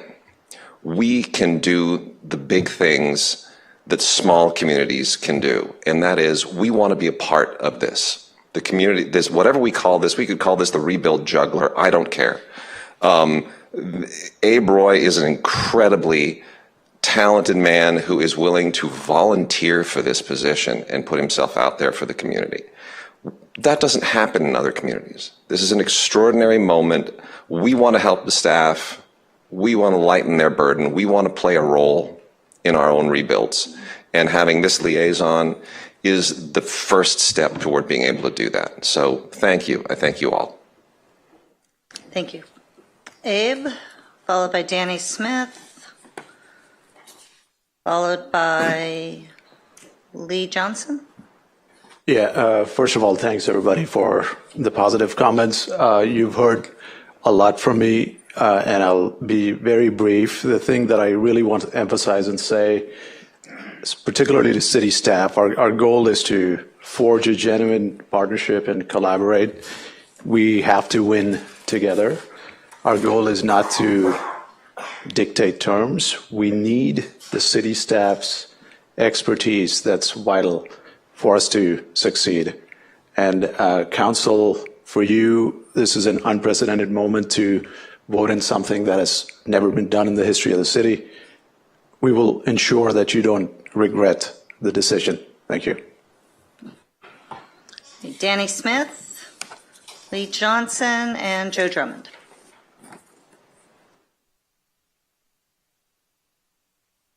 Thank you, Council. Just as point of clarification, Steve Soberoff did resign, but Mayor Bass said that the city's in the process of appointing a new chief recovery officer, so that position's going to remain. City staff is not tasked with considering affordability. We understand this. It's not their directive. That's fair. But it is vitally important to everyone in this room who lost a house. I haven't heard from one person who says, oh yeah, I've got insurance to cover everything that Malibu's asking for. It's, not a single person. To have someone in place who can have those discussions with staff, who can at least get the affordability question considered and made part of the conversation would do so much good. The building code is not binary. It's riddled with areas that are open for interpretation. The rebuild manager or ambassador might not be able to accomplish everything or even most of what they would like, but if they can make headway on even one or two issues on behalf of homeowners, it would be a great success. You guys have so many harder decisions to make. This is an easy one. Thank you. Thank you. Lee Johnson, Joe Drummond, and then Patty Phillips. Good evening. Congratulations, Mayor Bruce. Doug, thank you for your service, and all council members. I know it's late, past everybody's bedtime, but thank you for being here and helping us and for your patience. I'm here to speak on behalf of myself as Carbon Mesa fire victim. I lost 2 homes on Carbon Mesa, and also I would like to represent the Carbon Mesa residents and Carbon Canyon residents as well. I would like to fully endorse 1,000% Abe Roy as our new extraordinary ambassador for the fire rebuild. Abe is an expert in rebuilding. He's an expert, a businessman with great expertise, a very successful businessman. And he's an amazing man with an extraordinary heart. He volunteered to do all this out of the goodness of his heart to help all of us rebuild our homes. And he dedicated himself just for this job. So we love Abe with all our heart, and we know he would be the perfect man for the job. And I myself, I'm truly honored and very humbled to be able to support Abe 1,000% as our new ambassador for fire rebuild. And one last thing, I believe Abe is a gift of God for us, and he will also be a great, this partnership between you and Abe and us would be a great blessing for the city staff as well. Thank you so very much for everything. God bless you. So Joe Drummond, Patty Phillips, and Luis Tenya. I didn't want to start off on a bad note, but 190 homes that's all that are occupied by the Woolsey fire victims. And we need solutions, not more delays, as the cost increases are daily. A rebuild manager ambassador will find out immediately what the bottlenecks are and deal with them directly with staff and residents. And if they can't find a quick solution, they will bring it to council to resolve for the future of all these same issues. Abe Roy already leads both the Big Rock and the Malibu Rebuild Task Forces. He is supported by all the burn areas and is the perfect choice and has established liaisons in place that can help streamline the process as the governor has ordered. He's a builder of modest single-family homes, a mechanical engineer by education. You've all seen his resume. He's well-educated and willing to volunteer for the community he loves along with his committed liaisons. This will make the staff's job easier by not having to constantly field emails and complaints, but to have a contact to work through these issues once and if they are identified. There are also issues that can be avoided, like upholding the existing CCNRs in our neighborhoods with applicants for rebuilds while we continue working to establish our Big Rock overlay district in my neighborhood. So please, if you are going to do something, please appoint Abe Roy tonight as the rebuild ambassador. Thank you. Thank you. Patty Phillips, Luis Tenya, and Scott Dietrich. Thank you for hearing us tonight. It means the world to us. My heart goes out to everybody who has lost their home. I almost died in the fire, which most of you know, but I'm blessed to be alive and here today. And I feel my voice is important to speak up on behalf of Big Rock. I also truly believe God saved me, and I'm also my house. But I'm here to fight for my community. As a community, we are concerned with Malibu being short-staffed. Having lived in Malibu since 1993, moving in just when the first fire hit, I've seen a lot of changes. Changes can be difficult. In my business, changes are tough. People don't like changes. But sometimes we have to look what's not working and look what will work. I strongly believe that Abe Roy is the answer to everybody's hopes. I think he is a kind, thoughtful man. He's talented. He will listen to people's needs. He will make your job easy. He will make staff's job easier. He will short stream everything. And I really hope that you guys will vote on this tonight. We need the help. As people have said, 737 homes burnt. A quarter of Woolsey is only rebuilt. We need help. Everybody needs help. And if we don't rebuild this community, we're going to lose my neighbors. A lot of my best friends lost their homes. Most of my neighborhood is gone. We really need you to listen tonight. We need you to vote on this, and we need to have Abe Roy. Thank you so much. Thank you, Patty. Luis Tenya, Scott Dietrich, and then Janet Folk has 4 minutes with Peter. Hi, Luis. Go ahead. Congratulations, Mayor Riggins. Thank you. I know it's late. I want to be brief. The waves are really good tomorrow. I want to wake up early. I'm here speaking as a design professional, licensed architect. This idea about the Malibu Rebuild Czar ambassador, at the beginning, like everything new, I was a bit skeptical, but I was curious, and I like to try new things. And I've been in touch with Abe for the last 2 months. And I have to say that I am very hopeful. I think it's a good thing that we should try as a city. And one of the important things as someone who has been working here for a long time, who really appreciates the stuff, is to focus in working together. And I think that's the way it's going to happen. Also, another good point is that this is kind of like a pilot program, right? It's 3 months. So let's try and let's get some good numbers and let's see if we want to continue or not, right? So I am in full support and he will need help.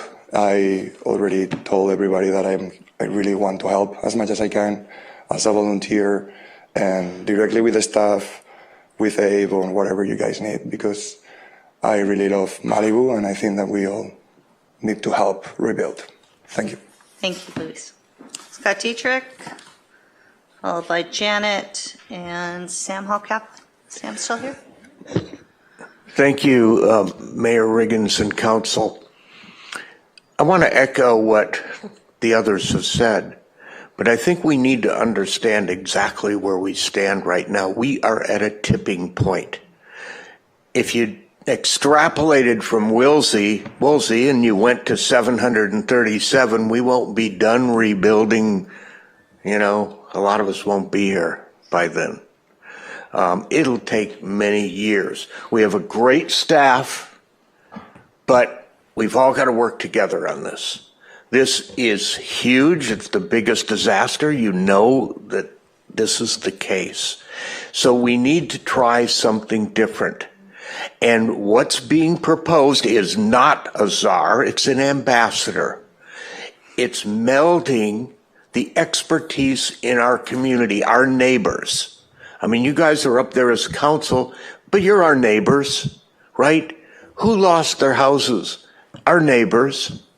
And now we need to help them. We've got to do something different. And when we start looking at this, we go, oh, we're going to get a giant dump of 737 people flooding the city with permits. I hope we do, because if we don't make progress, a lot of those people are going to give up. They're probably underinsured already. That means we've got to focus on cost as well without sacrificing anything in terms of safety or fire issues or any of the technical aspects of this. But if we're successful, we can be a model for disaster rebuilds for the entire rest of LA County, the state of California, and perhaps even the US. And that's got to be our goal. We want to do something incredible, and with our staff, we can do it. Abe Roy, I believe, is the man of the hour, that he has the expertise, he has the personality to carry this off, and he'll work gently with staff as an ambassador. And so I urge you to pass this tonight. Thank you. Thank you, Scott. Janet? And Peter's still here? Thank you.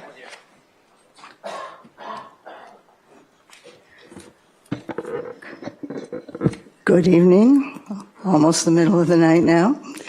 I'd like to put tonight's fire rebuild decisions in a little bit of context. Okay? Everyone in Malibu, and that includes residents and businesses and staff and city officials and council members, we all want to see ourselves as in control of our own decisions, our own decision making. But in reality, all of us, not just the residents, but all of us are victims in one sense. And that's the sense that none of us had really any control over the fire or the devastation that fire caused, right? We didn't have any influence on how the fire was handled, how many units were deployed, what equipment was deployed. Most of that was done in the city of LA and the county of LA at that level. And of course, there are the weather things that are totally uncontrollable. It's like someone else created for us this terrible mess, but that we are charged with fixing it, okay? We're asked to clean it up, and we have to clean it up while our hands are tied by endless laws and codes and things that while well-intentioned, also can be kind of difficult in a disaster situation. So these handcuffs that we're dealing with there were created by political bodies and administrative bodies, outside of Malibu, most of it outside of Malibu and during normal times, not during disasters. So we see residents and business owners and council members working very hard to lobby people outside of Malibu, like governors and senators and congressmen, trying to get them to give their permission to allow us to do what we think is right for ourselves in our own local community. But thankfully, there are some important issues that are not constrained by some of these factors like code, so how do we think the city should deal with these issues? So should the city show its muscle by saying no, no, no, no? Or should the city use its relatively rare, in this case, discretion in really helping the community to get back from this nightmare that we've all had imposed on us by others, but we've been asked to solve? So that's a little bit of the context that I think we should consider the options of the rebuild manager. There's no codes that are blocking our way for doing this, and there's real discretion here for our city officials. It's also really high priority for residents and as business owners, as is evident in weeks and weeks of public comment about this and a lot of the comments this evening. And it is non-binding, okay? So residents can choose whether or not they want to use the manager in working with the city. And as Abe Roy and others have talked about, there are many benefits of creating this important role, both for the residents and the businesses who wish to make Malibu itself, our local city, better. Okay. So finally, in one of the few areas that the city actually has some discretion to manage the cleanup of a disaster that was largely created by others, let's give the residents and businesses that are rebuilding their lives and homes in Malibu, let's give them the option to use tools such as a rebuild manager. Thank you. And work together. One call for Sam Hall Kaplan? No? Colin Drummond and Jimmy Petulu? How bad? Is it A on the end? Petula?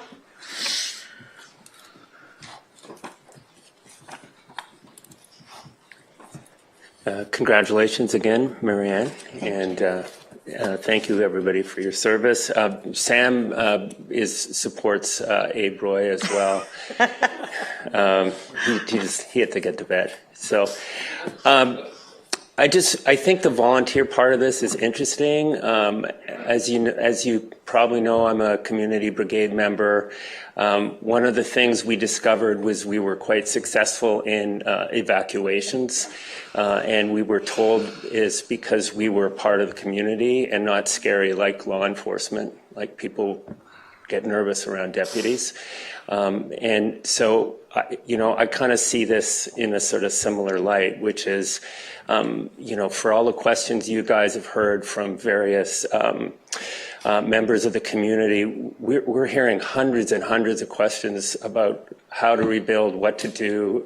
There's people who are really, really on it. There's other people who are so paralyzed they haven't even started. As you know, that's what's happened a lot with Woolsey as well. So what we're discovering with Abe is that it's someone who is knowledgeable and is sort of a resident like us. And so I think the way to think of this is of being of great value for Yolanda and her team, for Tyler and his team, to have better meetings, basically. So when the meetings happen, people have fewer questions, they have fewer concerns, and they're there to have something more productive happen. And I would hope it actually might mean some people who might not otherwise even get started or follow through might actually be able to follow through. So it just, to us, it's a no-brainer. What was your phrase, Doug? We're a volunteer town. I mean, I think this is a volunteer idea, personally. I think it's the way to do it. And because as volunteers, we operate out of love, right? It's like, it's pretty basic stuff. It's not about personal gain or anything like that. It's the community. So thank you.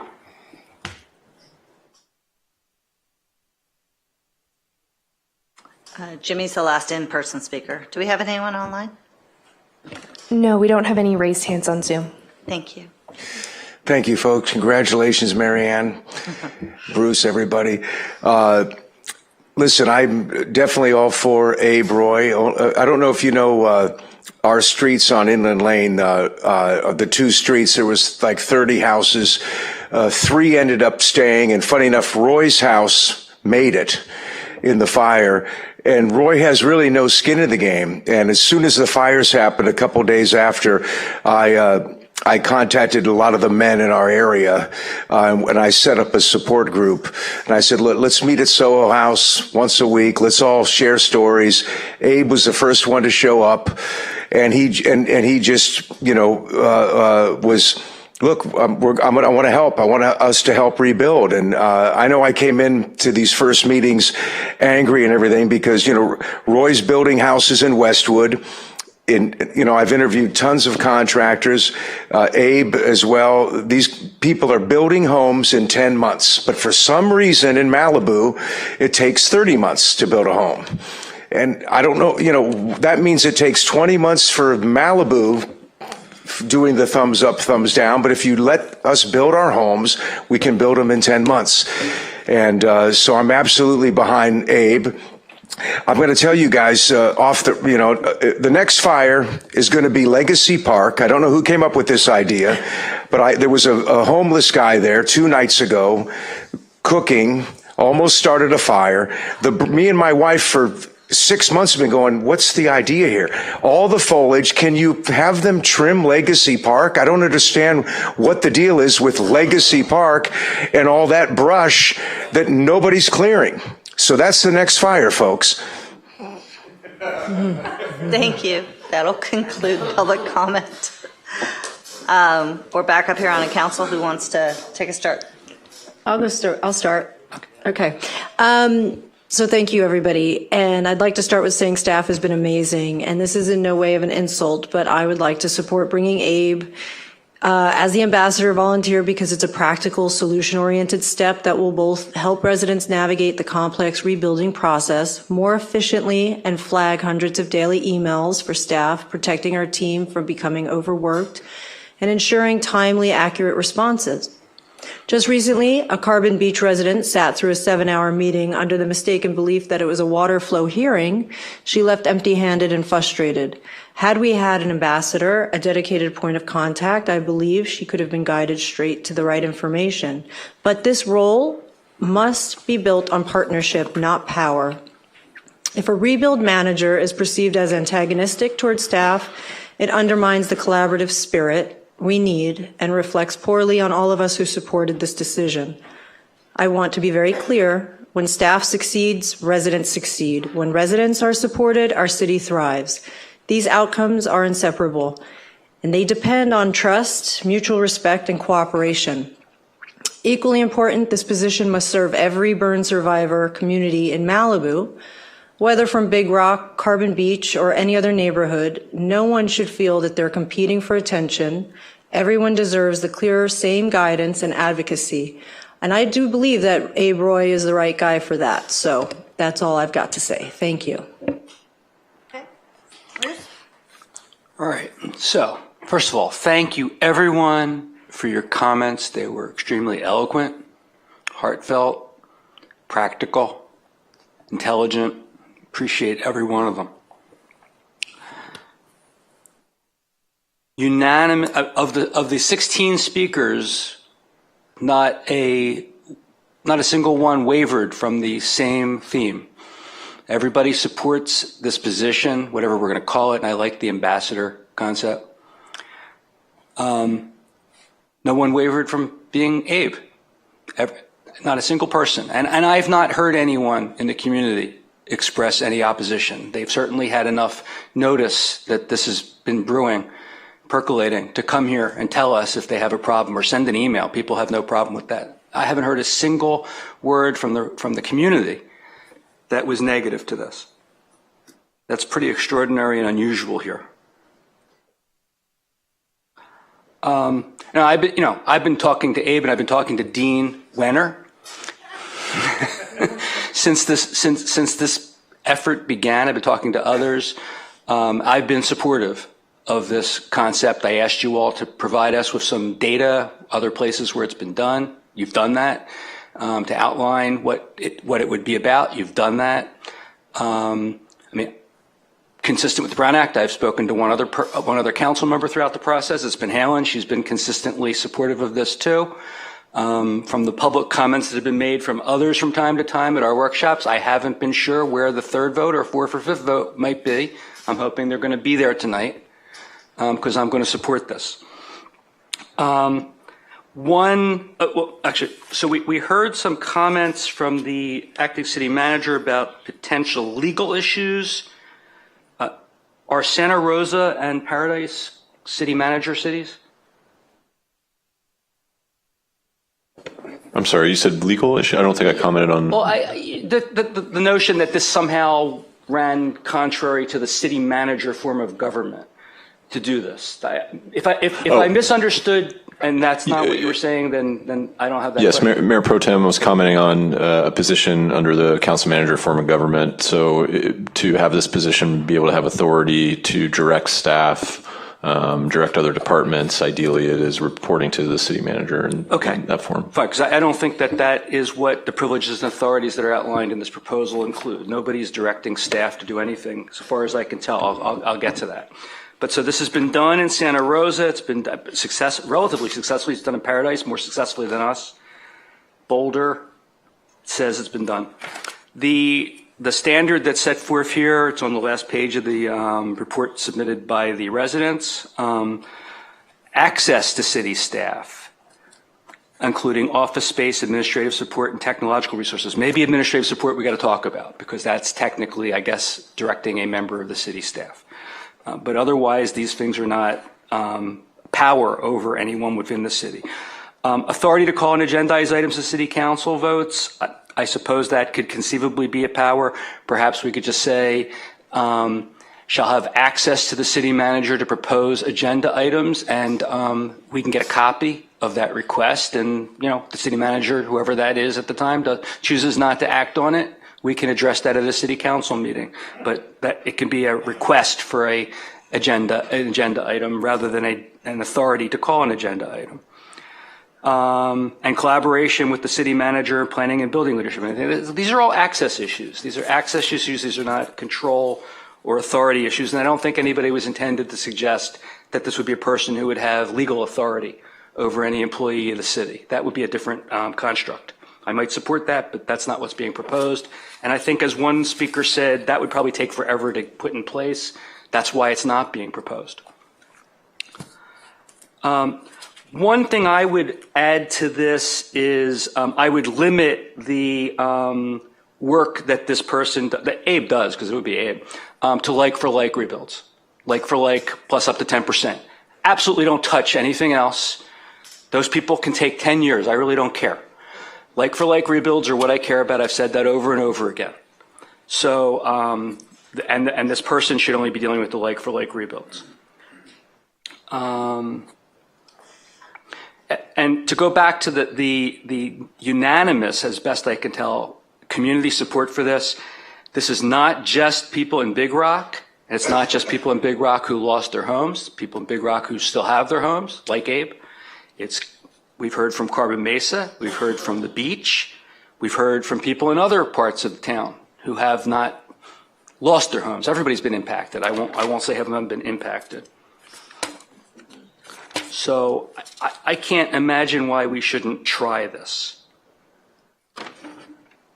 I will say, Abe, I became first involved in Malibu city government in Malibu, other than to live here and enjoy this paradise after the Woolsey fire because I perceived that things were not being done that could be done. And I was punished by this position. So you may be sitting up here a few years from now if we go forward with this and you do a good job.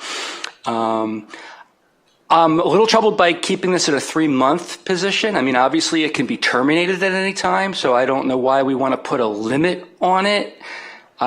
Perhaps you want a limit on it. I'm concerned if it's working well that we then have a problem in 3 months as to whether we can induce you to keep going. So I would rather not limit it to 3 months. I'd rather just start it. We could always stop it.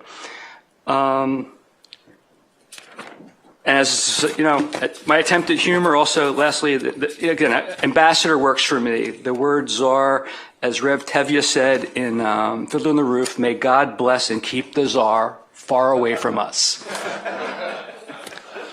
So I'm going to motion that we approve this position.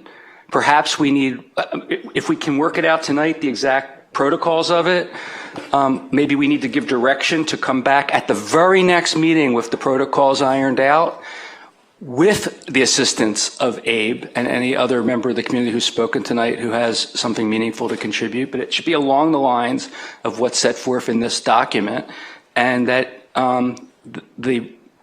when it comes back, it also be with Abe as the person that's proposed. And by the way, we should also consider as we move forward whether we should be adding some additional people into the group, so to speak, from other neighborhoods. And the last thing I want to say is that the other thing I love about this is it's not a Brown Act issue. It's somebody who will have the freedom to act throughout and act without red tape. So my motion is to bring back a resolution, or if necessary, an urgency ordinance, but something at the next meeting that we can approve if we're so inclined that will get this moving formally. I recommend a resolution brought back. I don't think an ordinance would be needed.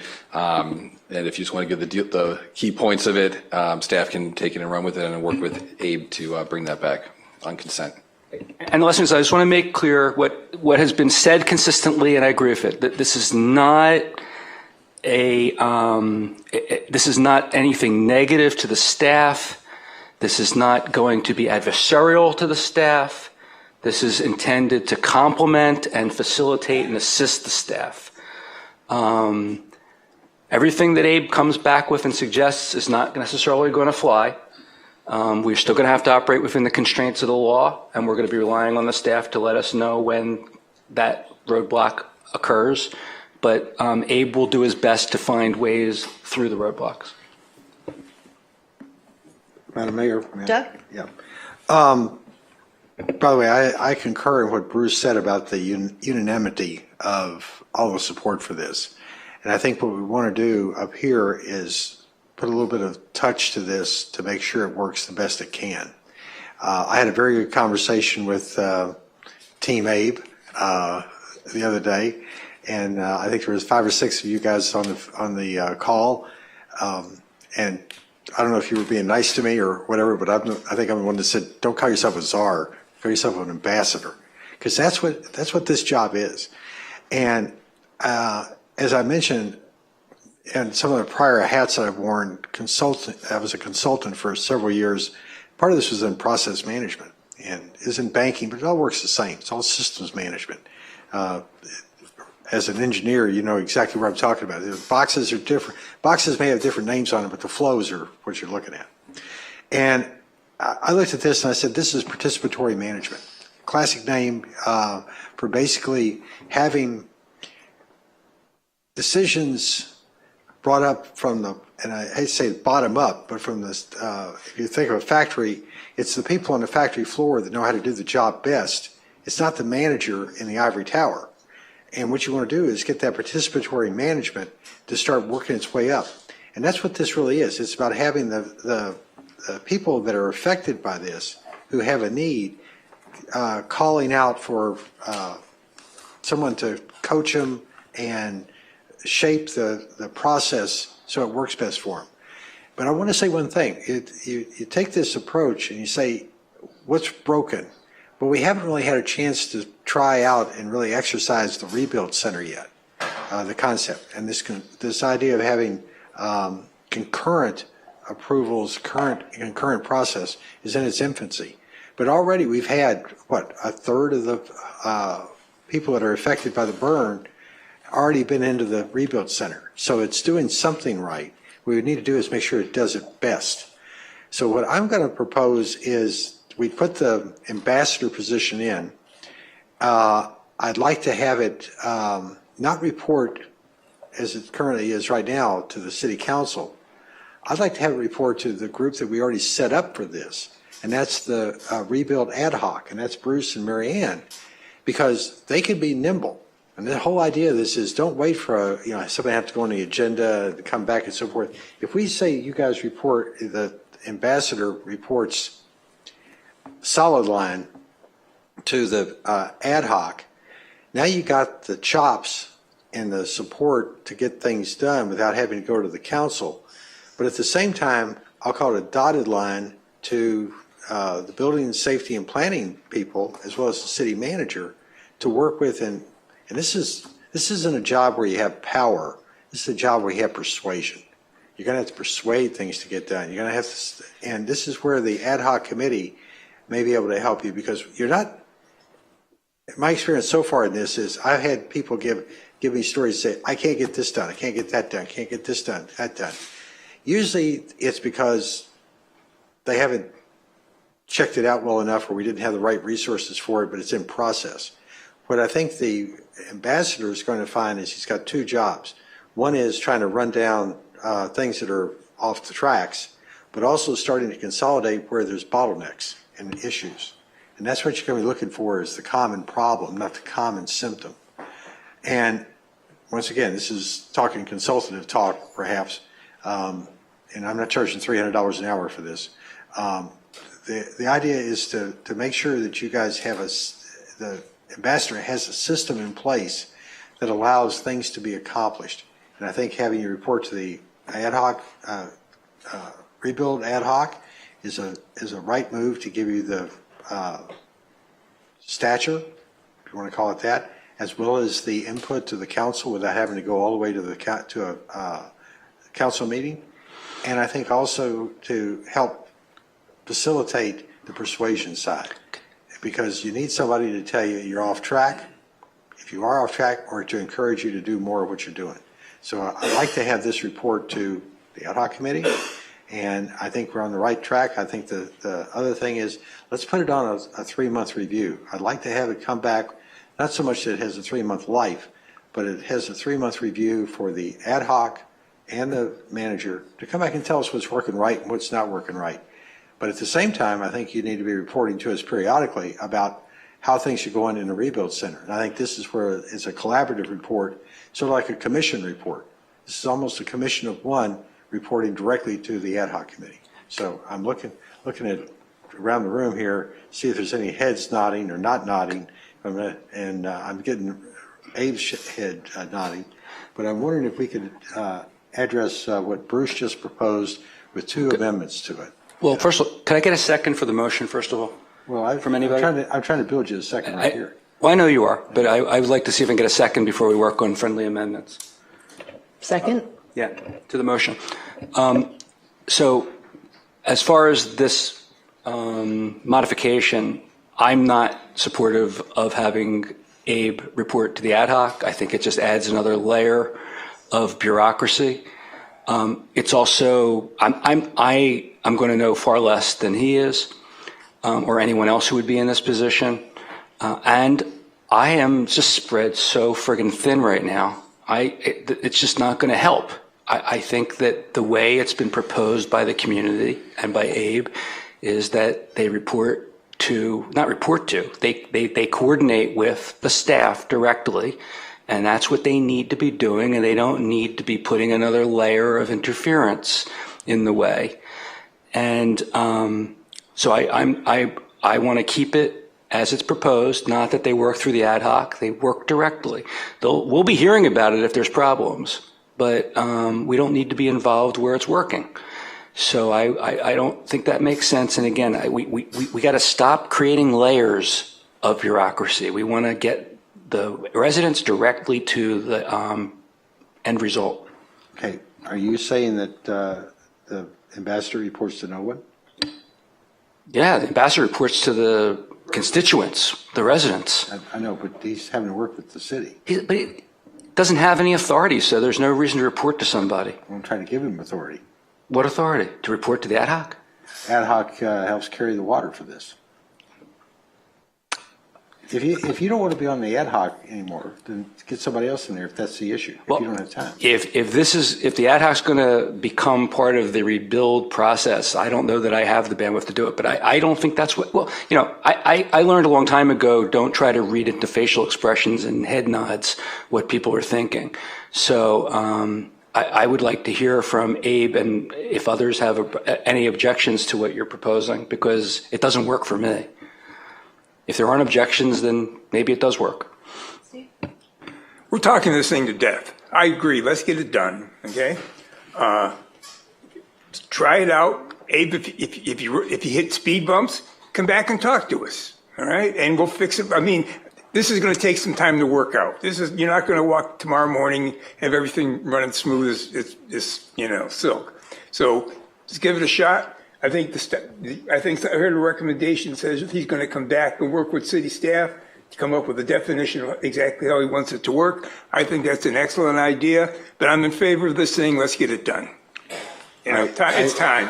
I just want to make one comment. If you look at the second bullet point, authority to call and agendize items to city council votes, this is bypassing all of our structure. I mean, allowing an outside volunteer to take city staff resources and call a meeting, that's really off the track. I agree with you, and that wasn't part of the motion. In fact, I said during my comments that I thought that was probably going too far and that the person should just have the ability to suggest to the city manager what to put on the agenda, and then they would go to the city council if they have a problem with getting their proposals on the agenda, and that this should be worked out with the staff over the next week or two to get it on our agenda to approve a specific protocol in 2 weeks. That there are certain things in here that go too far, and that Abe should sit down with somebody on the staff and work out the protocols, recognizing that he shouldn't have authority over the city's employees. Okay, if we're only going with the 2 bullet points, number 1 and number 3, I can live without the ad hoc being involved. Well, number 2, he shouldn't have authority to call and agendize items for city council. He should have the authority to interface with the city manager to make requests for agenda items. I said copy the city council on his requests if he wants to. And if he's finding that he's not getting assistance, voluntary assistance, then we will take it up at a meeting. So I've got a couple points. One commenter brought up affordability. I would encourage everybody, reach out to Woolsey Fire Rebuilds and talk with them about their experiences, what worked for them, what didn't work for them, where they found that they were able to save money. It's a neighborhood resource. They're here, they've been it, they're experienced at this. Some did well, some didn't do so well. They would make other decisions. Just talk to your neighbors as far as that goes. It will help with affordability. I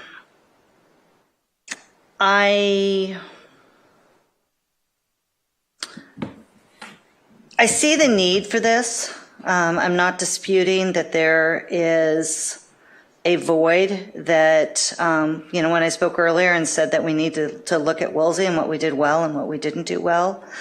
Having the ability to communicate from the city's requirements into the residents. It doesn't always translate. It's not always easy. It takes sometimes 4, 5, 6 visits to a rebuild center or to staff to talk about everything to learn this. So I understand having somebody who can help translate one language to another language.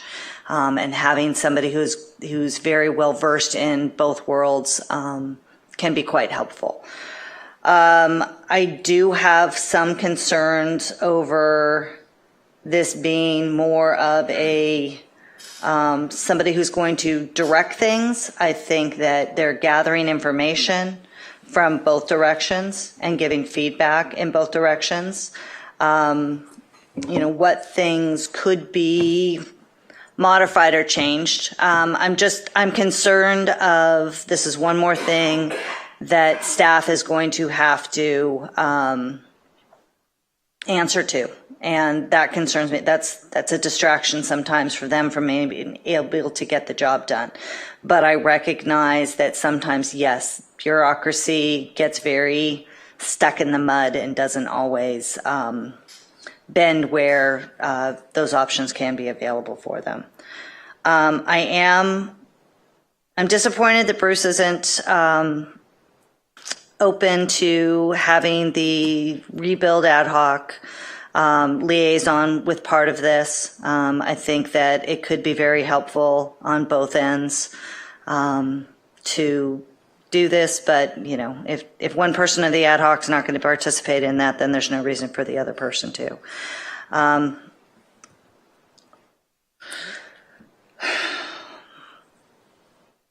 I'm fine with bringing this back, tighten up the parameters of exactly what the job's going to be done on that, but I want to see it really be more of an ambassador who is bringing forth concerns from the residents and gathering answers and providing that back to the community. I'm willing to, let's go to the next step on this, and we'll flesh out exactly what the parameters of the role is going to be when we bring it back. So can I just add, first of all, I'm not unwilling to liaise with Abe as an ad hoc committee member. I just don't think Abe should be required to liaise with us. He should be able to go directly to the staff, and he certainly can come to us if he's having difficulties. And I don't see this as somebody who the staff has to report to. I see this as somebody who has access, legitimized, authorized access to the staff, because the staff is not required to respond to a given resident when they have an inquiry or a proposal. This is so just like you and I, we have the ability to communicate with the city manager. Somebody said a good city manager should be responding within 1 business hour to a city council member. I think that's a little extreme, but just as we're not taken for granted, we are actually, when we ask questions, we get answers. When we have proposals, they're considered. They may not be done, but they're considered. And we have some limited ability to liaise with directors of departments. We're supposed to not go beyond that. But basically what we're saying is let's open the door to a member of the community who has some gravitas, who has some expertise, who's got the pulse of the community, who can have that same access. We don't have any control either. None of us has the ability to direct the staff to do anything, but we have the ability to get to them and to ask questions and to get information and to get documents and to make suggestions and to be listened to. Let's be clear then that this is a job with persuasion, not power. Abe, were you thinking it was anything different? If you're going to come up, please come to the podium.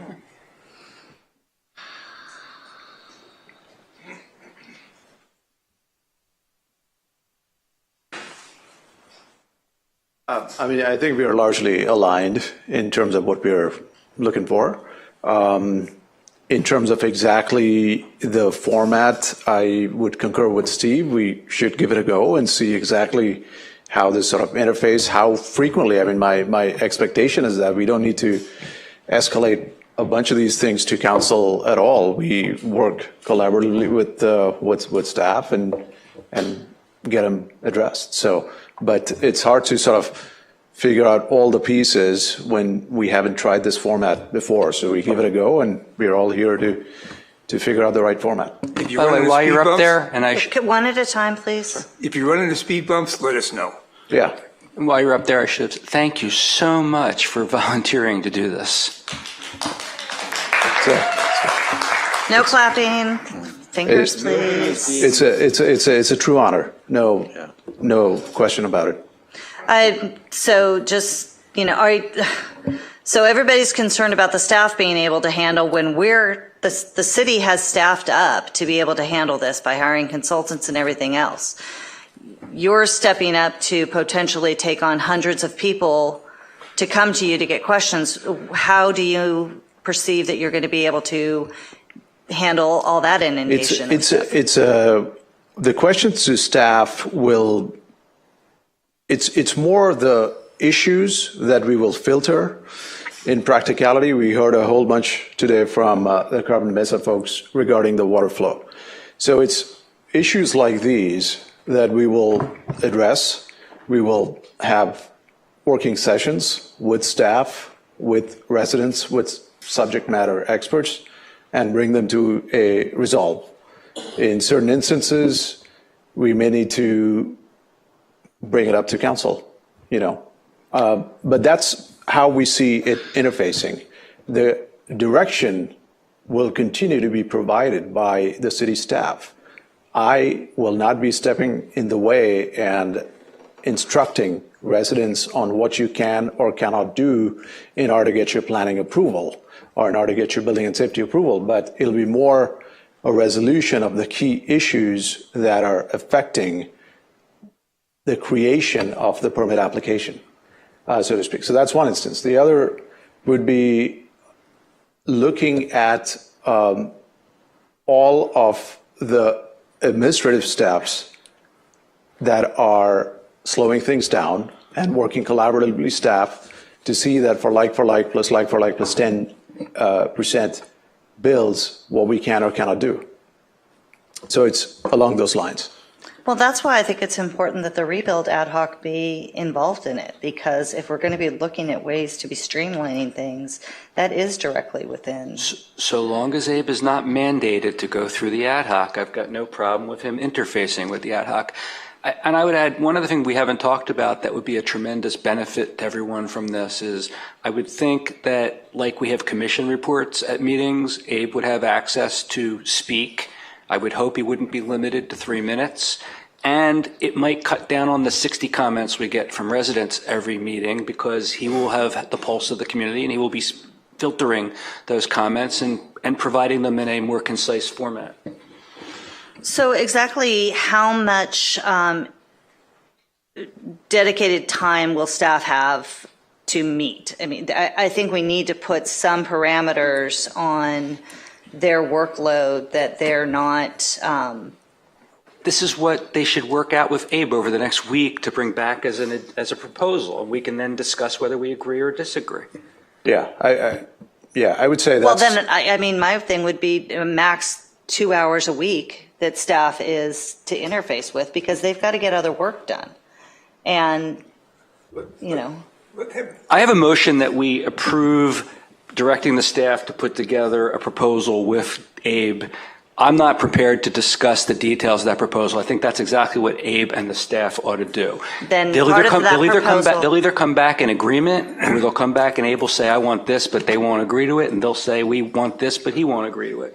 But maybe they'll surprise us. I won't be surprised. Maybe they'll come back with a recommendation that they all agree on, in which case we won't have to debate whether it makes sense. Then I want to make sure that staff knows to be comfortable to put parameters on exactly how much time that this may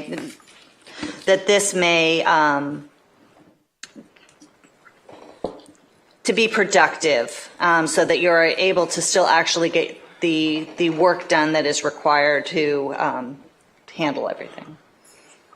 Don't be afraid to put limits on the amount of time that interactions can be. Mayor Riggins, I don't think I'm afraid to speak up when necessary. So I was going to say that. It's like, these are not children. They have no problem when I am out of line telling me they don't agree with something, and I like that and encourage that. I can't imagine that they won't push back if Abe wants something that they don't agree with. I'm just saying that I want to make sure that if there are one-on-one or face-to-face meetings, that they have parameters of exactly what the length of time that those meetings shall take. That it can't be, an open-ended amount of time, that they do need to focus on actually doing the work of the rebuilds. I'm ready to vote. Second. Could you repeat back what the motion is? Kelsey, do you have something that you can repeat, or do I need to My articulate it again? understanding, and the council member correct me if I've missed anything, was that you're directing staff to bring back a resolution at the May 12th regular city council meeting to approve a fire rebuild community ambassador position or program if there will be multiple positions. Yes, with some parameters spelled out in the proposed resolution. And again, after there's a conversation, I think Abe or someone else working with Abe can take the load off the staff of even preparing the document that can then be edited and finally approved at the end of the day by the staff. We're not trying to create more work for you guys. We're trying to lighten your load. We have a motion and a second. All in favor? Aye. Any opposed? None. Motion passes.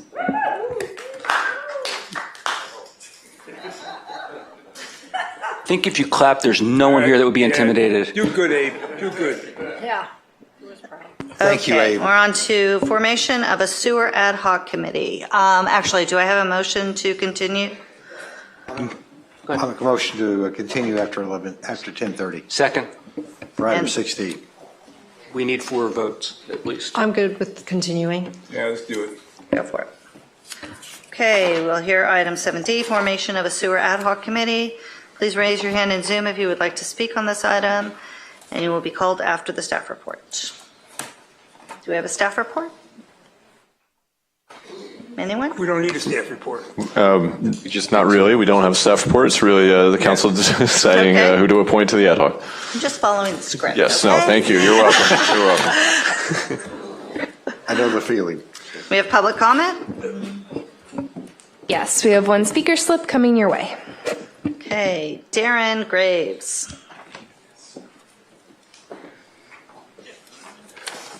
Yeah.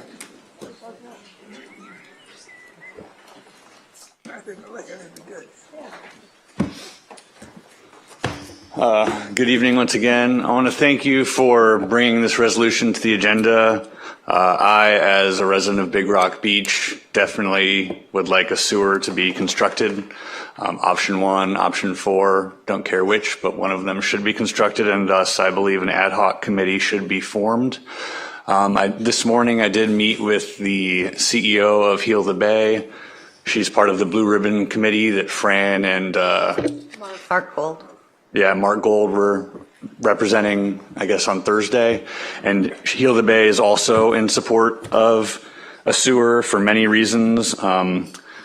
I won't speak for them, but personally, I think AOWTS on the beach is problematic for many reasons. The first of which is that seawalls have historically been known to erode beaches and create very fast drop-offs because the tides just hit the seawalls and take all the sand away, and it never will come back. Also, the cost is a big issue. I'd rather not spend $700,000 on building a vault around an AOWTS, which presumably will eventually leak effluent under the walls into the ocean. So whoever came up with AOWTS on the beach, I don't know who they are, but I'm not a fan of them. So I do think a sewer line needs to be constructed, and an ad hoc committee would be the right step for Malibu to take so you can shape that construction moving forward. Thank you. Thank you. I'd like to make a motion to have the council appoint Hale and I to that subcommittee. I'll second that. And to be clear, the ad hoc is directed. The ad hoc or whatever. The ad hoc is directed to work with staff to develop a recommendation about the potential sewer and connection to Hyperion is the first We've already choice. done that. I mean, I've talked to Rob DeBoe for putting people on. I talked to Madeline Gluckfeld. She's willing to help us. Gold is willing to. So I think we've got some people we can call on to help us make this thing work. So Perfect. Just clarifying, and then to bring back recommendations to the council about the potential sewer and any related issues. Yeah, I just want to make clear, we're not saying that the ad hoc should come back with a recommendation as to how to do a sewer. They're going to consider also whether a sewer is appropriate. Not just which sewer option is appropriate, but whether a sewer is appropriate. Well, I think they're going to have to cone down to what does work and what doesn't work. Right, but it's going to be between one or two options or none of the options. It's not going to be, they have to pick one of the sewer options. That's my point. Okay, well, I think they'll have strong recommendations. Let's put it that way. All right. Well, the only comment I would have is that I wanted to be a part of that sewer ad hoc committee. So are both of you absolutely adamant about being on it, or? Yes. Oh, this was, Miriam, were you not at the meeting where we I was put this on? no. Yeah. Okay.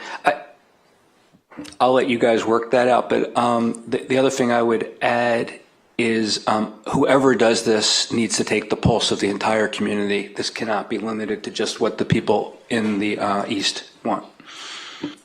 I understand that. And so that's why I'm advocating that I'm one of the items, the people that is selected to be this, that I think just that my knowledge of just the city process, the septic systems themselves, the requirements of the LAMP, the relationships with the people mentioned also. So I think that I would be a good member of that. One thing, so Miriam, because you weren't at the meeting that we had where we talked about this at length, I know what input already Halen and Steve have given publicly about what they think makes sense and their preferences. So I'd actually, in deciding on my own who to approve, I'd want to understand where your inclinations are, what options you think make sense preliminarily, so that I can assess whether they're consistent with the people I want on that committee. I don't know what other people think. I about want that what's the best decision for our residents. Okay, and like I said, that's a platitude. I've heard input specifically from Halen and Steve at a lengthy meeting that you weren't at. I haven't heard from you what you think makes sense, so I'd like to hear subject to What your... makes sense is making sure that we have good, safe, productive management of the effluent. Our residents are able to have access to something that is properly,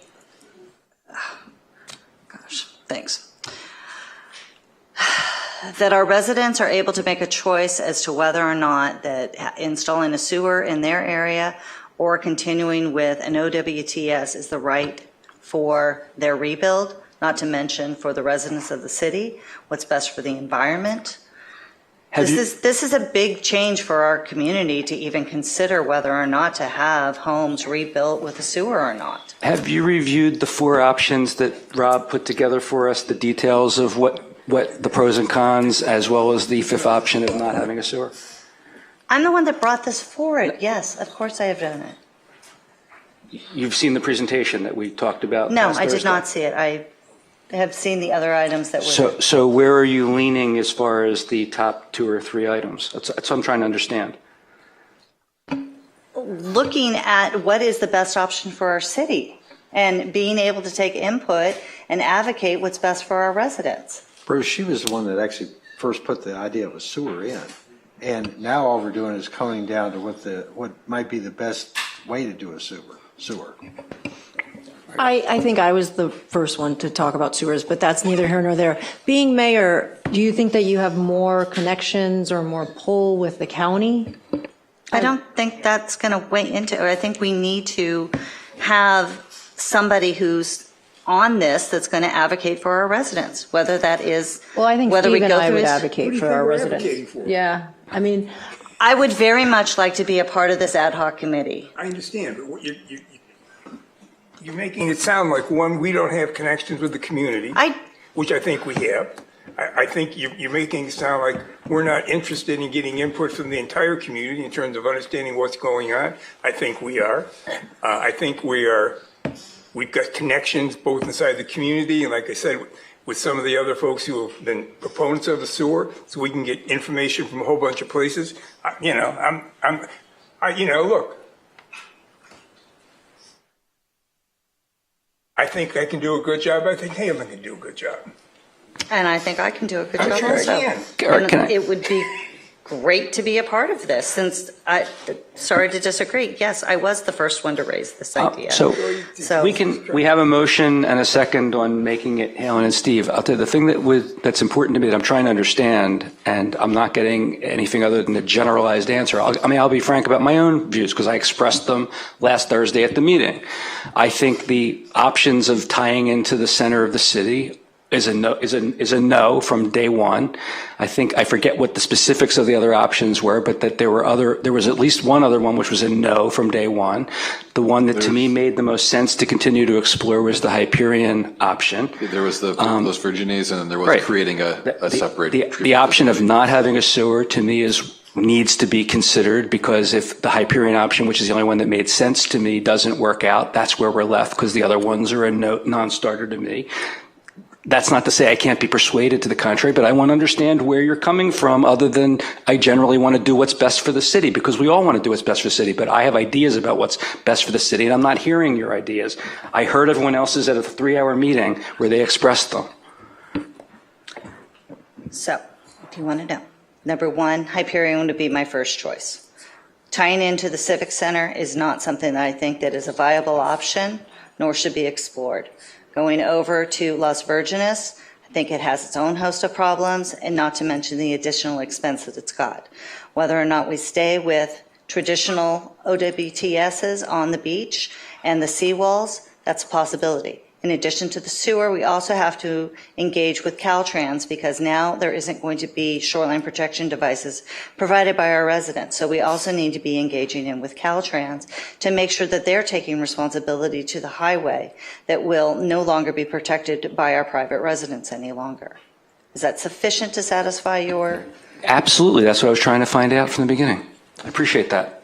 And I do think that if there is being mayor, has advantages with conversations with Caltrans or moving this along timeline-wise, information, because I know that I lack in information a lot of the time, but if you have more, I don't know what it's like being mayor here, but if there's more conversations, I'm open to that, you going on the ad hoc. So let me say, based on what Marianne just stated, which I was very pleased to hear, because I didn't know one way or the other. I actually, in view of Marianne's historical knowledge of the city and work with the city, I would like to see her be one of the two, and I don't have a preference for who the other one is. That's not to say I can't be persuaded from hearing more that it should be Stephen Halen, but I actually agree, now that I've heard from Marianne, that Marianne would make sense as one of the two members.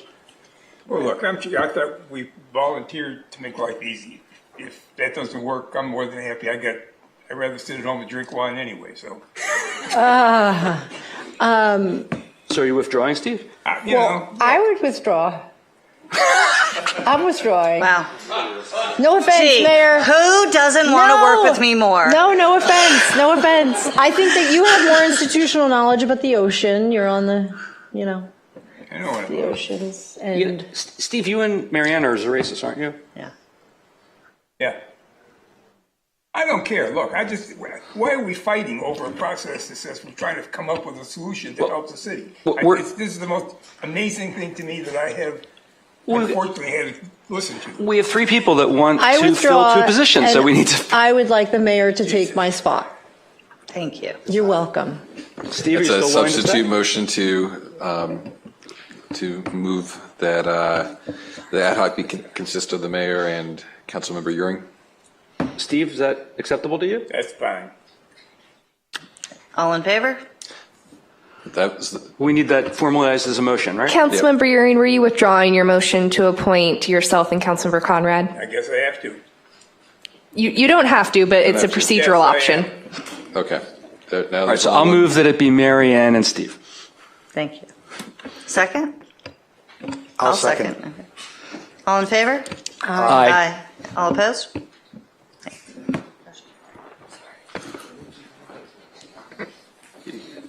Mayor and Council, just as you consider further items, obviously we've had a lot of people waiting here, so hopefully we get through all the items, but I do want to just let you know that we have some time, certain ones. We have item 7C, which is the debris hazard item. We do need to get that resolved for different timelines with the county and state, and then also 8A, which is a pretty quick one, which is SCAG. You need to do that one tonight. Unfortunately, we also need to do 6E and 6F. Yes, all of them, really, but I was just saying those two have time certains on. So do I have a motion to continue to hear item 6E? I move to continue to her 6E. I second I'll it. second. All in favor? Aye. Aye. Opposed? Okay. Do we have a staff report? Just a quick report. At the April 24th, we had a special council workshop. Staff provided a presentation on the topic of self-certification, and discussion took place with the potential applicability in Malibu. Staff is seeking direction from council on what to establish, if they want to take action on staff providing, exploring a self-certification program, or decline. Any clarifying questions from the council? No? I'll just make a quick comment that during the session the other day, we did a straw vote, and it was 2-2, and the mayor was not present. Yeah, I think it's for Yolanda. I actually have a question. Are you opposed to this? Yes. Okay, thank you. Okay. Do we have any speakers online? No? Okay. No, we don't have any raised hands, but we do have speaker slips. This is... Our first speaker is John Cadarat. Not here. Not here? Okay. Deirdre Rooney? She's not here. Okay. Wade Major. Followed by Darren Graves, followed by Joe Drummond. Good morning, everybody. Not yet. Almost there. So I know this is, everyone's gone back and forth on this, and the more I've talked about this with all of you and with other people, I think everybody has their own idea of what self-certification is. And I think that's part of the problem here, is that we haven't sort of settled down and said, it is this.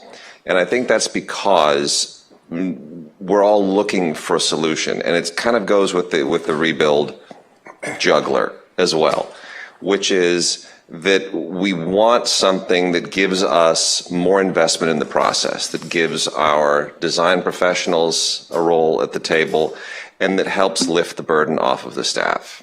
And I think it's important that we find some way of massaging this idea that actually satisfies all of those things. We don't want to insult the staff. We don't want to take power away from the staff. We certainly do not want this to become protocol for the city outside of the rebuild process. I don't think anybody wants that. But I think everybody wants to see some role to play for their design professionals, for those people who are licensed by the state, where they can at least participate in the process the way that we are participating, the way that Abe is participating, so that everyone is lightening everybody else's burden. So if we can kind of massage this idea and kind of come to the table with what we understand this to be, I think we can come to some kind of a great solution. Darren Graves, Joe Drummond, Scott Dietrich.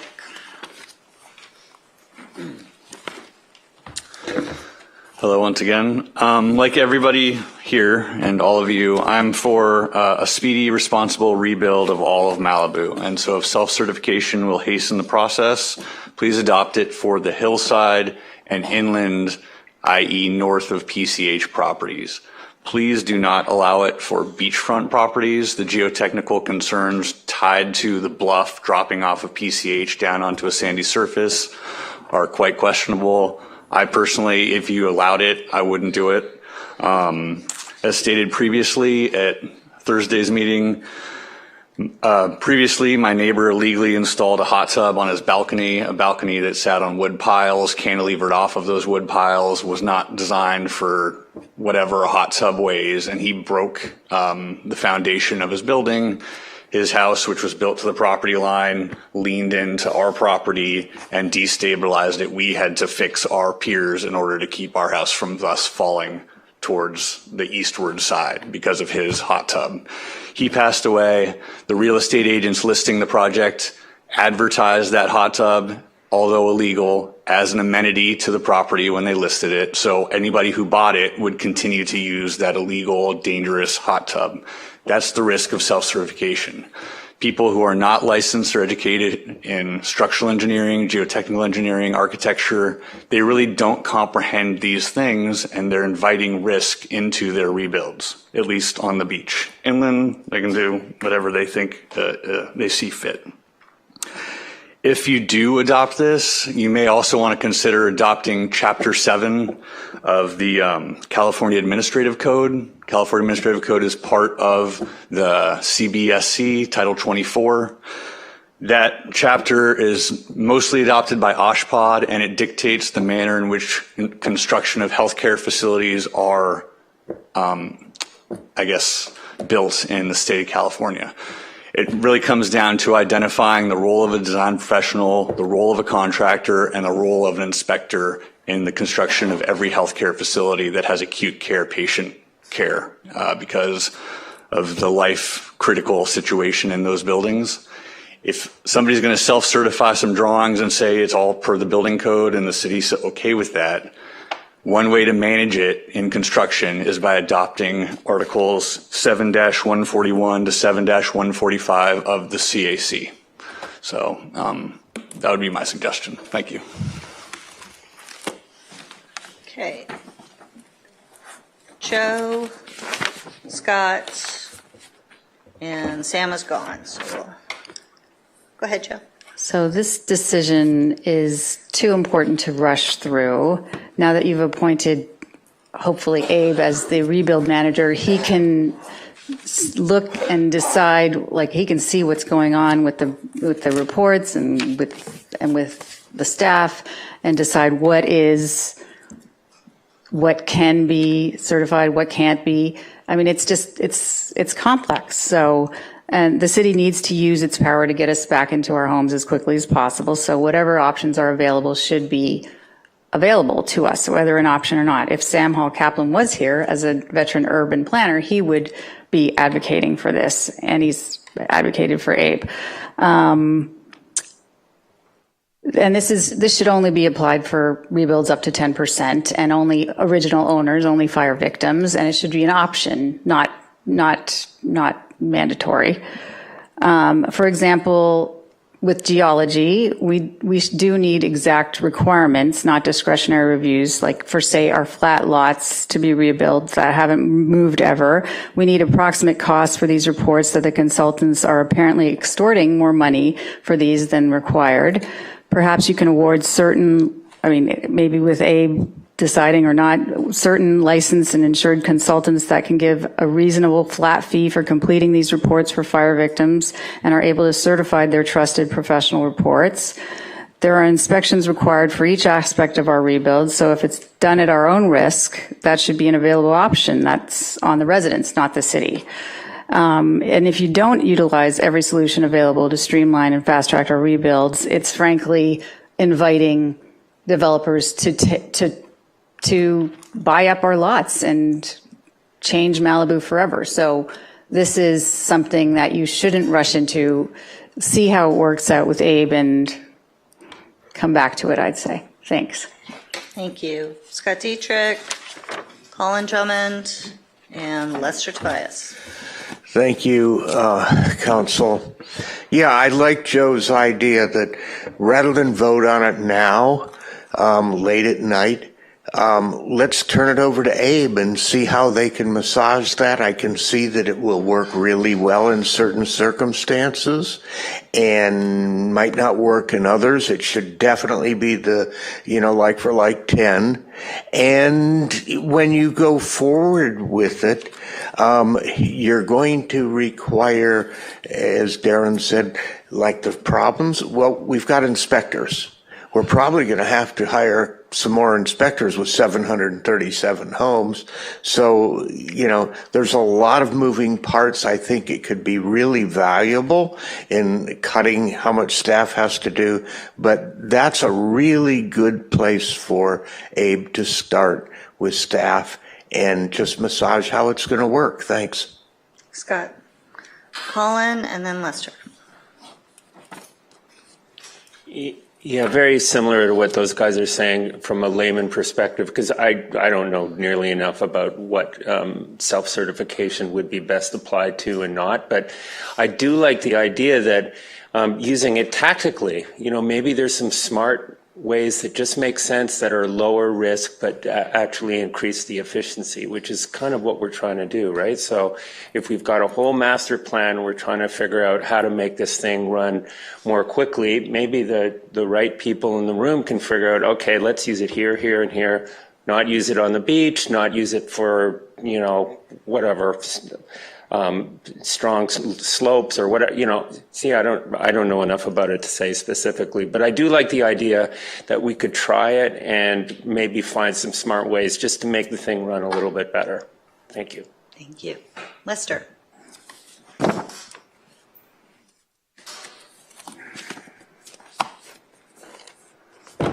Of course, I extend my congratulations to Bruce and Mary Ann. Mayor Mary Ann, or is it Mayor Ian? I got to figure that out.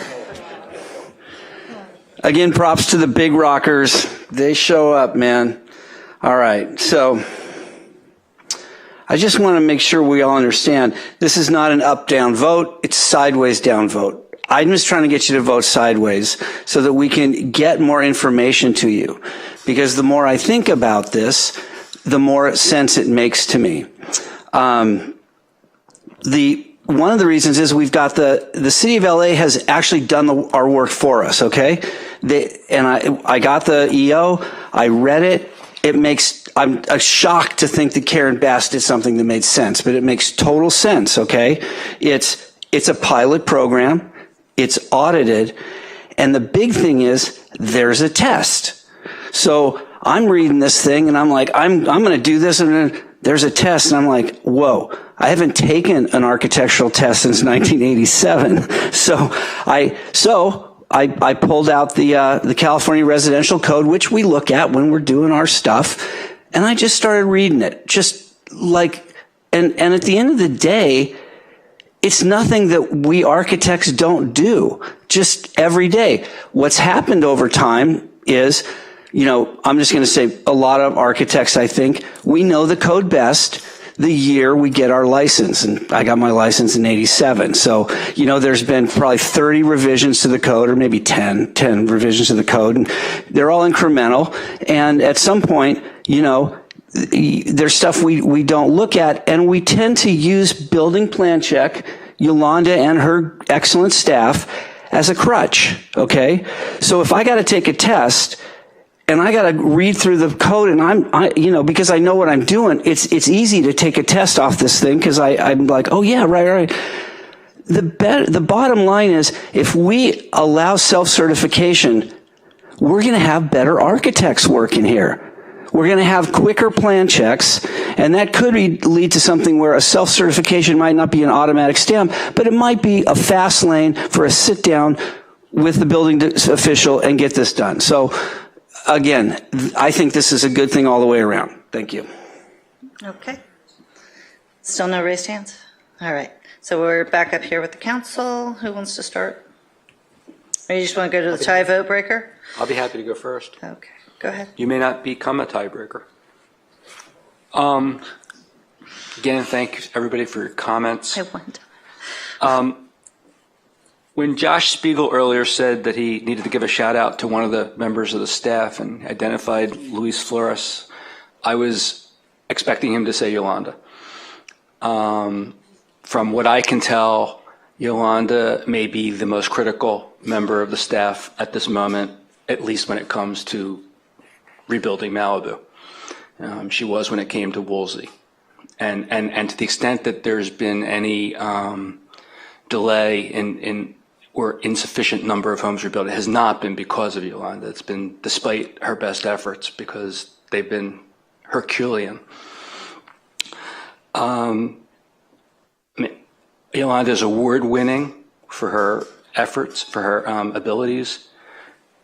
She's knowledgeable, she's caring, she's empathetic, and she wants to get as many people back into their homes as expeditiously, efficiently, and economically as can be done.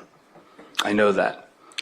The one thing I'm going to ask is, please, please, please try to be flexible. I know that you're so focused on safety, and that's your job. We need some flexibility where there's discretion, because there are going to be areas where reasonable minds can differ on what's required to be the base level of safety. I had written down before I heard from Joe, Scott, and Colin, let Abe try to work it out with Yolanda. Maybe you'll both come back and say, this doesn't make sense. Now hopefully we'll have Abe in this position. We don't need this. Or maybe he'll prevail upon you to say, you know what, in the limited way in which it's being suggested, maybe we can give it a try. I mean, I articulated last Thursday, I'd be inclined to follow the Los Angeles lead. It's limited.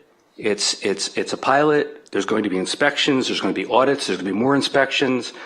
I see it as being just another tool in the toolbox that's not going to end up being a wrench in the gears, but it could be. So I respect your Yolanda. I respect your view that you're not in favor of this, which is why I'm not tonight in favor of doing it. Although the only suggestion here is that we're going to vote on whether to kill it or to explore it. I think talking to Abe is exploring it. So I support doing that. And Lester, by the way, if you're still here, maybe he's gone. I appreciate his efforts on behalf of Malibu too. So where I come out is I say let's explore it, but not explore it in the sense of putting the onus on staff to do more investigation and try to recreate what Karen Bass's staff has done. Just talk to Abe, see if you can find common ground.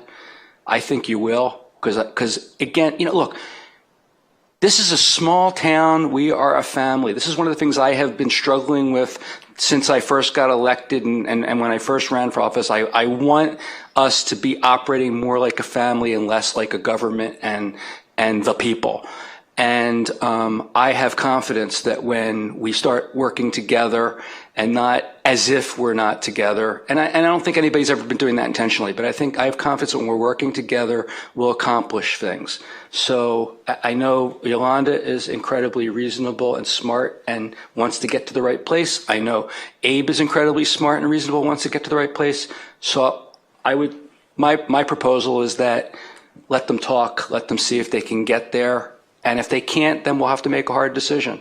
Although I don't think it'll be that hard, because I'm actually going to support the staff on this.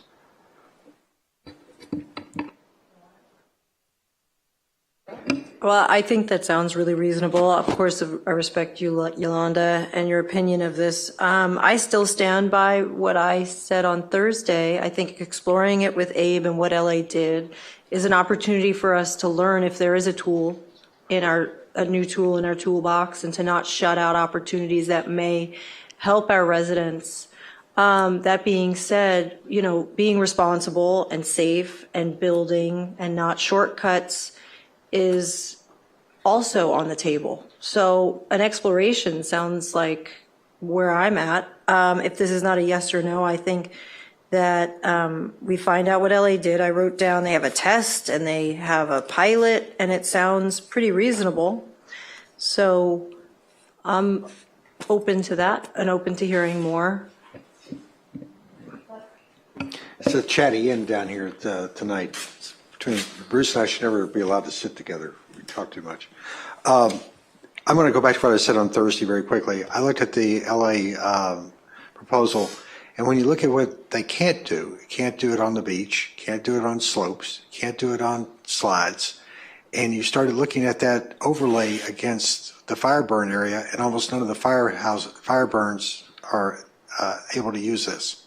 So it may be for like, but there's very few people. Then you go back to the article that I pulled up from Cal Matters that investigated this in February, and you start looking at supposedly all the cities that use it, Phoenix, San Diego, Bellflower, and the answer is nobody uses it. And you know why? Because you're required to indemnify the fact that you did it on a self-certification, not that you're the person who put the stamp on it, the property owner. And I checked with Fidelity Title. And they say, oh, if you do a self-certification, you have to sign an indemnity, and that records on the title for the rest of the property. It's also a stain on the title, because if you're looking at the house, this is something that says, oh, I got a house built without a permit, or without a city-approved permit.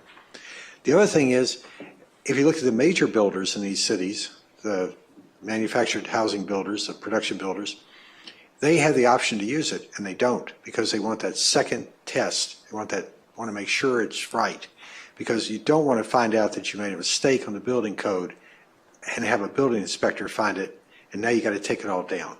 So be careful what you ask for about self-certification. And right now, we don't need to be diluting our resources going into this. So I'm not in favor of it, and I think when you look at the investigation of the cities that supposedly use it, the answer is they offer it, but it's really for heaters and air conditioners and spas. Okay, so that's my comment. Okay, I'm not in favor of it, but Yolanda's smart, and having them talk about it and see what she says, I'm going to go with whatever you come up with. So I'm not inclined to be in favor of this. I think that there's just too many unknowns. There's too many chances for errors to be had through this process, and the only person that gets hurt in that is the property owner. And so I think that this is something that we need to take off the table of continued discussion about. We've had the discussion about it. I think that it is not going to work in the vast majority of homes in our city. I think that there's going to be limitations, and I think that, again, the homeowners are the ones that are going to get hurt by this if it's not done well. So we're finding ways to streamline our process. I have confidence that the information is out there for all the design experts, so they can go to the website, they can find out exactly what they need to do in order to have their plans conform. And I know that design professionals that look at the rules, learn the rules, do the rules, they get through the process quickly and fast and efficiently. So I'm definitely not in favor of this. So I made a motion to let Yolanda and Abe confer upon it. Do I get a second for that motion? I suspect I know where it's going, but I'd I would second that. to get a record of it. Oh, yeah, I'll second that motion. Okay. We have a roll call vote. And to clarify, that's a motion to direct staff to further explore a self-certification program with the Fire Rebuild Community Ambassador? Yes. Yeah. Yolanda's, that's not all the staff. Yeah, just the Environmental Sustainability Director to explore the program. And obviously the conversation wouldn't occur unless and until we actually appoint the ambassador. Yes. I mean, the only thing that's caution about that, we're still continuing to put on additional things on the staff to have continued meetings and everything else. We've got to take some of these things off. We've had discussions about it, but we have to move things off so that they can get down to the rebuild thing. Part of having these workshops and everything else is so we could daylight these, bring them out. But now that that's occurred, we're still continuing to move it forward with a discussion. When are we going to start removing items from the list? Because we've had the public input, we've had the workshop. When are we going to take it off the table? All this is doing is continuing to cause staff to be distracted from actually working on the rebuilds instead of focusing on the things that have been decided and are the priorities. Well, my view, as I said before, is we need to be collaborative. We need to be working together towards a common goal. I think we are in silos right now. I want to see the silos have bridges. And Abe, assuming he gets appointed to be the ambassador, and we lay out the parameters, go to lunch with Yolanda, have a cup of coffee with Yolanda, what have you, just maybe go to her office and sit down in front of her desk and they talk. And maybe it dies. Maybe it dies right there. Because I said I'm going to support the decision Yolanda makes at the end of the day. I understand that she's a no right now. I want her to at least just listen to the contrary argument. Maybe Abe will say on behalf of the residents, you know what, the more I think about it, it doesn't make sense to me either, and they come back to us arm in arm and say, we're not going forward. But again, if they come back with us in division, I'm going to say, fine, I'm going with Yolanda's view. But I'd like to at least have them have a collaborative discussion and see where it goes. We don't need a resolution for that. I think No. the point here is, if you read the recommended action, take action to either decline or direct staff to further explore. I think decline it. If they decide they want to bring it back to us, they know our phone number. And I think that's what this vote is. It's is it is or if it isn't. It sounds like we have 2 yeses to explore it, and we have 3 noes. So this is the point of which we voted and we move it along or we don't. Right? Right, so let's just take the vote. Right. So we're voting for what now? The motion on the floor is to direct the Environmental Sustainability Director to further explore a self-certification program with the Fire Rebuild Community Ambassador.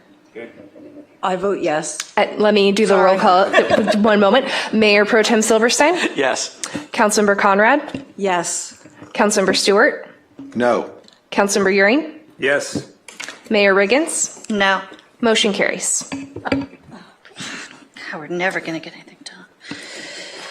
It's a conversation. I mean, this Well, we've had the conversation. It's done. Move on. Just for do we have- expectations, I just need to know what is my priority. I am sorry. I'm here to follow council, but I need to know priorities. I need to know. Unless and until we have an ambassador right now, you don't have to do anything about this issue. Just keep doing your job. Do I have a motion to hear item 6F? Move to hear item 6F. I'll second. Second. I'm sorry, that was 6A. Did the council? 6F. 6F, thank you. All in favor? Aye. Aye. Aye. Any opposed? It's for the approval of the small business ones. Yeah, I'll vote for it. Do we have a staff report? Yes, Mayor and members of council, I'll try to go through this quickly. The April 14th regular council meeting, council directed staff to establish a small business micro stabilization grant program to assist businesses impacted by the Palisades fire, winter storms, and prolonged PCH closures. We would manage this similar to the nonprofit general fund grant program. And if this were approved tonight, we will try to quickly, in the next couple of days, get our internal processes established for accepting the applications and how we're going to manage it. The overview of the grants would be $5,000 to $20,000 increments, initial pool of $300,000 from the general fund, and we would have a 3-month solicitation period on applications. And then A&F would be making the determination on these to review and be the awarding body, and I'll get back to that in a second, some other caveats to that.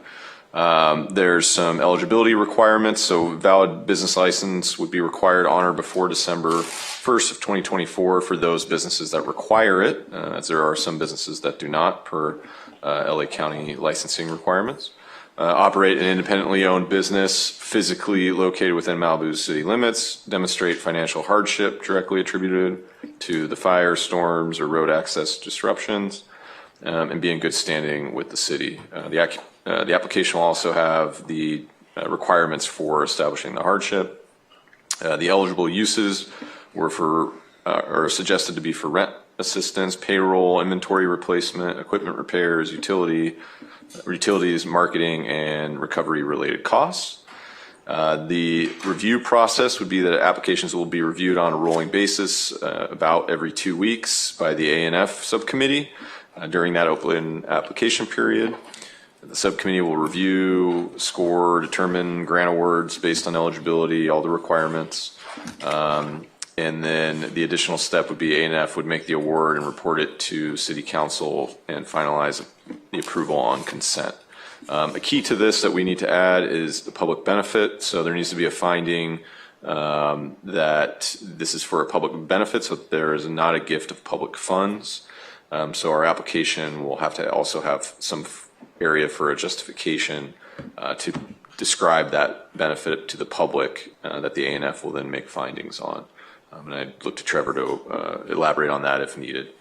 So with that, the recommended actions are approve the establishment of the micro grant stabilization program, authorize an initial grant funding pool of $300,000, authorize this appropriation bypassing the A&F subcommittee to appropriate the funds from our general fund undesignated reserve, and authorize A&F subcommittee to review and award successful applicants and add that public benefit requirement as part of the application. That concludes the report. Thank you. Who wants to start? Oh, we have public comment. Yay. First is Barbara Brudelin. Second, Mikey Pearson. Is Yvonne still here? Yvonne's still here. Allison Bunce. And Scott Dietrich. Well, congratulations. It's, Mayor Marianne. so cute. And thank you, Doug, for being a great mayor, and congratulations to you too, Bruce. And thanks everybody for all the hard work. Sorry, I'm it's a little late. I can say that the chamber has been working really hard on this program. And we just put out an emergency declaration of an economic crisis, and we were asking for immediate recognition by the county and the city about this emerging condition. We want expedited access to recovery grants, a deployment of an economic stimulus initiative with local shopping campaigns and coordinated efforts to reopen the roads, suspension of commercial rent obligations, emergency support for displaced employees, and a concerted effort of individual financial support through donations and grants. So a lot of these things fall back onto the chamber, and we're working on them too. And some of them we've learned that they're going to be too hard to achieve. So I would suggest, in terms of the moratorium on evictions, that maybe we call a listening session for landlords, and just with the city and the landlords, and hear what they have to say, and perhaps come to some kind of an understanding about how they could help, and maybe take tips from each other, how we can get through this. But I want to commend you all on the work you've done. I'm so impressed and so proud of the city of Malibu and how you've had such a big heart to help everyone. And it's been a very difficult 4 months for all of us.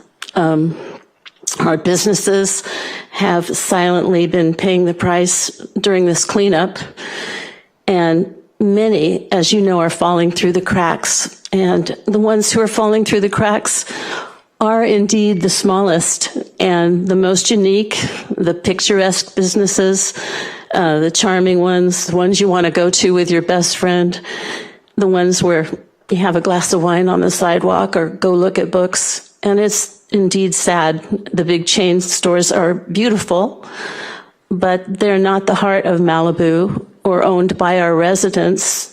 They're not our neighbors like these small businesses are. So we're all betting on June 1st that magically Thanks, Barbara. everything will it. be good. I just want to say, put your chips on the table. Okay, thank you, Barbara. We need to get on to the next speaker. I apologize. Yeah, that's okay. But I'm so in support of one more month. One more month and we'll make it. Mikey and Yvonne. Mayor. Sir, Mayor. Thank you for your hard work, everyone. Boy, you guys are taking a beating, and appreciate you hanging in there. Quick note on another item. Los Angeles County Beaches and Harbors does not allow memorials at their beaches. This is why you don't see any. So my recommendation, because I failed to get that done, is go to the top. Don't work your way up. Just somebody call whoever the boss is right now. See if you have any luck there, or else think of a different location. I failed. So I think you probably got my letter I sent earlier supporting this item. If you didn't, it's in your email box. It's very eloquent and talks about why this is such a great idea. So I'm not going to talk about that. I want to sort of share something else. And what's going on now that's interesting, besides our businesses going out of business, our chamber's in big trouble. Nobody's paying to be a member in the Palisades. Go figure. There's no businesses left, really. And in Malibu, the vast majority aren't paying to be members anyhow. But your chamber is working nonstop. Barbara works such unbelievable hours. It's actually concerning. Actually, we've had some chats about that. It's unsustainable. We don't have an office. We don't have an assistant. It's just her. It's me. It's a couple other people putting in just tremendous hours. So somewhere along the way, we need to find money too. We're just like every other small business in Malibu. And what we want to do is we want to launch a Visit Malibu promotional campaign, targeted outreach to, let people know Malibu is open, vibrant, and accessible by June 1st. Encourage people to come out in times when we really want them to come out. Partner with our hotels, our surf shops, our restaurants, our artists, our cultural centers, promotions, experiences, the whole thing. We want to run a campaign. And to do that, to be honest, what we need $100,000. We need 50 grand to produce something that makes any sense, that we can reach out in a meaningful way. We don't have an office, so we need like there's that new shared space that's pretty cheap. We want to try and get something there. We want to try and get a part-time assistant. So I just want to share where the chamber's at right now. We're just like every other small business in Malibu. And it's been tough. So thank you, and I appreciate everything each and every one of you is doing. Yvonne?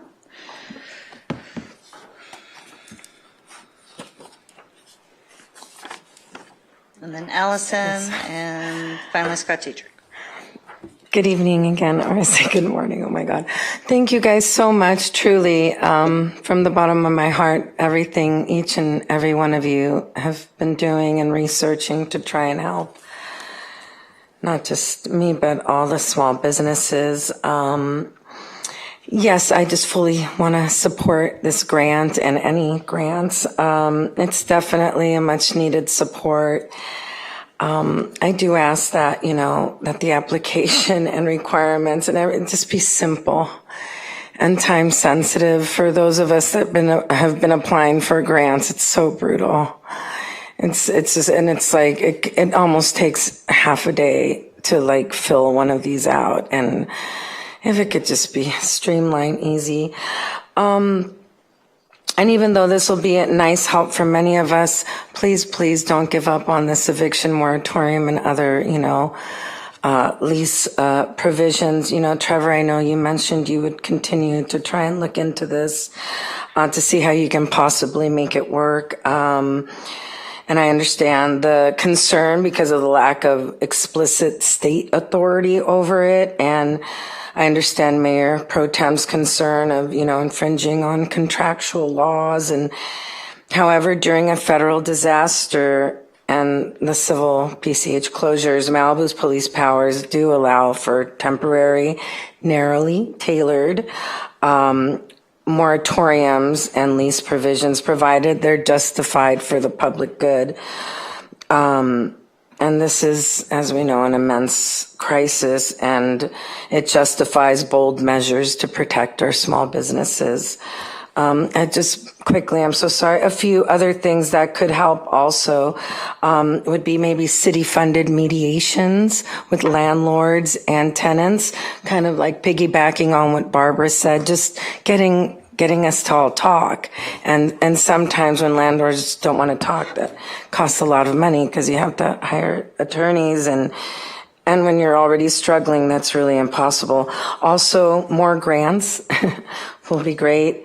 And landlord incentives, providing some kind of tax relief or something for landlords who are, who do give concessions and help. And finally, last but not least, maybe each and every one of you could call Lindsay Horvath. You know, if she does wield this kind of power, that she could call Governor Newsom and let him know, like, hey, there's another crisis happening, and it's something that he could definitely help with. All right, thank you guys so much. Thank you, Yvonne. Allison and Scott. Scott's gone.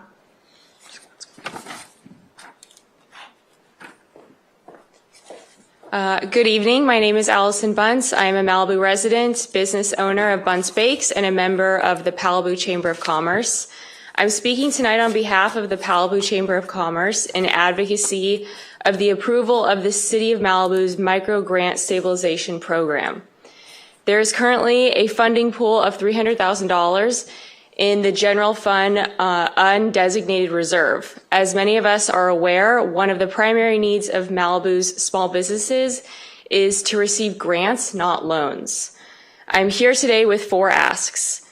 One is to approve the establishment of the City of Malibu Small Business Micro Grant Stabilization Program. 2 is to authorize the initial grant funding pool of $300,000. 3, authorize bypassing the Administration and Finance Subcommittee review to appropriate the $300,000 from the general fund undesignated reserve to the Small Business Micro Stabilization Program. And 4, authorize the Administration and Finance Subcommittee to review and award successful applicants. I understand you have several priorities, but our small businesses are in a state of emergency, and you have the power to approve and push this program forward. Thank you for your time. Thank you. Do we have any speakers online? So one raised hand from Barb's. Hi, thank you for letting me speak. Good evening, everyone. My name is Barbara Gentile. I'm the owner of Malibu Divers, a small local business proudly serving Malibu since 1969. I know it's late, and I was thinking, absolutely, I'm going to ask for a grant. And at the same time, let's get some highway directions at the same time, because it seems like finding our shop right now is an extreme sport. I want you to imagine diving just off our beautiful shoreline, and instead of colorful marine life, you see burned debris from the Franklin or Palisades fire drifting across the seafloor. That's the reality right now. My team is witnessing it firsthand during our underwater recovery efforts. We're self-funded because the work needed to be done. The Franklin fire, which began in December 9th, forced us to shut down for a little while, during which was an already fragile season for our local business. And then January 7th, the ongoing highway closures completely cut off access on either side of our retail business to our clients, residents, students, and tourists alike. Since then, Malibu Divers has experienced a near total loss of revenue, losing thousands of dollars every day while still covering rent, utilities, insurance, and critical staffing. But we didn't just focus on survival, we stepped up. We have a Malibu Fire Ocean Recovery Project. We've been leveraging our expertise and resources and conducting underwater surveys with the support and collaboration with local scientists, Heal the Bay, universities, NGOs, and other experts. We're helping Malibu understand the environmental impacts of the fire left behind, both above and below the surface. And we didn't wait for a grant or outside funding to act. We did it because Malibu is our home and our ocean health is in Malibu's health. Tonight, I respectfully urge you, yes, do the micro grants. And as you consider grant applications, please prioritize not only businesses that are trying to recover, but businesses actively helping others recover, and support those businesses that are restoring our environment, preserving our coastline, and investing back into our Malibu community, which is critical to a full and lasting recovery. We're requesting the grant award to stabilize our operations, retain our professional staff, and continue providing world-class training and ocean recovery support and environmental leadership for Malibu. We're not just asking to stay afloat, we're asking to keep this extraordinary community for the next generation and beyond. Thank you for your time and dedication. Thank you, Barbara. Okay, that'll conclude public comment. Who wants to start on the council? I'm in favor of this. I have one small correction in the eligibility criteria. We just need to, in your first bullet point, it says hold a valid City of Malibu business license issued on or before December 1, 2024. I'd like to add or be exempt. When you look at the requirements for a business license, there's very distinct categories, and many people wouldn't have one. The only correction I would have would be it should be the County of Los Angeles issued, since the City of Malibu doesn't have a business license program. Okay. I thought they were issued by the city. The county issues it, but I thought it was in our name. We can clarify that for the application. That's fine. But you're correct, and I glossed over it, but not all businesses require a license. Yeah, so I'm in favor of approving this, and thank you for staying so late. And I'm sorry to hear about the chambers. I don't know if this would apply to you guys. Okay. That's it, really, for me. I'll make a motion to approve. One recommendation is that the application include a request that they provide a narrative for why the assistance would provide a public benefit so that we can lay a basis for that. It could take many different forms, but we want to make sure that we do have that justification baked in. And you may want to include a reporting to the City Council before the grant becomes final. It's up to the Council, but that would provide extra visibility into the awards. I think if you wait for the City Council to be advised on it, we're going to have people die before our very eyes. That's what I worry about, too. If we could just have A&F approve it and report the outcome, it'd be better. But we ought to be able to fund it as soon as we can. I think that Trevor was saying that the application should have to state why the particular grant is a public benefit. But then he said at the end, I thought it was to report to the City Council before it's funded. I would also recommend that you make a report of the awards so that it appears in the consent calendar so that there is visibility into it. Not seek approval, just Do you mean after? I think yes. I think what Trevor is suggesting is like our warrant register that we proceed, and then you have a report back that you have to file. Yeah, just after the fact is fine. Yeah. Do we have a second? I'll second. Any more discussion? Yeah, I have a couple comments. By the way, I want to thank the staff who are left here. You all look like you're deaf-wormed over. We're feeling the same way, and I'm sorry we have to do all this business. So thank you for bearing with us. I'm really torn on this one. I think facially there's a public benefit, but I just don't know whether as applied there is. And the reason I say that is I think many of the businesses that are going to apply for this, all we're going to be doing is helping to defer their demise, and we're going to be making their debt a little less in bankruptcy. And that to me is not a public benefit. A public benefit would be keeping businesses alive in Malibu that are going to survive and thrive, even just survive. And I just think that a lot of these businesses already are demised. They just haven't gotten there yet, and they're on life support, and they're just not going to be coming out, and that's just a sad fact. And the stories are heartbreaking.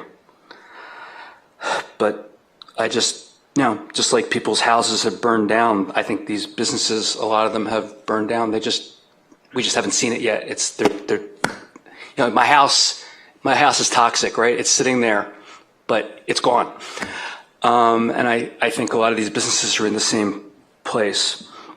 So, if the council is going to approve this, I'll be happy as a member of the A&F committee to serve and review the applications and see if we can't find a business from time to time that is a public benefit to support because it will survive.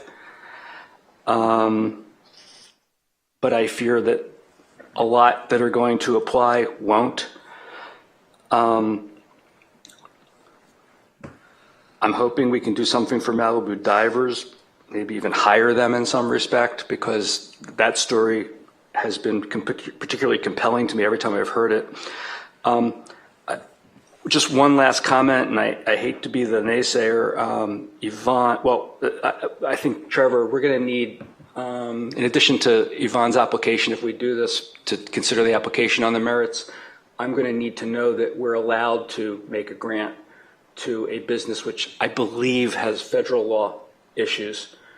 And I don't know what the legality is of the city of Malibu. I mean, we're allowed to allow the business. We're allowed to not do anything negative, prevent it, but I just don't know if we're allowed to give public dollars to a business which, as I understand it, violates federal law.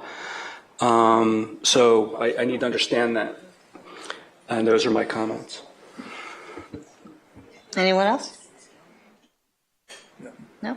My only public comment, has anybody reached out to Pepperdine with regards to trying to facilitate mediation between tenants and landlords? They're right here in our community. I would suggest you reach out to them, see if they're willing to provide those services as a community benefit. You know, they're here to help, they say, so let's try and get them to step in that way. And I think that'd be a great service to the community and probably a little lower cost. So if there's no more discussion on this, we have a first and a second. All in favor? Aye. Aye. Any opposed? I'm opposed. Okay. By the way, just a quick comment. I think we've talked about the $100,000 for the chamber. You guys need to get a request in if you want to do that. We can't act upon your comments. We've got to have something in writing. So. I think we have a limit on grants. It's 20,000 of a max. Well, in this, but this is not. This would be separate from their grant. Right, but wouldn't the chamber be a nonprofit and they could apply under the nonprofit grant program? They need money sooner rather than later, so that I'm just proposing to get something to us quickly. Just to clarify, that did include the requirement that they include the application, the public benefit they'll be conferred, and that it will be reported to the council of the awards. Yes. Yes. Okay. So, do I hear a motion to hear item 7B? Can I ask how critical each of the remaining items is time-wise in terms of whether we have to decide it tonight or whether there's time to do it another time? Mayor, and to the question, I would highly recommend going to 7C. We do have staff here for that. And then your item 8A does need to be done tonight. What about 7B? Well, I mean, I think 7B is going to be fairly straightforward. Can't we just knock it out? It's just do we want to direct? I don't know if that'll be straightforward. Yeah. Let's get to it last. You should just take one at a time. Maybe you want to take the ones that the city manager recommends are most critical and just do them one at a time, see if you have the votes. Hyper-technically, don't we have to decide whether to go on or not? For each item. Yeah. But I so believe if we the say council, no for one, we still vote on the next one? I think the council could effectively reorder its agenda and vote to continue in the same motion if you'd like to hear them out of order. Thank you, Kelsey. I move to reorder the agenda to hear 7C next. Which do we let staff go? At which one? This is the one? After this one? Can we do the one before where we can let them go home? 7C would be the next item staff is waiting for. So that's this one, okay. That's my motion. Great, second. All in favor? I second it. Aye. Aye.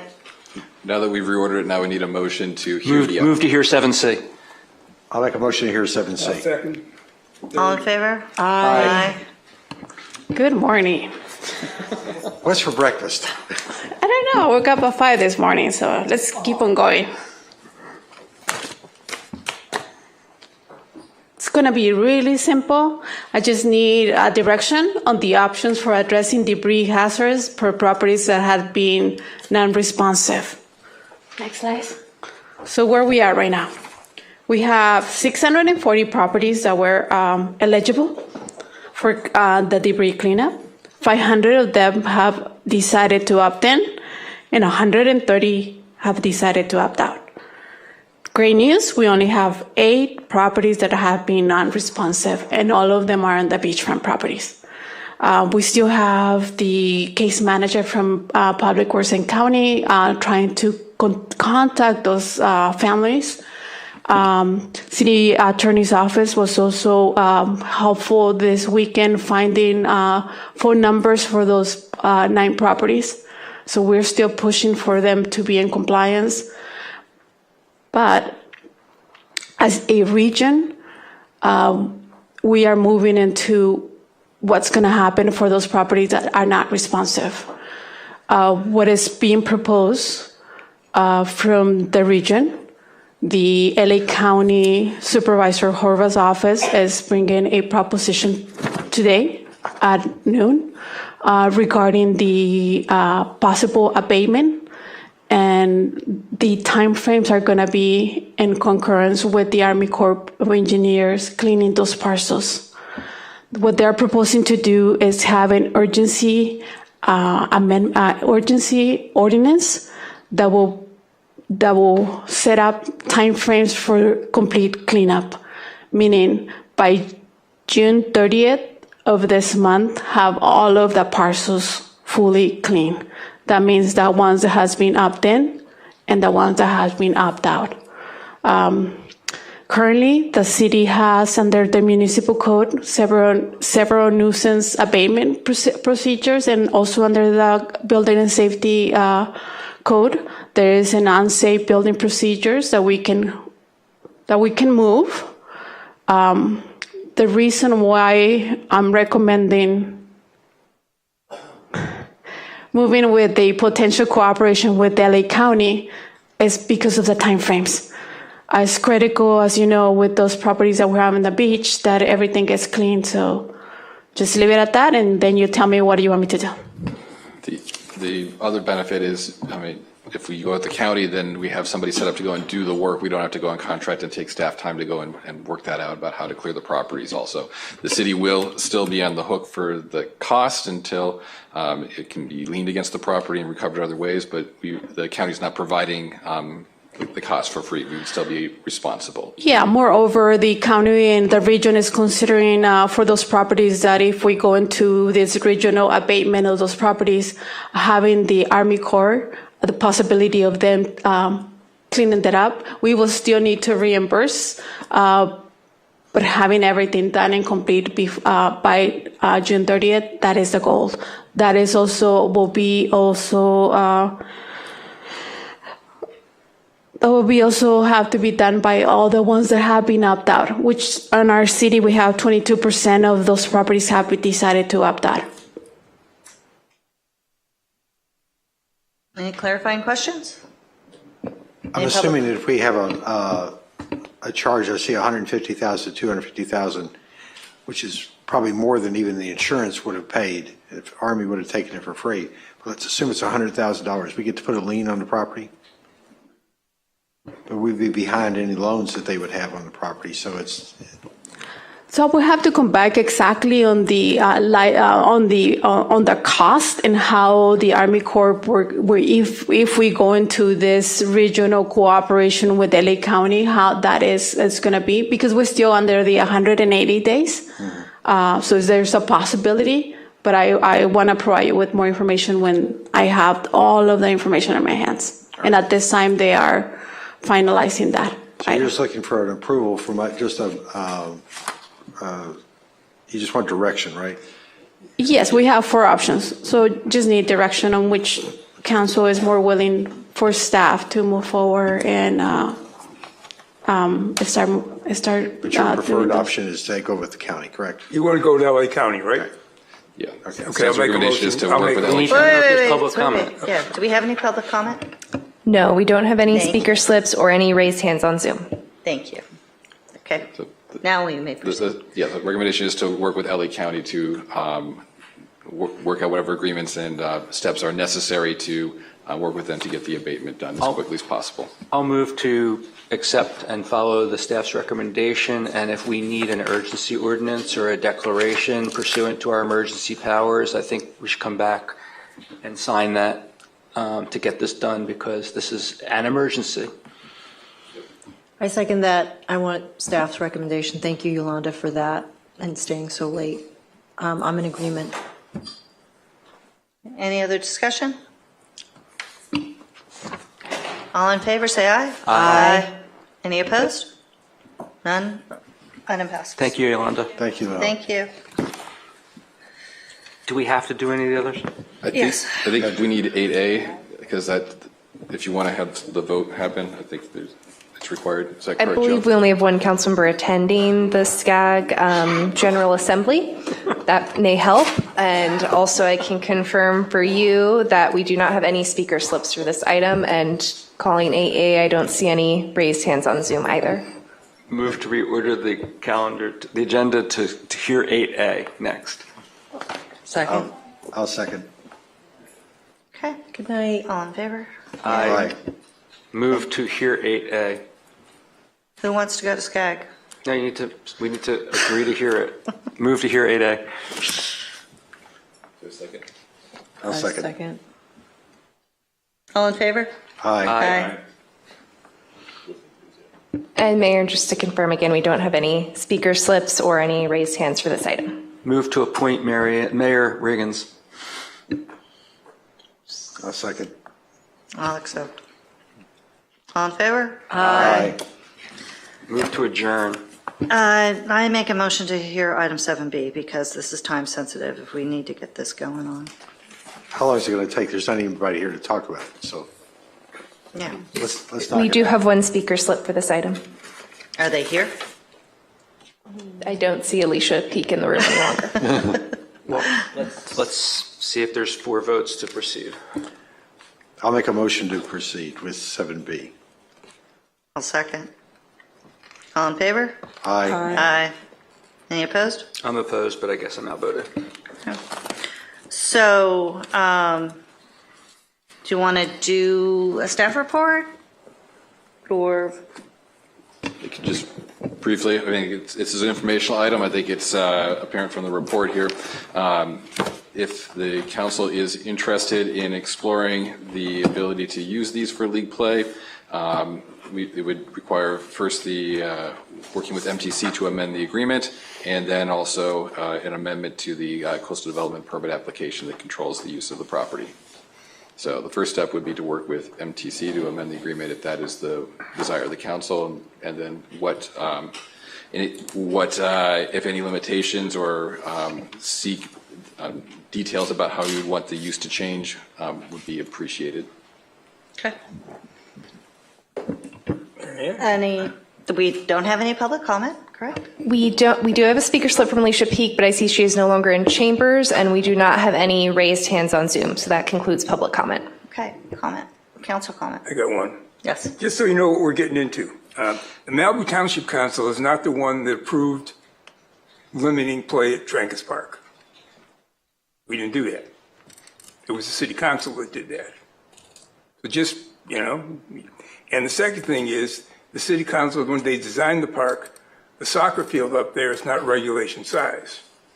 That was another decision by the city council. So just, what we're getting into. Okay, but the fact is that there is a settlement agreement signed by MTC. Correct. That does preclude league play up there. Correct. And even though it may not be regulation for the older youth soccer teams, the younger teams, I'm sure can facilitate games, and which would take pressure and add an additional field to the ability for AYSO or other sports to be able to be played, where we're so congested about this. I'm not arguing about going up and talking to the MTC. I'm just telling them, that's what this motion is about, to have a conversation with the MTC. Okay. Councilman Ewing, just to be clear, you are no longer a member of MTC, correct? I'm no longer a member of the MTC. So do we have a motion to direct the city attorney's office to engage MTC in the elimination of the limitation of league play at Trancas Field? Yes. Trancas Park, excuse me. I make a motion. I'll second.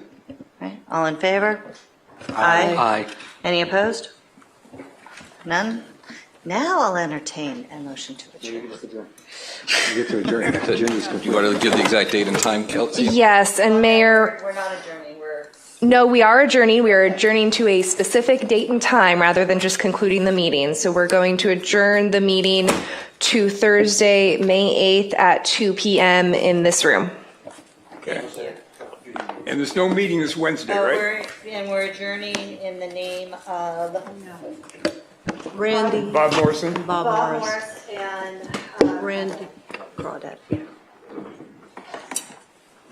by the way, I thought we had done that previously. Oh, my bad. That's okay. We did it again. That's- Huh?